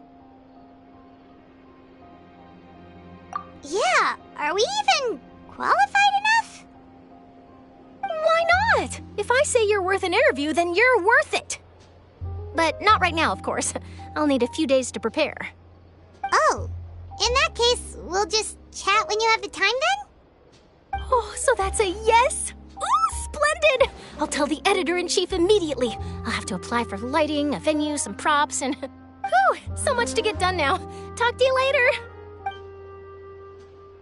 Wait, Charlotte, Paimon's still got a question for you. And what's that? If, just for example, Fontaine were to be flooded tomorrow, what would you do today? Huh, that's the prophecy you're talking about, isn't it? I mean, I do hear about it often, but I've never once thought that the day could be tomorrow. If you're seriously asking, then I might try and think of a way to leave Fontaine. Oh, but I'm still a journalist first and foremost. That means I have a duty to be reporting from the scene. And secondly, I wouldn't forsake my homeland that easily. From what I've seen, most people don't know what they'd do should the worst come to pass. In truth, it might be better just to behave like normal rather than worry over such an end. So in all likelihood, I'd probably still be prepping at the office for that interview of ours. I know what you're thinking. That sounds a bit sad, but I've always believed that it's best to do what you enjoy. Just think about it. If this nation really were to be suddenly destroyed tomorrow, but I still successfully finish an exclusive interview with a truly unique person, then the story I would wind up writing would truly be timeless.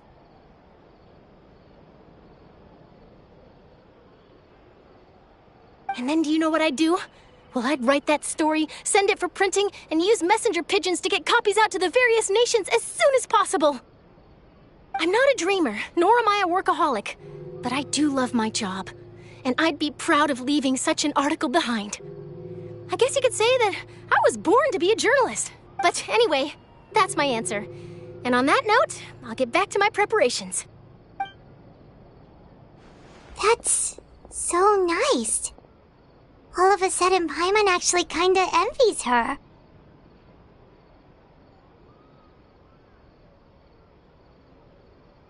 Anyway, let's go and take a look at the sea, shall we?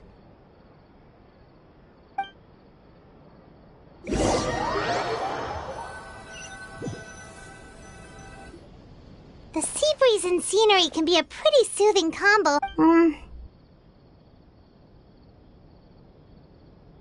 Paimon's been thinking.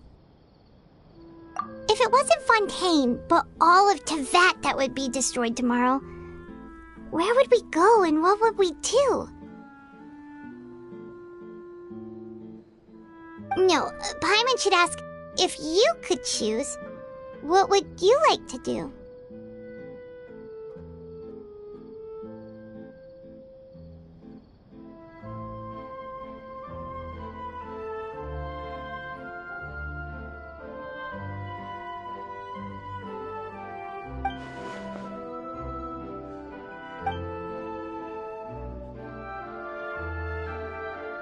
We've always been moving to the next destination, so we haven't spent much time thinking about these kinds of things.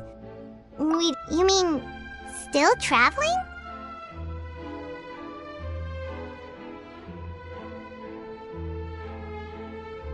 Huh. Wait, isn't that what we've always been doing?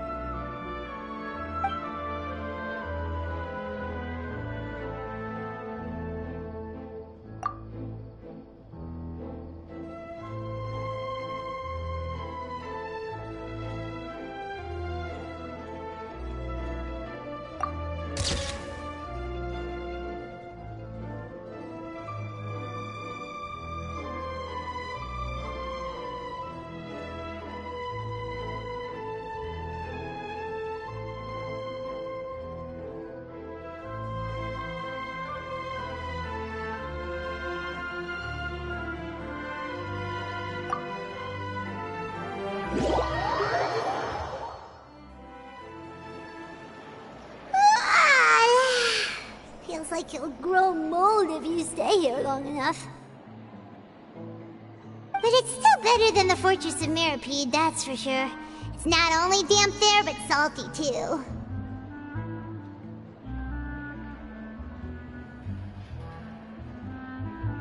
Ah, so the two of you are still here. Wonderful.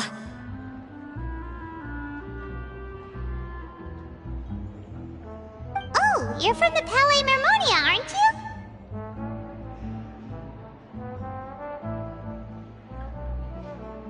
Yes, I'm Isadora. Monsieur Nervillet sent me to look for you two before. I heard that afterward you went to the Fortress of Meropide. Not at all. I'm well aware that you're friends of his. Actually, I'm here to pass along a Yes, inside the Opera House. The Maréchaussée Phantom has declared the incident a small-scale riot. A riot?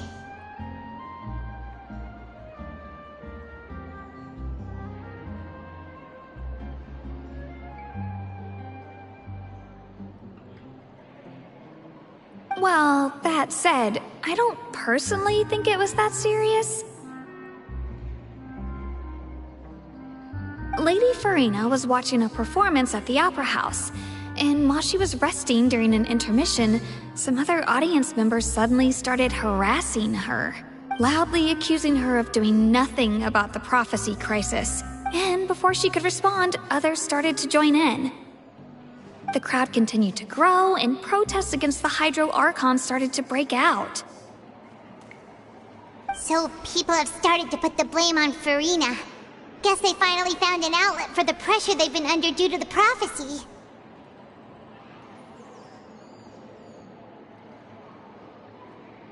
I agree. People will naturally rely on gods, as is customary. But the moment people feel threatened, gods are also the first to be blamed. So what happened after that? Is Furina okay?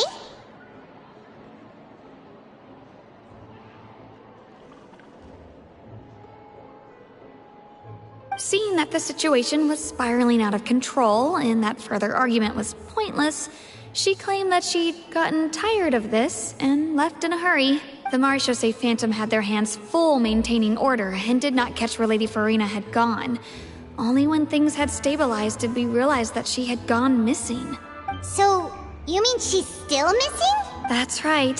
The Maréchaussée has dispatched many people to search for her, but we don't have any leads yet. That said, I don't think there's much to worry about. She is a god after all. Even if she were to fall into the hands of rioters, what could ordinary people do to her? Good. Monsieur Nervillet sent me to tell you about the situation, but he didn't say anything else. Don't worry, this is more than enough to go on. Thanks for keeping us informed. Ah, is that so? Well, all right then. In that case, you two take care. I'll be heading back to the Palais now.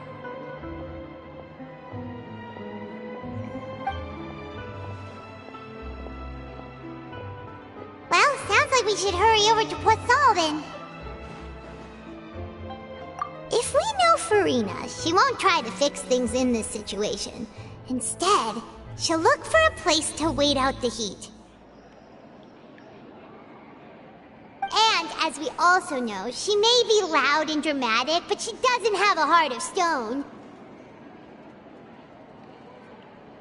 When Nervillet was talking to her in the Palais Mermonia, and she heard about Poisson, she couldn't hide her sadness and remorse. It would be hard for her to ignore being accused by the public today.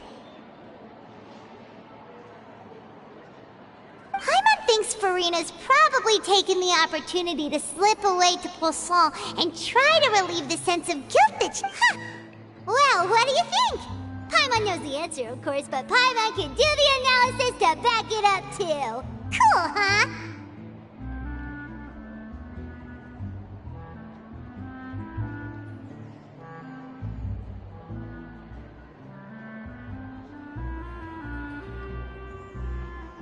In that case, there's not a moment to...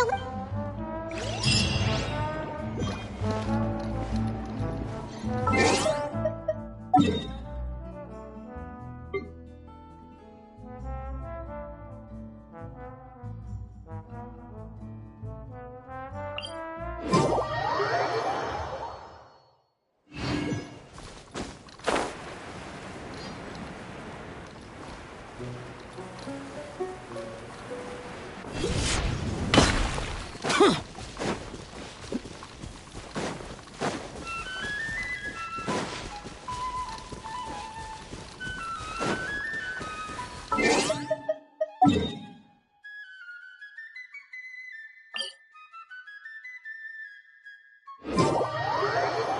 place looks deserted. Guess all the survivors must have evacuated already. All that's left here are signs of devastation. Could Furina really be here? Let's try to find her as soon as possible.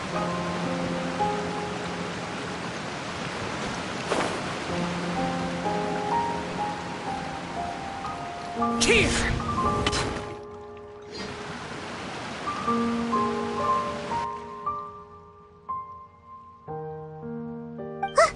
That's Furina, right over there. She really is here all on her own.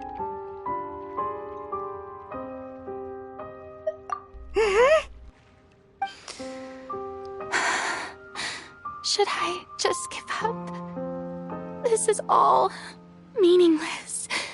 What was meant to happen did happen after all. Everyone's dead. I'm sorry. I am so sorry. Give up, Furina. There's no point in holding out. I'm sorry. But what can I even do other than to repeat meaningless apologies over and over? Who's that? Don't worry, Furina. It's just us.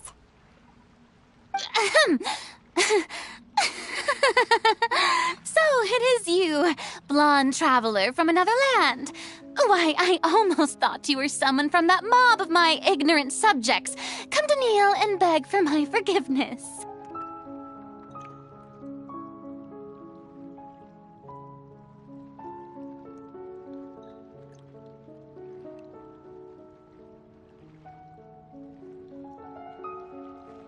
Furina, you were crying just now, weren't you? The tear stains on your face are obvious. What do you mean, tear stains? Oh, I remember. The show at the Opera House earlier this morning was so moving. I'm still trying to process it.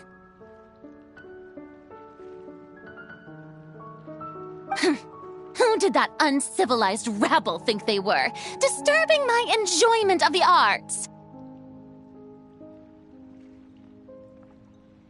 They even dare to tout their ARCHON! I must teach them a lesson.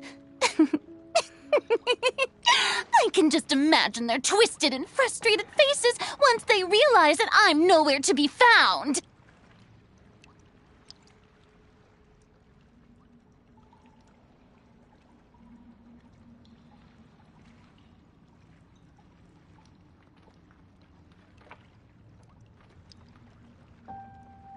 Oh, and I'm sure Nouvellette and those people from the Maréchaussée Phantom are freaking out right next to them, too.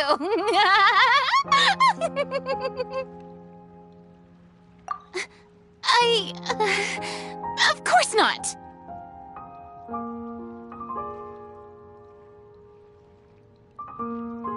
Hey, there she is! The Hydro Archon's over there! Quick, after her! Furina, those people seem to be after you. They are? They're just some rabid fans who want to cut the line because they haven't been able to meet me in person, aren't they?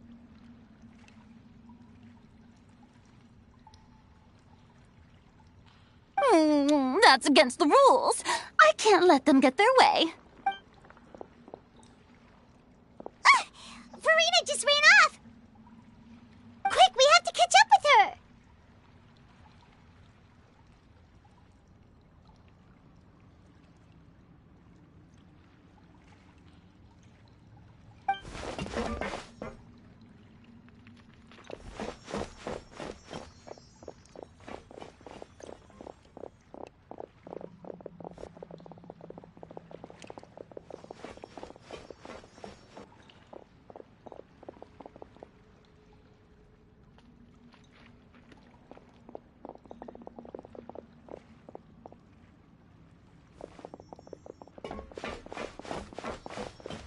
This should be the place, right? Hey, Furina! There's a good hiding spot over here. Quick, come to Paimon before the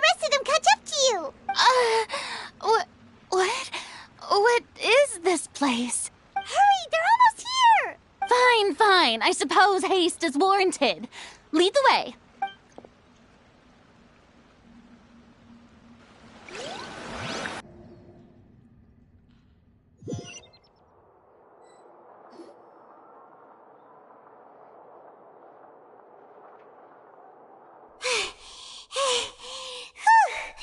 Paimon's exhausted.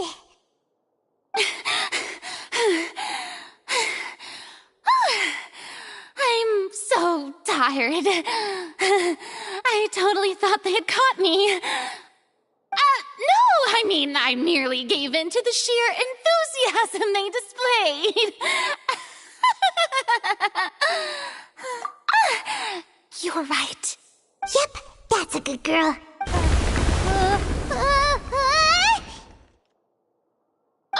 What's happening? The ground's shaking. Is it an earthquake?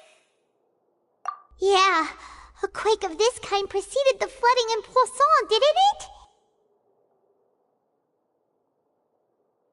It can't be. It's happening again. Well, there's no need to worry too much about that. Neverlette's made some emergency plans, so the evacuation should go a lot smoother this time. Yeah, I hope you're right.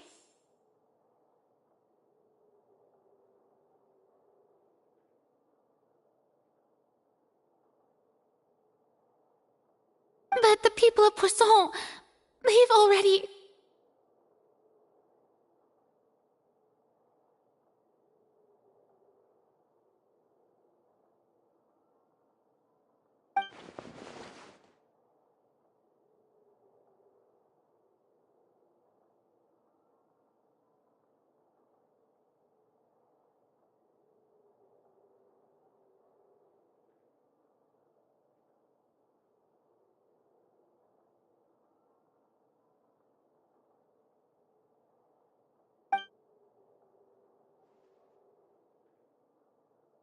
It's true. I've been investigating the prophecy for hundreds of years. I once had informants all over Tevat, searching for clues and feeding information back to me. I've tried all kinds of ways, too, to hold back the sea. Anything to keep the coastline from advancing. But all my efforts proved to be futile in the end. Really, the truth has been clear to me for a very long time.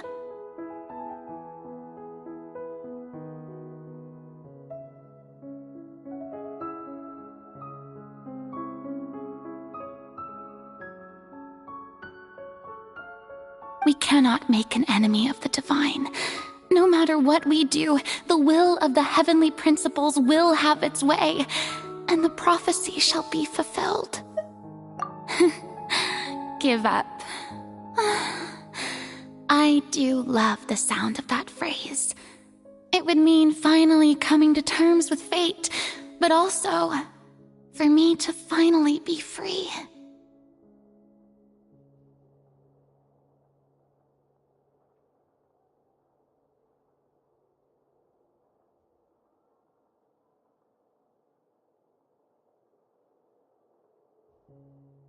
Indeed, I've thought about giving up so many times, especially after we almost lost Poisson. Fate is really unreasonable, isn't it? It has no heart and obeys no rules. The prophecy has only just started to come true, and so many people have already lost their lives. But just now, it all became clear to me. I still don't have the right to come to terms with fate on behalf of everyone else.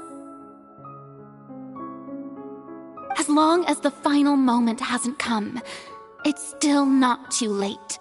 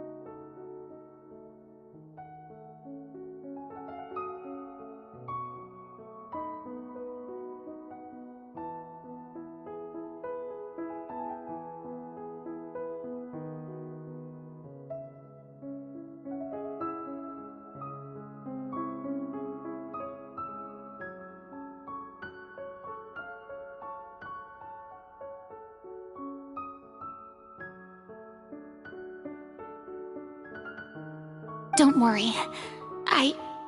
I will keep hope alive for everyone until the very end. Well, that's enough for now. I got the impulse to play the stricken maiden, but honestly, considering my rank and station, that wasn't a good fit at all.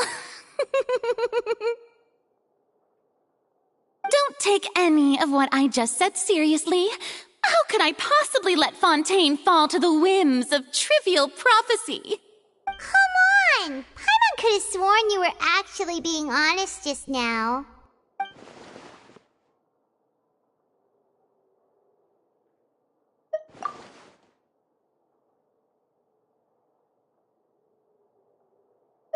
Share my burden. That's impossible. It was fated right from the start that this would be my duty alone. A witness. Yes, I've heard that you came to Tevat from beyond the stars, yes. In other words, you never belonged here. And if Tevat is, in its entirety, a show on a stage, then you're just a spectator, aren't you? If that's the case...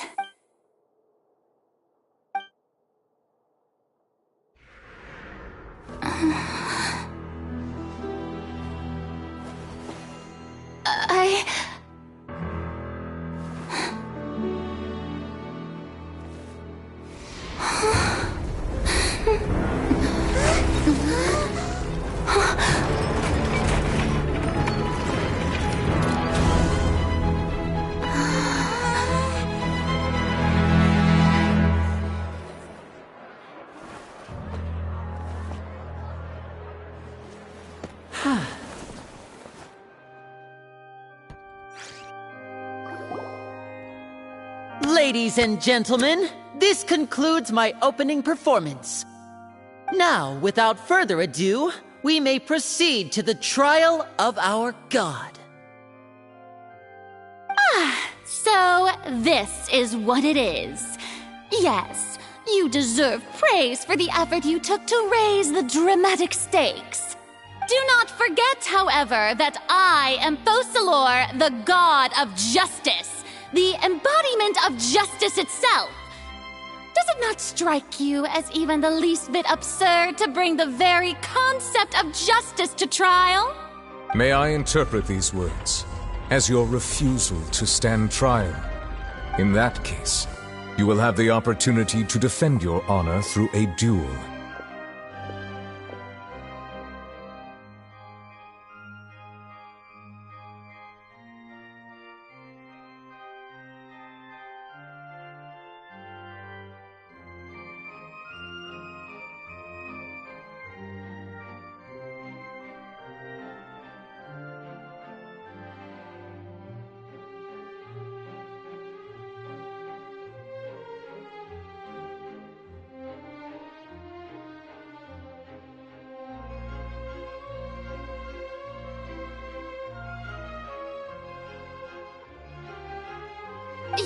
You would draw your blade against a god?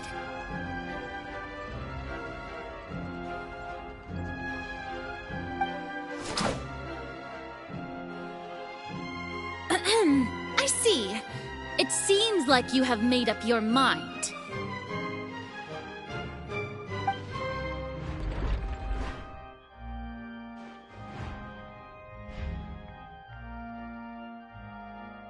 Paimon can't believe it. She just surrendered!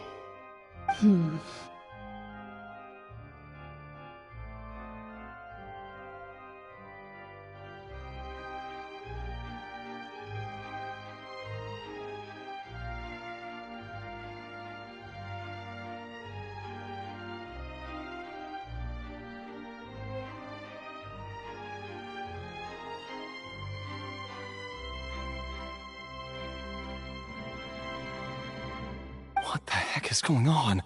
Did I just see an Archon surrender to a human? Wow, how utterly humiliating. Lady Furina, what is the meaning of this? Shh! It would seem seem that there has been a misunderstanding.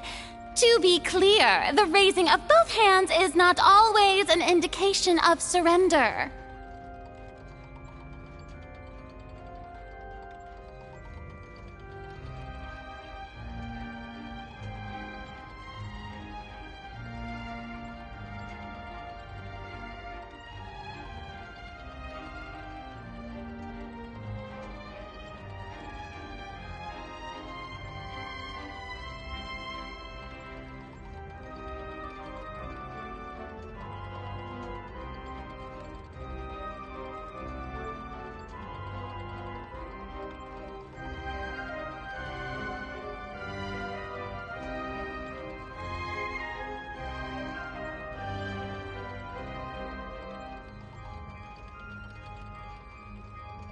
Looking for excuses again, huh? I raised my hands just now to indicate my acceptance of the trial. No duel shall be necessary. I will admit that I've been running away for a long time. I'm sorry, everyone. I was unable to protect the people of Poisson. It is my duty to stand trial for my crimes. You are not the only ones to be disappointed in me. I, too, am exceedingly disappointed in myself. But now, it is time for the Hydro Archon to show you her courage and resolve. I, Furina, will use this trial to show the world the true meaning of justice! This time, I will protect you. Applaud and rejoice! One of the most outrageous and fantastical arcs known to the opera epiclese is now unfolding before your eyes. Mark my words, this shall be one of the most exhilarating and brilliant shows ever to grace the stage of Fontaine! The trial of the Hydro Archon, Focalor, will now begin! Woohoo! Oh, now we're making history! Why does it feel like Furina just took over the whole thing? Like, come on! Didn't she just get forced to stand trial for her crimes? Also, even though she's still acting super dramatic, she is taking this seriously this time, right? All right, then. Who will be my opponent in this trial? The court asks the prosecutor to please take the stand. Is that so? Very well. Then please speak, witness of Tivat, my accuser and fated opponent.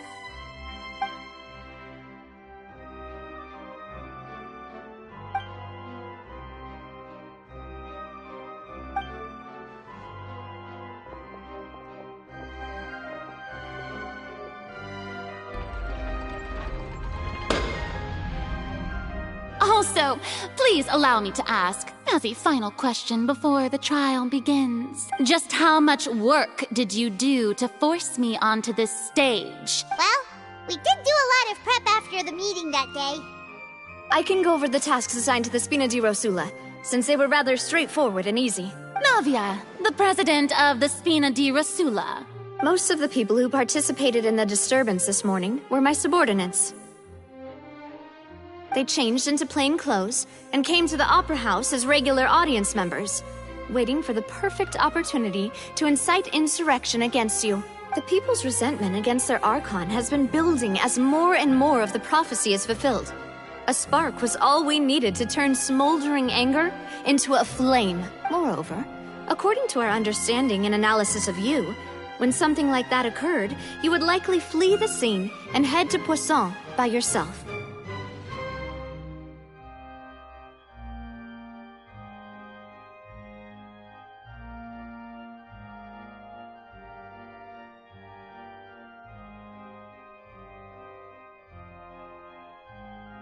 So, we arranged for a second group to lie in wait there. So, you mean The ones who scoured the settlement for me were also from the Spina. And their goal was to force you to step into the giant magic box so you may personally participate in the greatest magic performance in all of Fontainian history. That's right.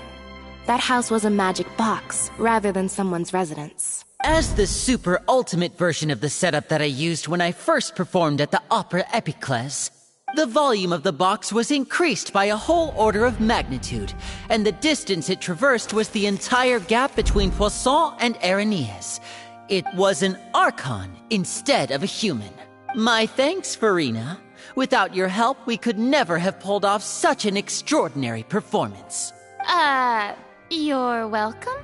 Of course, this performance was only made possible with Father's support. The House of the Hearth spent a massive amount of labor in Mora to pull this off. We had to select a location, construct the giant magic box, dig a tunnel, and open up a path through the water. It was a lot of work for all of us.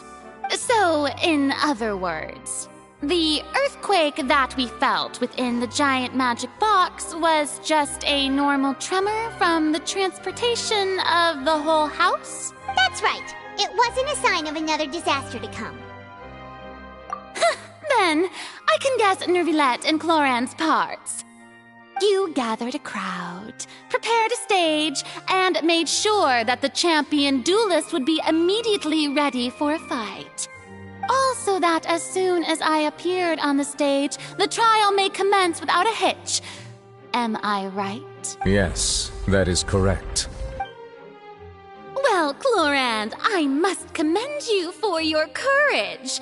Only the most outstanding champion duelist in all of Fontaine would accept a duel with an Archon without flinching. Thank you. As for you, Traveler, I suppose your role was to keep me distracted with conversation once you found me in Poisson. You'd make sure that I didn't notice anything amiss before revealing yourself as my prosecutor once we'd arrived onto the stage.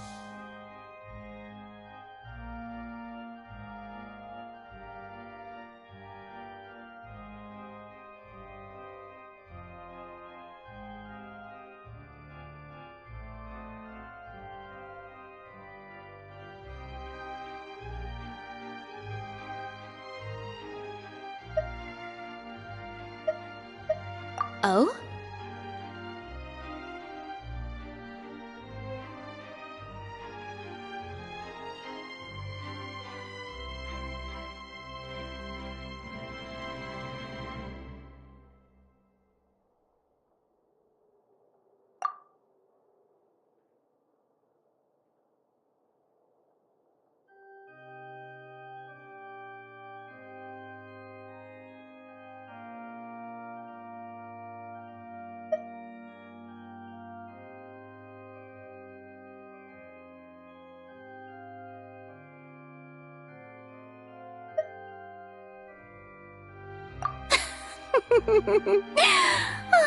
Is that so?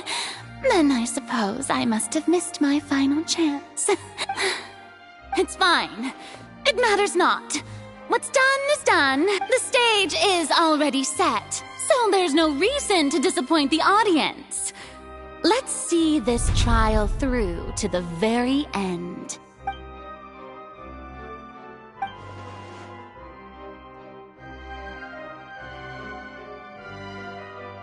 Madam Prosecutor, please allow me to pass this along. This is a document that Miss Charlotte applied for and received permission to share with you during the trial. According to her, it should speed up the proceedings. Huh? Charlotte wanted to give us something? Oh, so she's here too! Hey, Charlotte! Oh, let Paimon see. Isn't this the exclusive interview that she did with us before? So she's already finished it, huh? Wait, then that means this document is a perfect timeline of everything that's happened ever since we stepped foot in Fontaine! So in other words, we can refer to this anthology of evidence every time we want to use something from our journey as evidence for an argument! Let's quickly confirm the information in it. Just think of it as a refresher, alright? You defeated the Hydro Archon in the I didn't think that you'd wind up getting to the bottom of the case I've been following all this time. I guess this is the first time Monsieur Neuvillette had a difference of opinion with the Oratrice. Even the Hydro Archon can't figure it out. A Fatui Harbinger. She's an extraordinary person. Her instinct must mean something. The fortress of Meripede was almost destroyed in a single day. That I didn't witness that scene personally will always be a source of professional regret, I think. According to Monsieur Neuvillette, both Child and that whale should have been in the primordial sea at that time. I nearly lost my awesome friend Navia. To be honest, that still gives me shivers. The words of someone as extraordinary as a witch can probably only be truly understood when something surreal happens to you. You defeated the Hydro Archon in the very first duel you took part in at the Opera House. That's one for the history books, all right. I didn't think that you'd wind up getting to the bottom of the case I'd been following all this time. I guess you could also see this as a happy coincidence.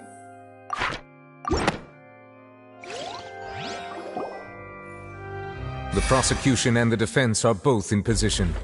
The trial shall now begin.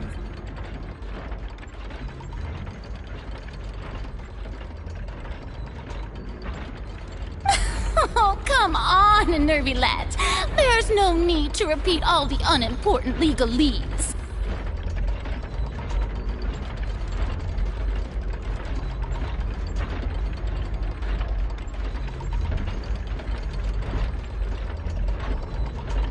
Just fast forward to the part where the prosecution lays out my offenses.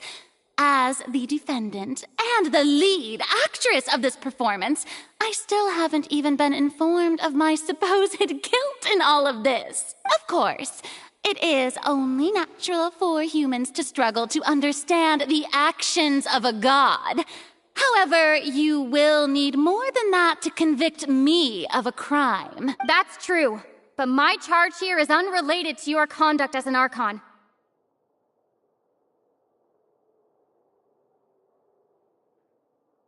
Instead, I would like to charge you as a fraud who's never been the Archon in the first place. Wait, what was that? Lady Furina's a fraud? Hey, I came here thinking that we were going to try the Hydro Archon for forsaking her duty, but did I hear that right? She's not our Archon at all? Charge accepted.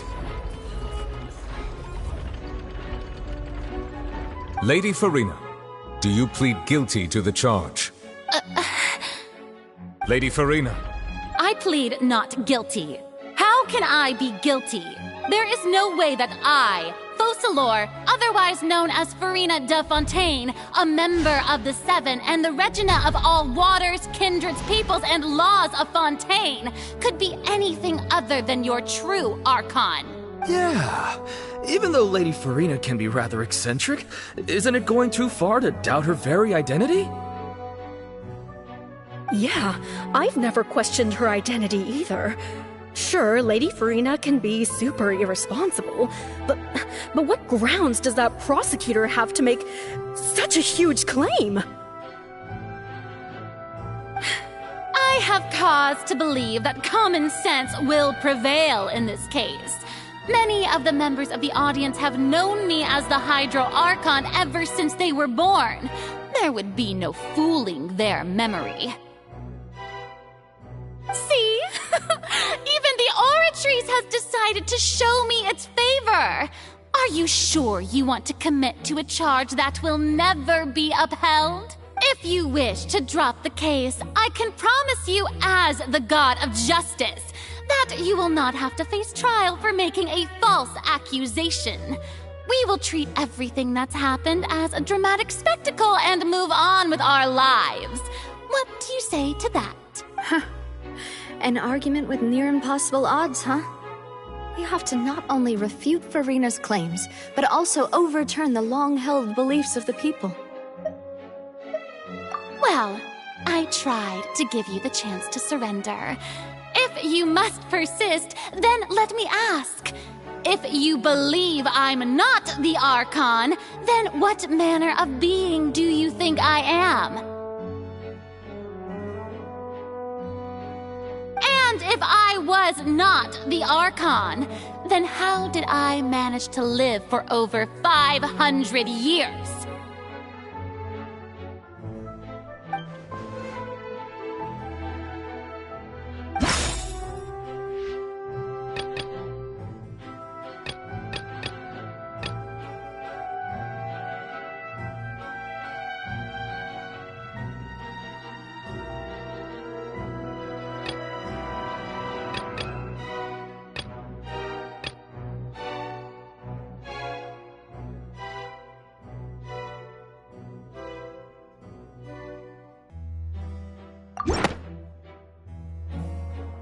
First of all, you may be a member of another long-lived race, which would allow you to naturally possess an extended lifespan. And second of all, even if that wasn't the case, there could be other ways to extend your life. Who gave you that idea? Was it the knave? You'd sink so low as to use a harbinger's words against me. A curse? I once thought it possible that the aura of an Archon might naturally resemble a type of curse. But in light of this claim, perhaps what I sensed was not your divinity, but a curse after all.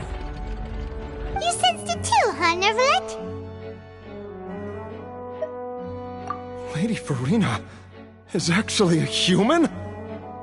Well, it is true that it's extremely difficult to tell humans and gods apart just by looking at them.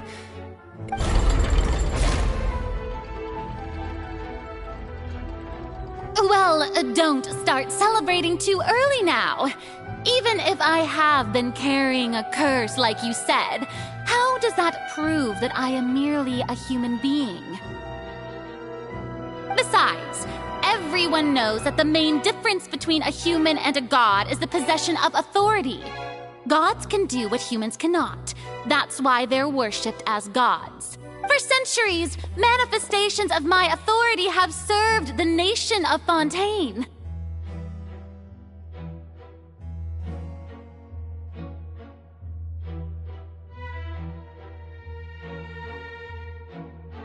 One need only to turn their eyes towards the Oratrice Mécanique d'Analyse Cardinal in this very opera house, or consider the endemnitium that is used in every aspect of life.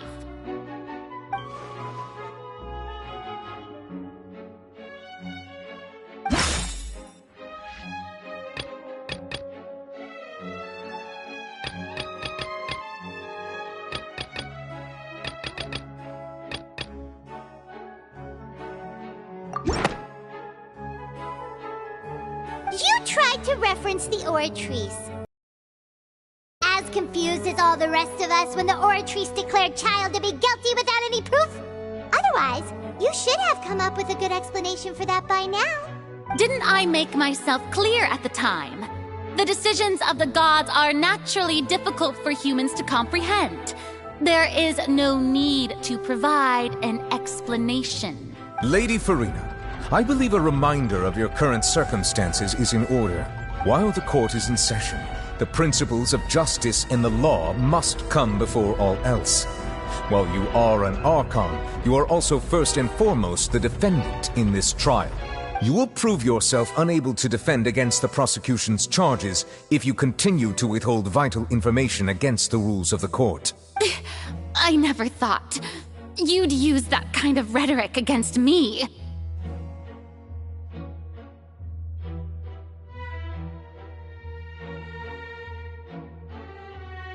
That was no trick of rhetoric, Lady Furina.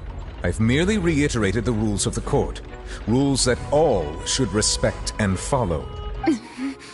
So, you neither knew why Child was declared guilty, nor did you understand the structure and operations of the Oratrice. Instead of having been created by you, the manifestations of authority you mentioned have been made by the real Hydro Archon, haven't they? The real Hydro Archon? Well, now you're really losing me.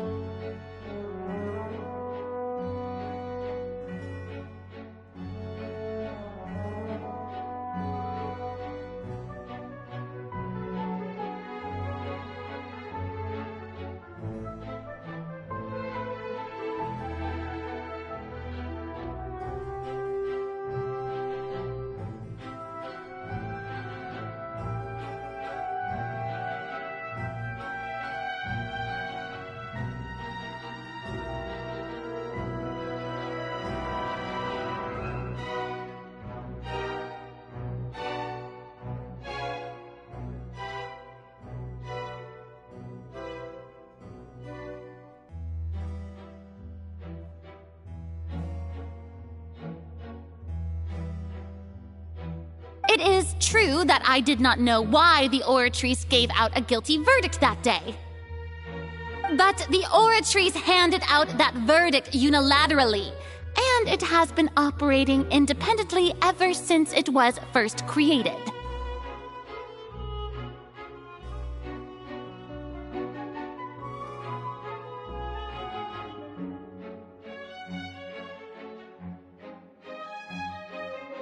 You can't argue that just because a divine creation is flawed, that the god behind it must also be no god at all. She's still throwing out all kinds of excuses. Seems like she's confident that we won't be able to produce proof that she has no power over the Oratrice. My power as an Archon. There are many ordinary citizens in the audience. How can I just carelessly demonstrate the formidable power of an Archon?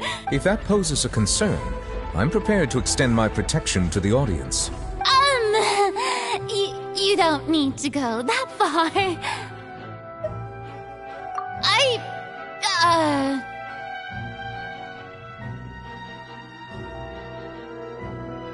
Aren't you the Hydro Archon? Or is it that you can't even wield the power of Hydro, much less the authority of a god? Indemnitium! Yes! It's all because of Indemnitium! All Archons derive their power from the faith of the people, and I've converted the people's faith in justice into Indemnitium! Thus did I give up all of my divine power to provide everyone with energy for their daily lives. Have you ever seen a more magnanimous god?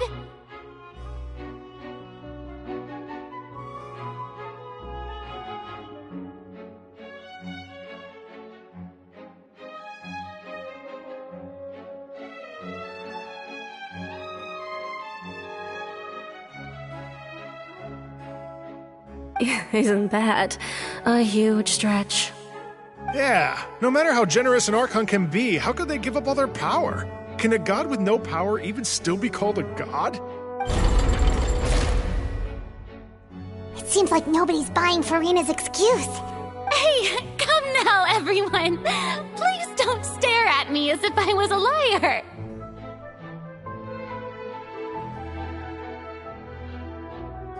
I'm still the same Furina you knew, right? The one that you loved! Shouldn't you want to believe in me? Please? You've got to believe me! If what the prosecutor said is true, she really has committed a grave offense. Did she deceive all of us? And all of our parents and grandparents too? And all of our ancestors? Ever since they were born? Enough! That's enough! Tell me then, if I'm not the real Hydro Archon, then who is? If you have no evidence of another Hydro Archon's existence, nor can you find anyone who can back up their claim to be such, then what grounds have you to say that I'm not actually the real deal? Wow, she came up with yet another argument!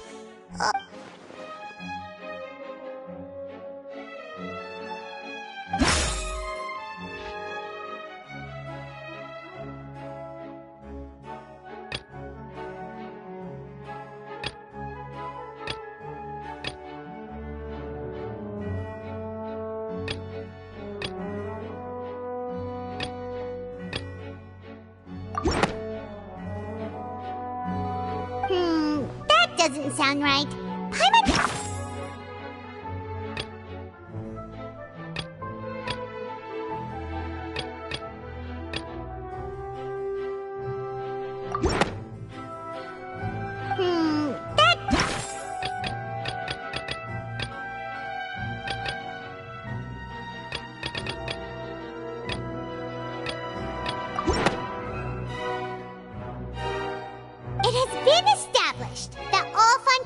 can dissolve in water from the primordial sea. And that means... Since you insist on claiming to be a god and not a human, then there's a method that you can use right here and now to eliminate all suspicions of you being the latter. Miss Navia, please apply to serve as a temporary attorney for the prosecution before addressing the court. Though you act in partnership with the prosecutor, you must still adhere to proper procedure. Super sorry, Monsieur Chief Justice. I swear this really will be the last time that I'll speak out of turn. Now, I've brought some seawater from Poisson.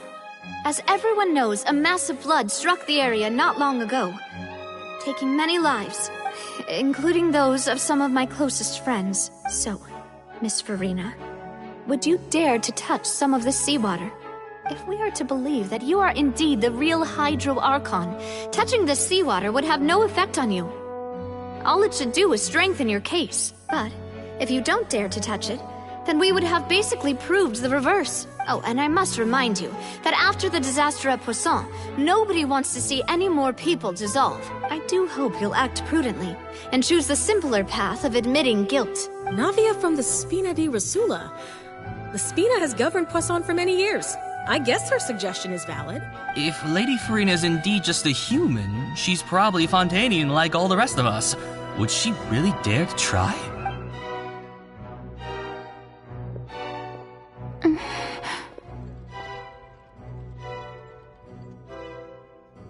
Lady Furina, this test has been unilaterally proposed by the prosecution. As it falls outside the realm of standard court proceedings, you possess the right to decline participation. Well, of course he had to tell her that. But refusing to participate is basically the same as a confession of guilt. She's just staring at the water without saying a single word. It really does seem like she's quite terrified of it. That could only mean... What's going on? Is she really planning to... that's not what we thought she would... Due to the inherent risk of the test, Lady Furina, you may... What? Hey!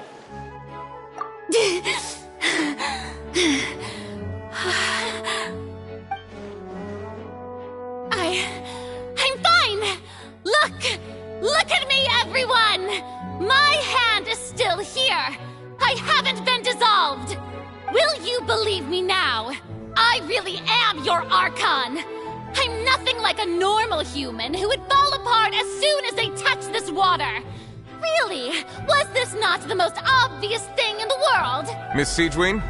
If you're present, Miss Siegewin, please come forward and attend to the defendant. Siegewin? Don't be nervous.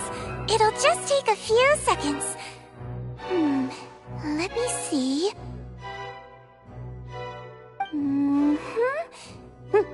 That should be enough.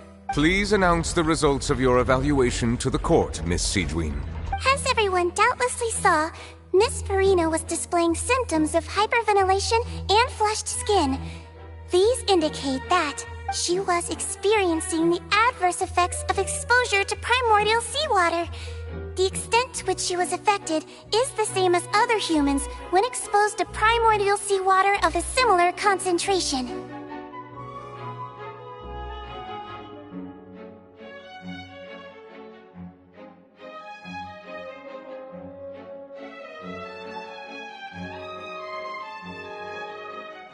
Thank you, Miss Siegewin. Lady Furina, you may return to the defendant's stand. Oh wait, what did she just say? I didn't get dissolved! Shouldn't that be enough to prove my innocence?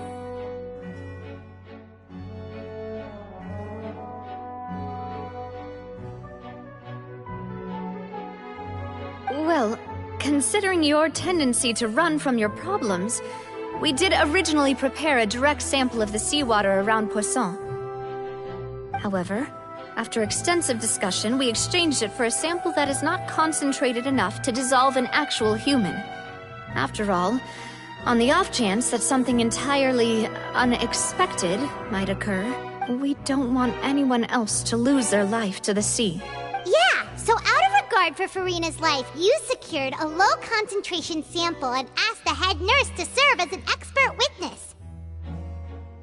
It's a great thing that the direct sample wasn't actually used. Furina could have...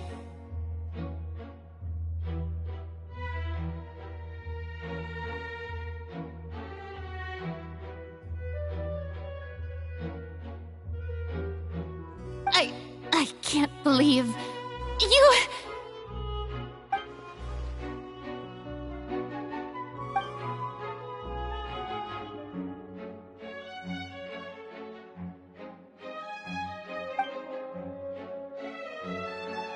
Listen to me, everyone. Please don't give me such cold and disdainful looks. What happened just now didn't prove a single thing. Think about it. How can you conclusively prove that an Archon can't also be affected by the primordial seawater? Also, if I was really just a human, why would I dare to just put my hand in that kind of water?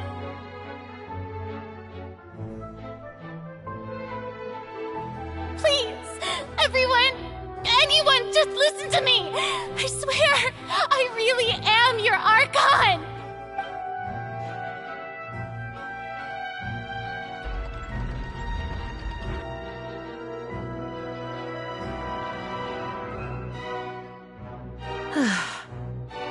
I don't think anything she says at this point will sway anyone. The odds are just too stacked against her now. With all the things that have been said, Paimon doesn't think there's any way left for Furina to win. I believe the time for arguments and presentation of evidence has come to an end. If there are no objections, we will move on to the final judgment.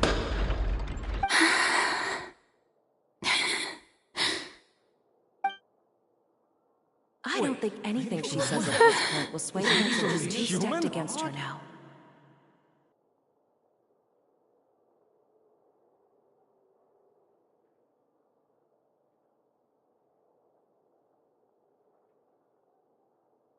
In my capacity as Chief Justice, I shall now render judgment on Furina's misrepresentation of herself as the Archon of Fontaine. As a human who knowingly deceived her fellow citizens, Furina is... guilty.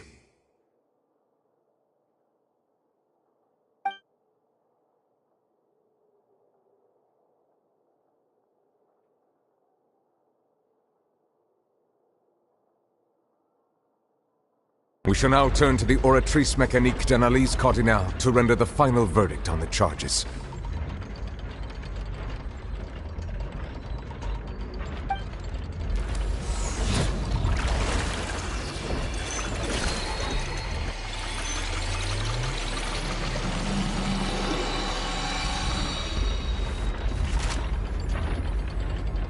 According to the judgment of the Oratrice Mécanique d'Analyse Cardinale, Furina is...